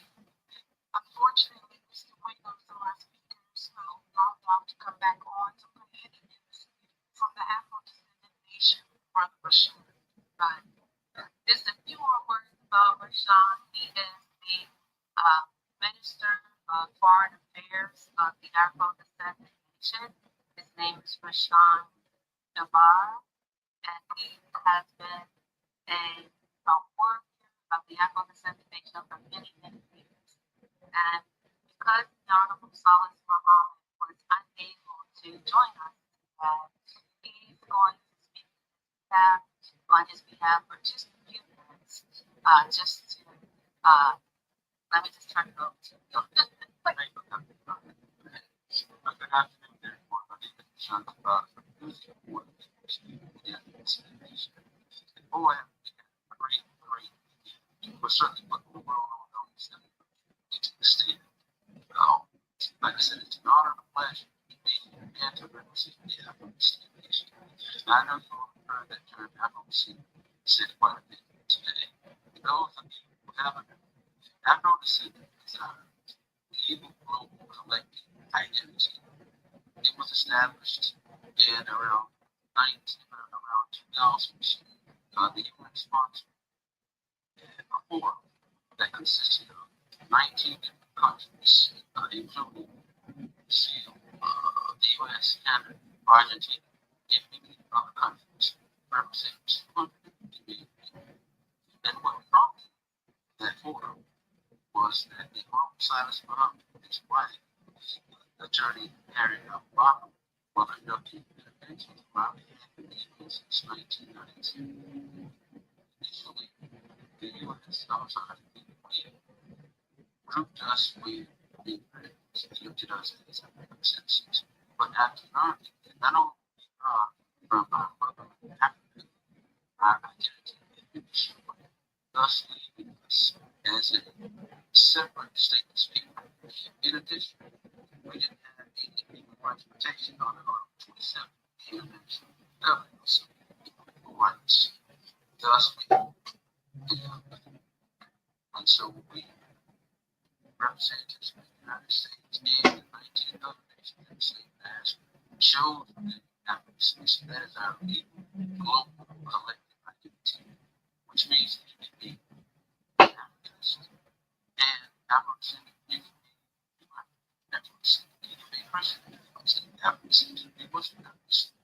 Afro-descendant means that term that covers all of us, other than me. Now, this is my first time here in Africa. And to my pleasant surprise, we were very welcomed by the citizens and by we had many meetings with many government officials, and those meetings were very fruitful and also very productive. What they said to me is that we are in solidarity. They said that we're fighting the same way against imperialism, against neocolonialism. They said that we're fighting against war. However, unfortunately, all of our people in the United States and all of our people even in Africa, they don't know that we're fighting against war. They're not aware of the solidarity that we have here. So that just means that our work is going to be worse. Because make no mistake about it, brothers and sisters, all revolutions come from people. So our job is to let people know that we are now in solidarity. We are fighting the same fight. So with all that said, what are some of our next steps? What is it that we need to do? What's the lower hanging fruit? What's our uniform call to action? Well, there's a couple of things. The first thing is let the world know about solidarity, so that those that want to give us support, that will give them a little bit of hope, knowing that we're fighting the same fight. Also, it'll give them a little bit of confidence and a little bit of courage. There's something about fighting the fight. You know somebody's got your back. We gotta let the world know. Another thing that we can do is make Afro-descendant a household name. See, this is the first time that we collect, not individual groups. This is the first time that we collectively have chosen a name for ourselves and did not get the approval of America or Europe or any other entity. It's ours. So making that a household name, what that's going to do, that's going to send a message of defiance. And it's going to strike fear in the heart of our president. So, two things we can do right now. Easy hanging fruit is starting tomorrow. Let our people know, use the media, social media, after use media, social media. Let the people know we are in solidarity. And also let the people know that we as Afro-descendants, we are here to take our rightful place. It's been an honor. Thank you. Thank you. Our Minister Michon, we're going to move on. I know we've got a tight ship here. I'll turn it back to Sabina. Thank you. Have a few more speakers. We're doing a long day. That's because we have so many people that are in alliance with what we're doing. So many powerful players around the planet. That being said, our next speaker, Dr. Abue Kabea, he has been leading the Pan-African Spanish Community, and in November, this past November, held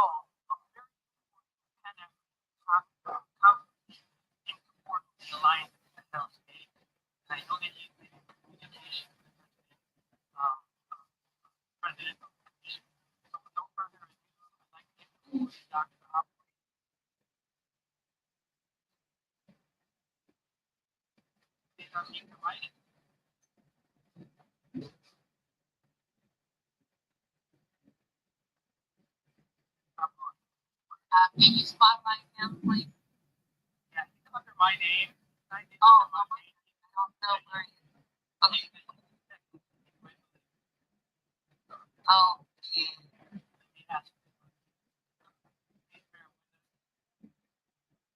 Okay, I see him now.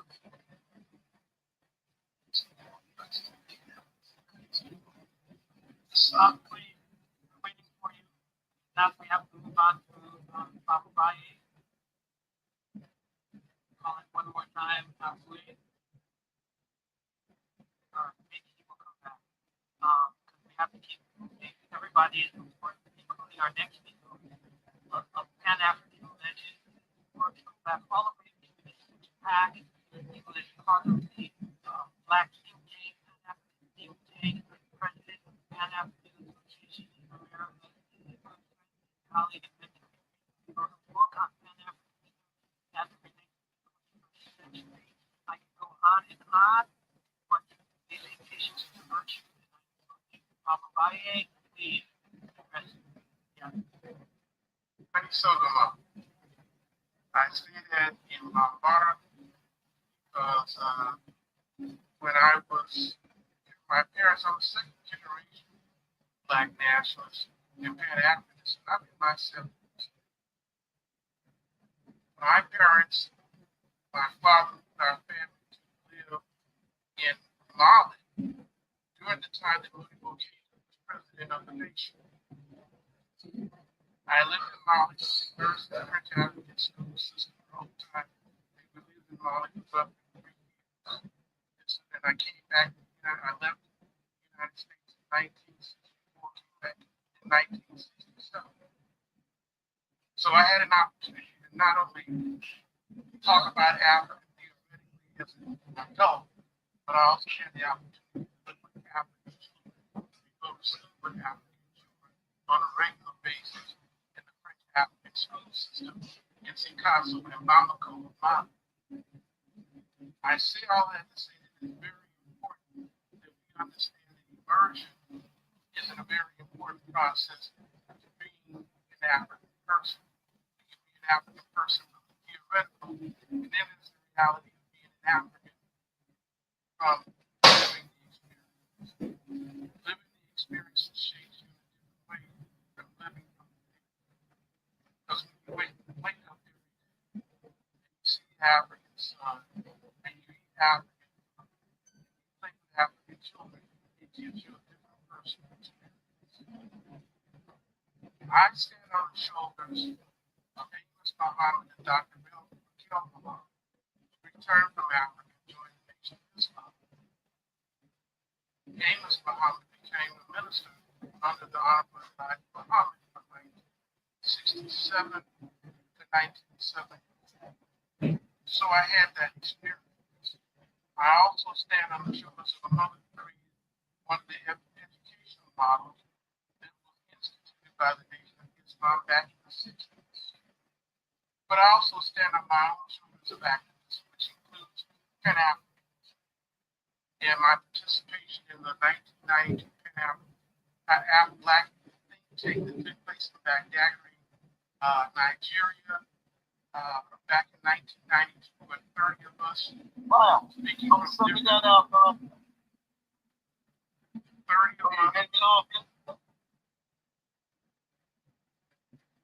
30 of us got together from all over the Black world, and we sat down and created the Black Agenda beyond the year 2000. That Black Agenda is still in my book as a matter of process, because we sat down, worked with each other on 12-hour days, sometimes with kerosene lamps, to pound out something that all of us, regardless of what language we spoke, could agree to. Some of us were speaking Spanish and needed to have a translator. Some folks were speaking Portuguese and needed to have a translator. And we, of course, speaking English and needed to have translators, along with the brothers and sisters to help out who spoke French. I say this to say that our movement is an international global movement that must include all Africans, speak all the different European that exist, and must also include in that experience other black people in the world, those in Australia, the Dalai people in India, and all those black people who are repressed and suppressed throughout the entire global world who don't even know of the African process, but need to learn. You need to have access to it by other black people who are involved. I am a shield for the Sahel Alliance that is knowing what they are willing to sacrifice. The question is, are we also have to be the sword? Because you do not win on defense, you win on offense. And if we are not the sword, we cannot win. I suggest to all the leaders of the Sahel, the destruction of black civil rights, our ancestors, chancellor, and they bind for understanding how to move forward in a world of white supremacy. We call it everything at this point, but white supremacy. White supremacy on the very soul of us now. And that is the enemy. And until you can define it, there's no way to beat it, and you cannot on defense. So, with that being said, a little time that I've had, hopefully I've added something to the conversation. I don't know, but I want to give once more, I want to thank the leaders of Sahel for the courage and the strength to show, to stand up when nobody else has stood up, knowing that they have a target on your back 24/7 hours a day. And you have to know what that is. In order to know what that is, you have to. Thank you, Baba Baye. I've been given the signal that it's now time for us to our declaration of United Front. I think we got everyone in. Still time is not mine. Our apologies. We are on the 5-hour mark.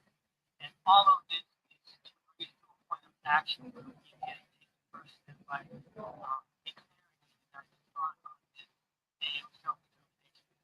With that, I turn it over to you, Comrade Dr. Doug, and Comrade Bully.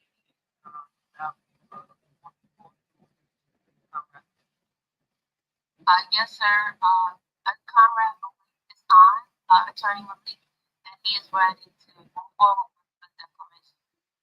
Thank you for everyone. We've gone on too long. We apologize for any errors that we made today. We did our best and we'll do better. But we do apologize. Now the brother was there translating with him. Is he there? Now it's gone. Sorry. Blame him. Who's going to do the French? Who's going to do the French right here? Y'all truth back? Don't have me. They say y'all Creole specialists, but y'all ain't French specialists. Y'all Creole specialists. We're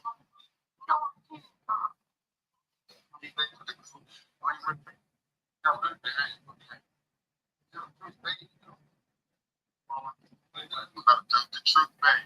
Declaration in French. Can you do the French or the Creole? Can you do the French or the Creole? French, I have here, and we have several of our youth from Haiti who have little connection that are here with us. There's no time for them, but we have someone that can do Creole. I'll read it in French. What will they do? We need to see them. What will they do? What will they do in this process? We actually have a letter that they read. All right? I'm going to read it in French, and then one of our Creole. I'll finalize. So we're going to close. Where do they on the camera work? Well, there's several true babies on the name, so I have no idea if that's one of them. But I think you là, qui est mon qui avec comme le sang vert, qui l'a avec nous,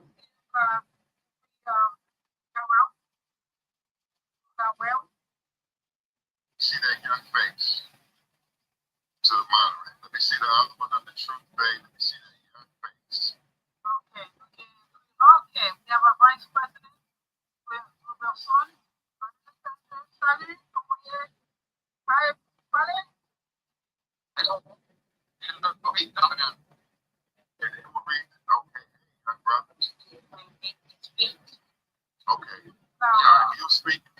translation. He'll do the French, he'll do the Creole, and then we have to close. And next time we come back, hopefully in a month, we'll be even more refined than what we're doing. We'll be refined at that point. Okay, so I'm ready. Okay, you can translate for me now, young man.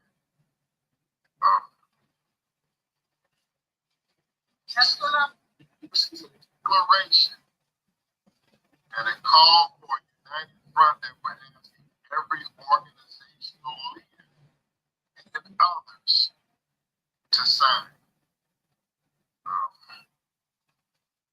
It should be in the chat room and on the screen through Brother Mintu, and there it is. Okay. Okay, are you ready for the translation? That's what we talking about. Okay. Okay. Here we go. Declaration and call for a united front for our complete liberation. Where? Can I get that?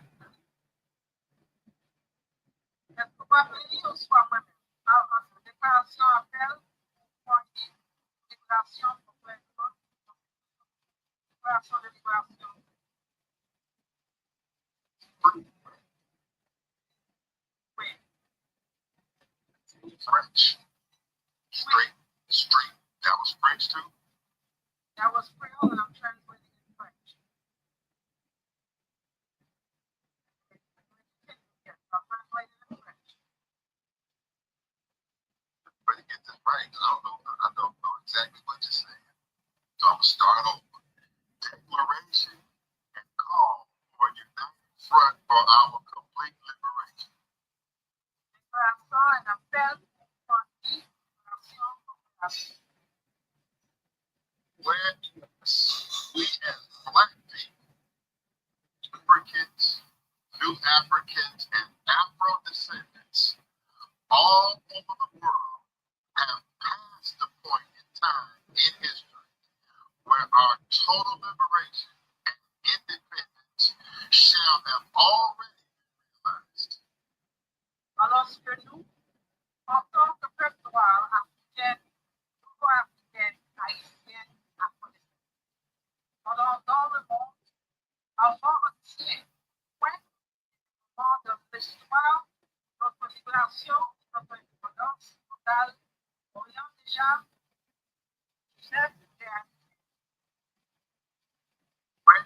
As people, wherever we are, we continue to suffer intolerable crimes and abuses inflicted by our common enemies and further exacerbated by some of our own.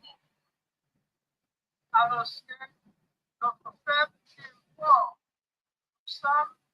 nous continuons à souffrir des crimes et des abuses intolérables commis par nos ennemis communs et qui aggravés en certains de nos propres.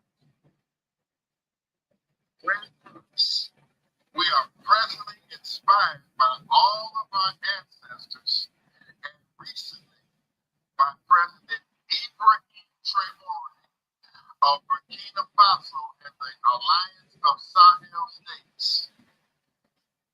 Alors que maintenant nous sommes inspirés par tous nos ancêtres et récemment par le président Ibrahim Traoré au Burkina Faso et par l'Alliance des États du Sahel.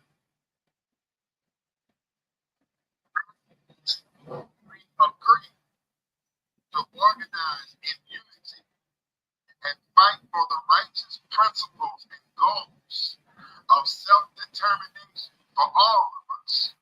A united African states, reparations for Africans and Afro-descendants, human rights, the establishment and emancipation of our independent lands and territories, and the complete liberation of Black people anywhere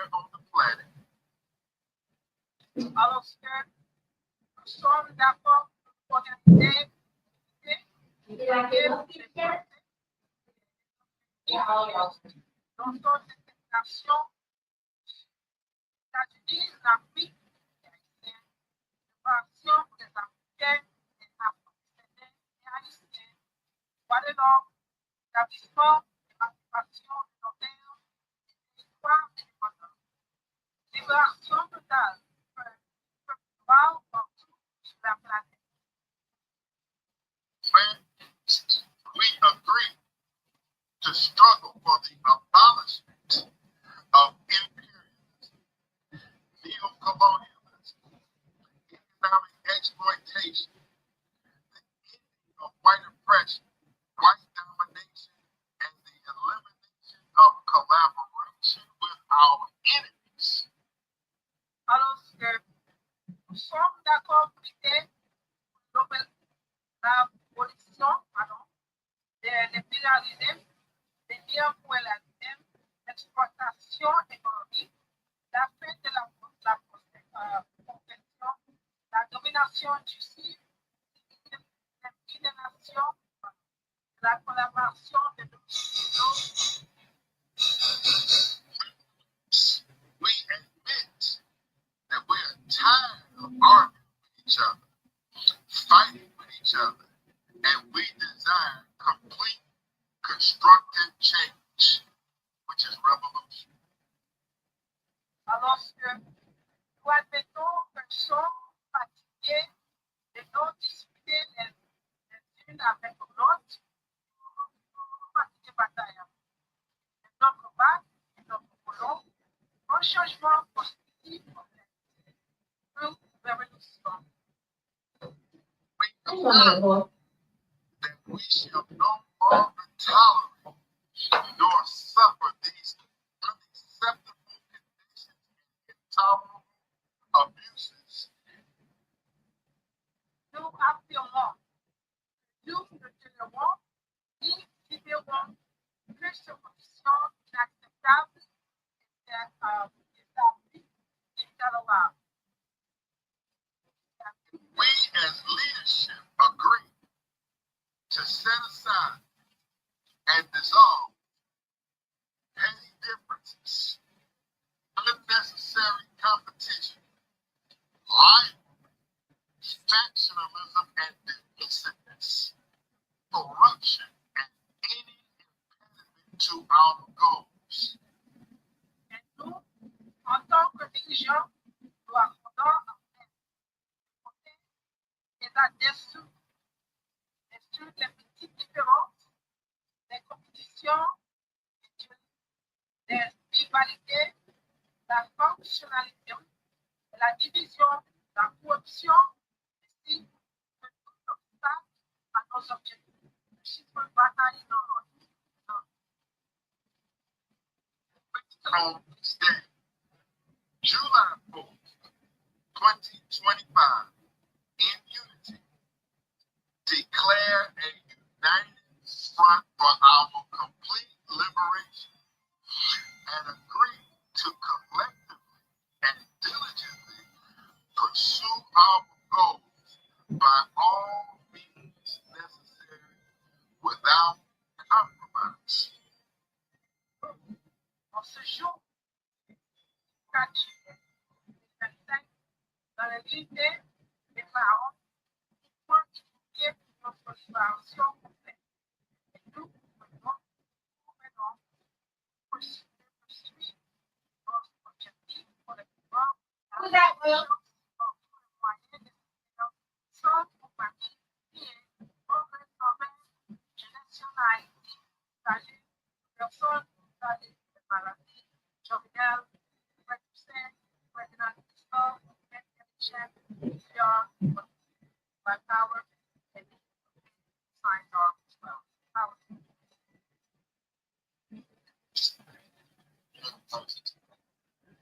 But if you agree with that declaration you heard, raise your hand high.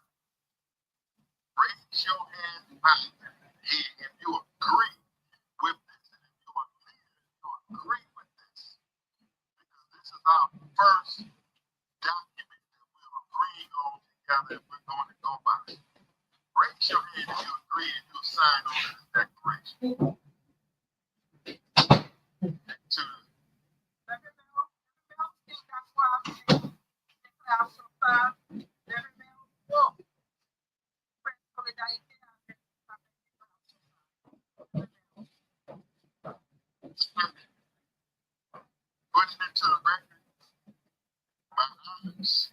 my campus. Esteemed Mr. Pontier, thank you for your time.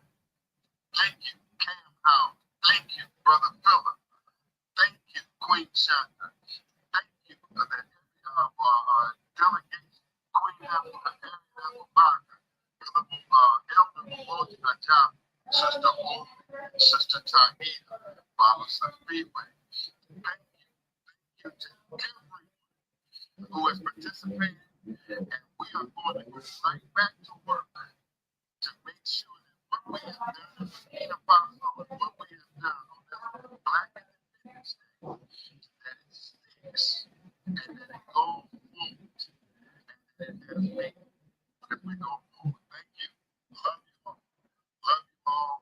And let that young man, let that young brother you picked up, somehow or another, let him call him out.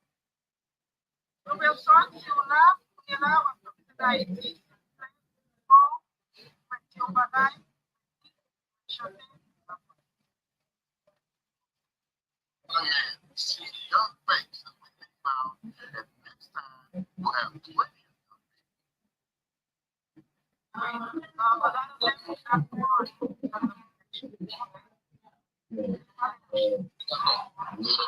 Bonsoir tout le monde, bonsoir chaque monde présenté en ce moment avec nous.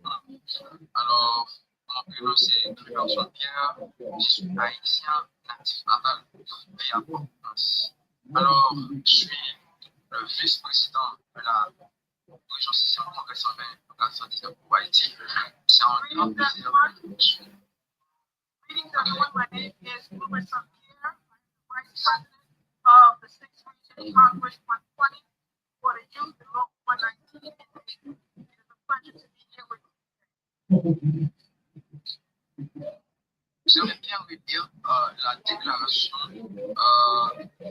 qu'a fait le Dr. Jospin. I am grateful that we have recognized that we are here today with Dr.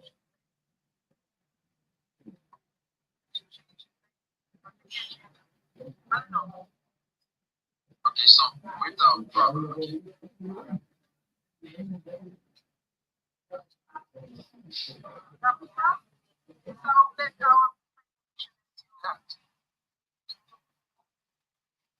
Et alors, moi, je voulais que, alors, on va parler de ça directement avec Staff et Ibrahim, Traoré, qui n'a pas merci d'abord pour le travail, merci pour confiance, merci parce que il prend plaisir, il se fier d'agir avec le peuple noir, et surtout haïtien, nous connaissons que nous-mêmes, avec tout le monde a mis des amis, toute technique qui a aidé ceux, surtout haïtiens, dans nous voulons.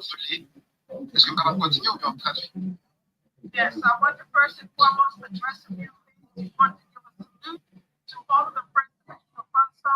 We want to thank especially Ibrahim Traoré for inspiring to us youth. Why we would like to have solidarity with you in Burkina Faso.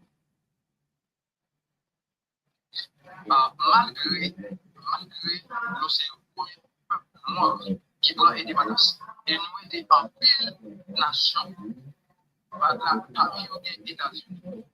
Donc on est après tout.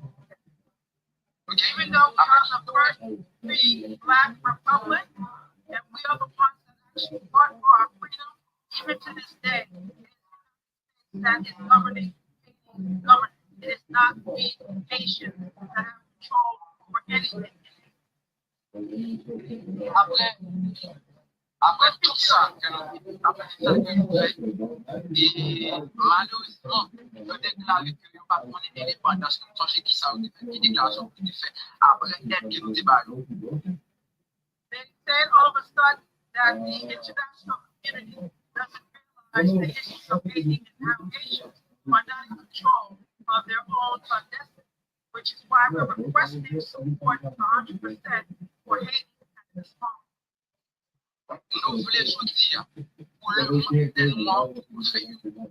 Et avec elle que nous avons fait, par le peuple haïtien, par la jeunesse haïtienne, pour nous camper, pour que nous reconnaissons envers ces pays qui indépendance parce qu'en plus, son héros ancien, un héros de notre haïtien qui est tombé avec le en face de la ville l'anglais. Je ne dis à là, il va reconnaître ça et il continue à maîtriser nous.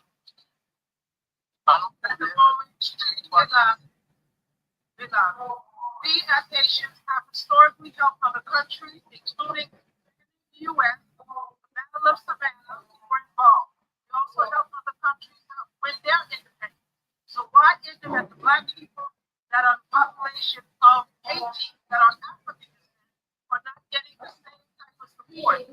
So we'd like the international community to focus on the youth of Haiti to realize self-determination. Donc là, si nous pas d'accord avec les pays noirs, depuis là,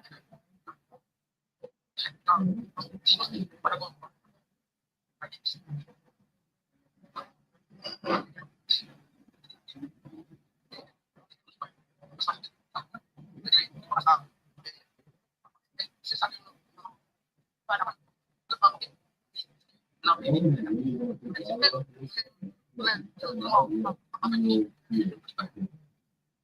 Okay, that's the web comes through. But he said at this moment in time, we want every single American NGO that is on Haiti's territory to leave. We know that we have the second iridium, highest in the world. It's up to the CARICOM, especially the Caribbean community, to stand up for the Grand Antilles, the largest pearl of the world.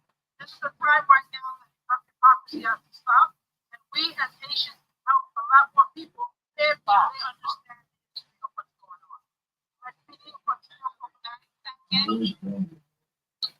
In conclusion,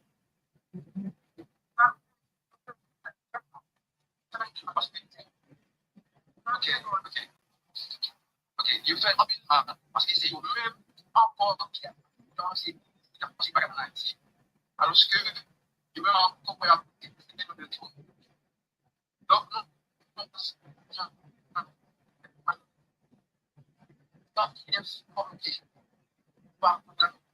et donc ça fait qu'il a pris force Ibrahim Traoré qui campait avec l'ordre pour nous avancer, pour nous batailler, pour nous mettre des changements, pour nous mettre l'autre pays, ma jeunesse haïtienne, pour nous capables libres, pour nous libres physiquement, l'écart dans toute dimension, pour nous libres, qui pays nous capables de développer. Ça parce que nous voulons la vie, nous voulons comme si Haïti vivable dans tout pays.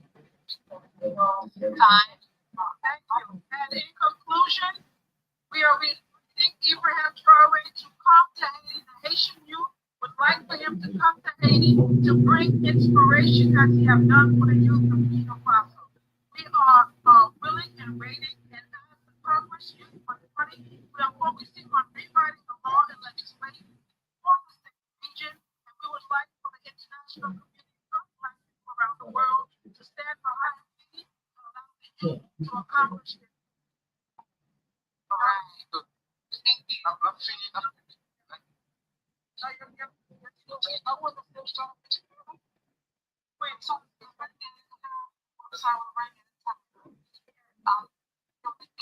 you just give us two more speakers? We're not trying to think about the room. We just want to have two more speakers.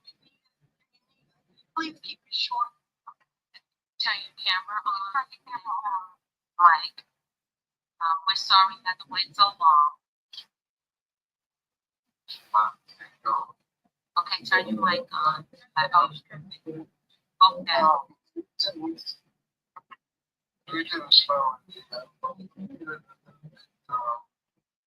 But if thanks I still get a chance, I just want to say with the spirit of our so-called people of Burkina Faso, I show for solidarity. Thanks for the work. But I wanted to mention the fact that His Majesty also did quite a bit of work as well as fathers of the liberation struggle from Ethiopia, whereas Ethiopia from 1900 was one of the first ones who called for the Pan-African South from 1800. So I much for support of this revolution. I don't know if I would take this because I see the reparation argument is worse. And I just want to specify that since 2000, my friends here in South Africa, the reparation government official organization that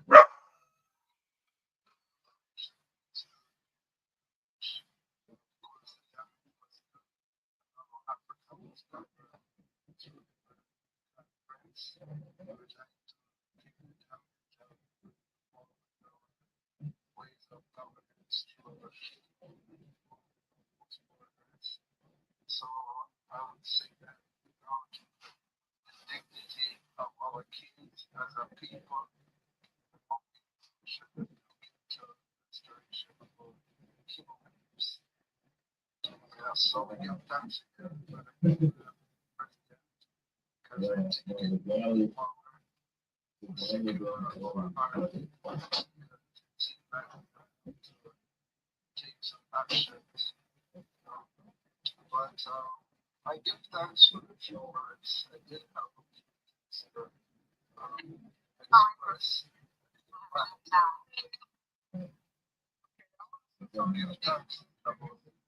Just hold on. We're really running out of time. The kicking is out this room, and this artist has been on all day on groups and family. If the brother become more carbon, who's sharing that? Is someone sharing their screen? Okay, thank you, Carmen. Thank you, Danica. Thank you. This will be the please, Carmen, come on and take it out. Who is it? Yes, that is the first Queen of Faith. Okay, just briefly, Queen of Faith. I don't see it. Queen of Faith, we've been waiting. Okay, we're not hearing her. We're gonna go back. Carmine, we're gonna close it out with you, brother. Well, I've done it several times. I don't think he's there. Television. You have one for Mexico. They don't have connection, so allow them to feel out. Yeah. Okay, go ahead. Television, n'importe qui a ici, s'il vous plaît, bien, d'avoir la web, salut tout le monde. Television. Yeah, the feedback.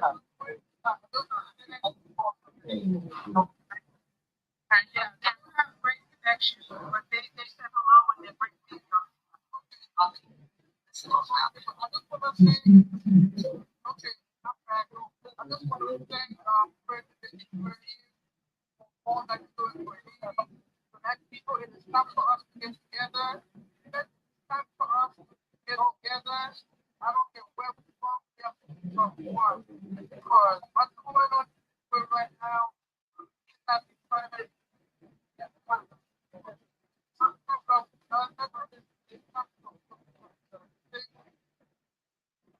All right, thank you so much. We want to thank everyone that's taking the time to be a part of historic event brought together so many different organizations representing different ideologies. But one thing's for sure, we're all united for one Africa and building bridges in Africa and African world. We're supposed to close it out with artists like Carbon and M1. We're about to be a part of things from Dead Friends and Hakeem. But because we've gone over and had quite a few speakers, they got kicked off. Steve Golden at this point was supposed to come and speak. He will represent the United Nations. UNIA, the United Negro Improvement Association, Marcus Garvey's organization. He's in will in a noisy environment, so he won't be able to come on. Thank you to all the organizers. Thank you to Baba week of Zulu Shabazz. Thank you to our elder, Ajabu Moja. Thank you to the whole team. Thank you to Dr. Tahida, Dr. Harriet, to Brother Rashad, just everybody on the ground that's working very hard to organize it. Thank you. And thank you to the foreign minister of Burkina Faso. Thank you to the president of the health state, Barcelona, Basia. Your speech was wonderful. Thank you to Safiwe for being a wonderful moderator. And just the whole team that put this together. We thank you. We're going to try this again and again. Don't forget, we open up the office right here in Burkina Faso at the African American Academy. The work continues. Black power. Black power. Black power. Thank you. One round. Black power. Black power.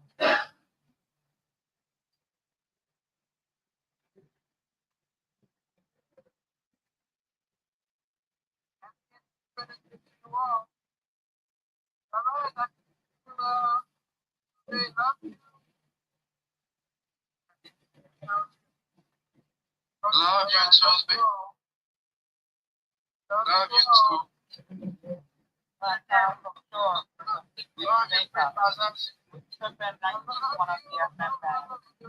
Black power from Jamaica. Jamaica. Looks like you want to be a fan. Out of Jamaica. We love you. Burkina Faso. Oh, we love you. Love you too. Canadian Jamaica is come to us to come work. Canadian Jamaica. Yes, I had that time. I'm coming. I'm coming. Yes, that is the goal. And we are one. We are one. One God, one name, one destiny. Yes, we are one. The time is now. The time is now. Not tomorrow, not later, but now. Now. One God, one name, one destiny. Carbon, come on and say something if you're still there, my brother. You're going to have everything.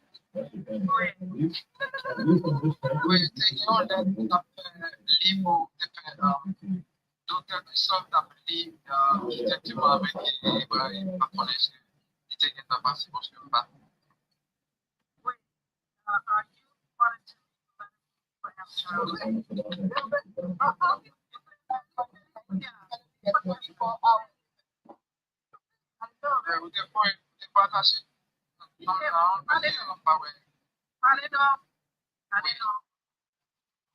Oui, vous partagez ensemble, on va connaître.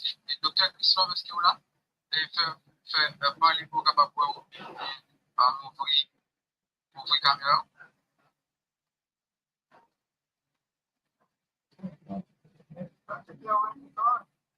It's okay, President Christophe, Corporate 120, our Youth Council President, Christophe Safier.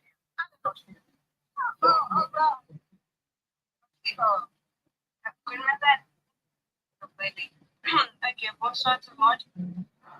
Everyone.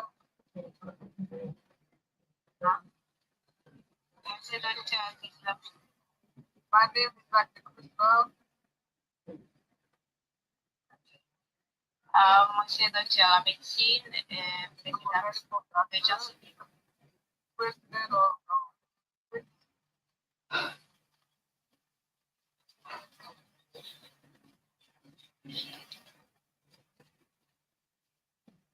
moi-même, c'est un honneur et un privilège pour avec nous dans les et ma première présence, nous, engagement, nous, et puis tout l'effort que nous avons fait chaque jour pour bien communauté à travers le noir. Thank you for this moment in time to be here with you, and I look forward to working with other youth around.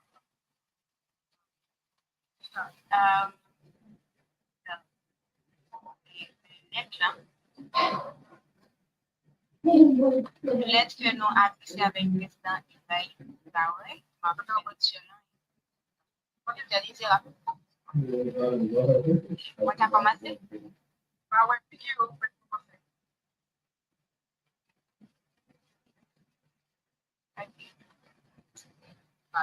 Au nom de sa de Sébastien, mon président, messieurs juin 2025. June 1st, 2025, in the name of Mother Selassie, the excellent President Ramshaw. À son excellence président Ibrahim Traoré, président de la transition publique du Burkina Faso. President of the Transition Republic of Burkina Faso. Objet sujet appelle à la solidarité et à la coopération jeunesse entre Haïti et Burkina Faso. Call for solidarity and youth cooperation between Haiti and Burkina Faso. Excellence, Monsieur le Président, au nom de Sa Majesté impériale, Haile Selassie, au nom du congrès de la région d'Haïti, nous adressons nos salutations et exprimons notre profonde admiration pour votre leadership, pour la leader de la transformation nationale du Burkina Faso. Votre vision souveraine, votre approche axée sur la sécurité, votre engagement en faveur de l'autonomisation des jeunes pour gagner le respect et l'expression de la diaspora africaine.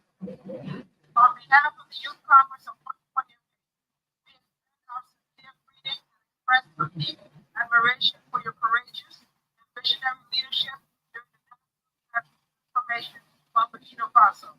Focusing on sovereignty, security, and youth leadership that respect and inspiration for not only in Haiti, but African diaspora. Aujourd'hui, Haïti traverse une grande précédent dans les institutions de gouvernement. Les jeunes se retrouvent marginalisés, sans opportunité de souhaitons officiellement cette proposition à votre vote bienveillant pour solliciter l'assistance de la mise en place à la gouvernance dirigée par la jeunesse basée sur le modèle du kidnapping. Today, Haiti is enduring an unprecedented governance crisis. The youth are marginalized, limited opportunities, with no clear path forward until now. Therefore, we respectfully submit to the call office, seeking your assistance in establishing a youth-led supportive initiative modeled by the Burkina approach to our youth in Haiti.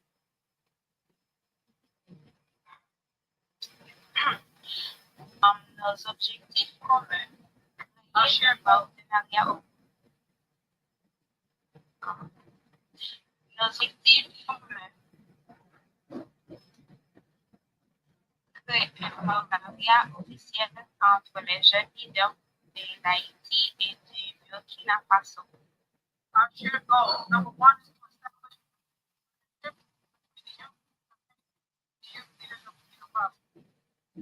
Échanger sur les mesures de sécurité et nationale. Number two, exchange for national security. Former les jeunes leadership, gouvernance et développement communautaire. Number three, to train the youth and leadership community development. Numéro 4, organiser un forum jeunesse Haïti Burkina Faso 2020. Number four, to organize the Haiti Forum in 2025 and Nous serons à fournir un dossier complet du projet et à collaborer avec nos délégués pour entamer cette mission commune. Nous vous remercions pour votre coopération, engagement et effectif vers l'autonomisation de la jeunesse à travers le monde.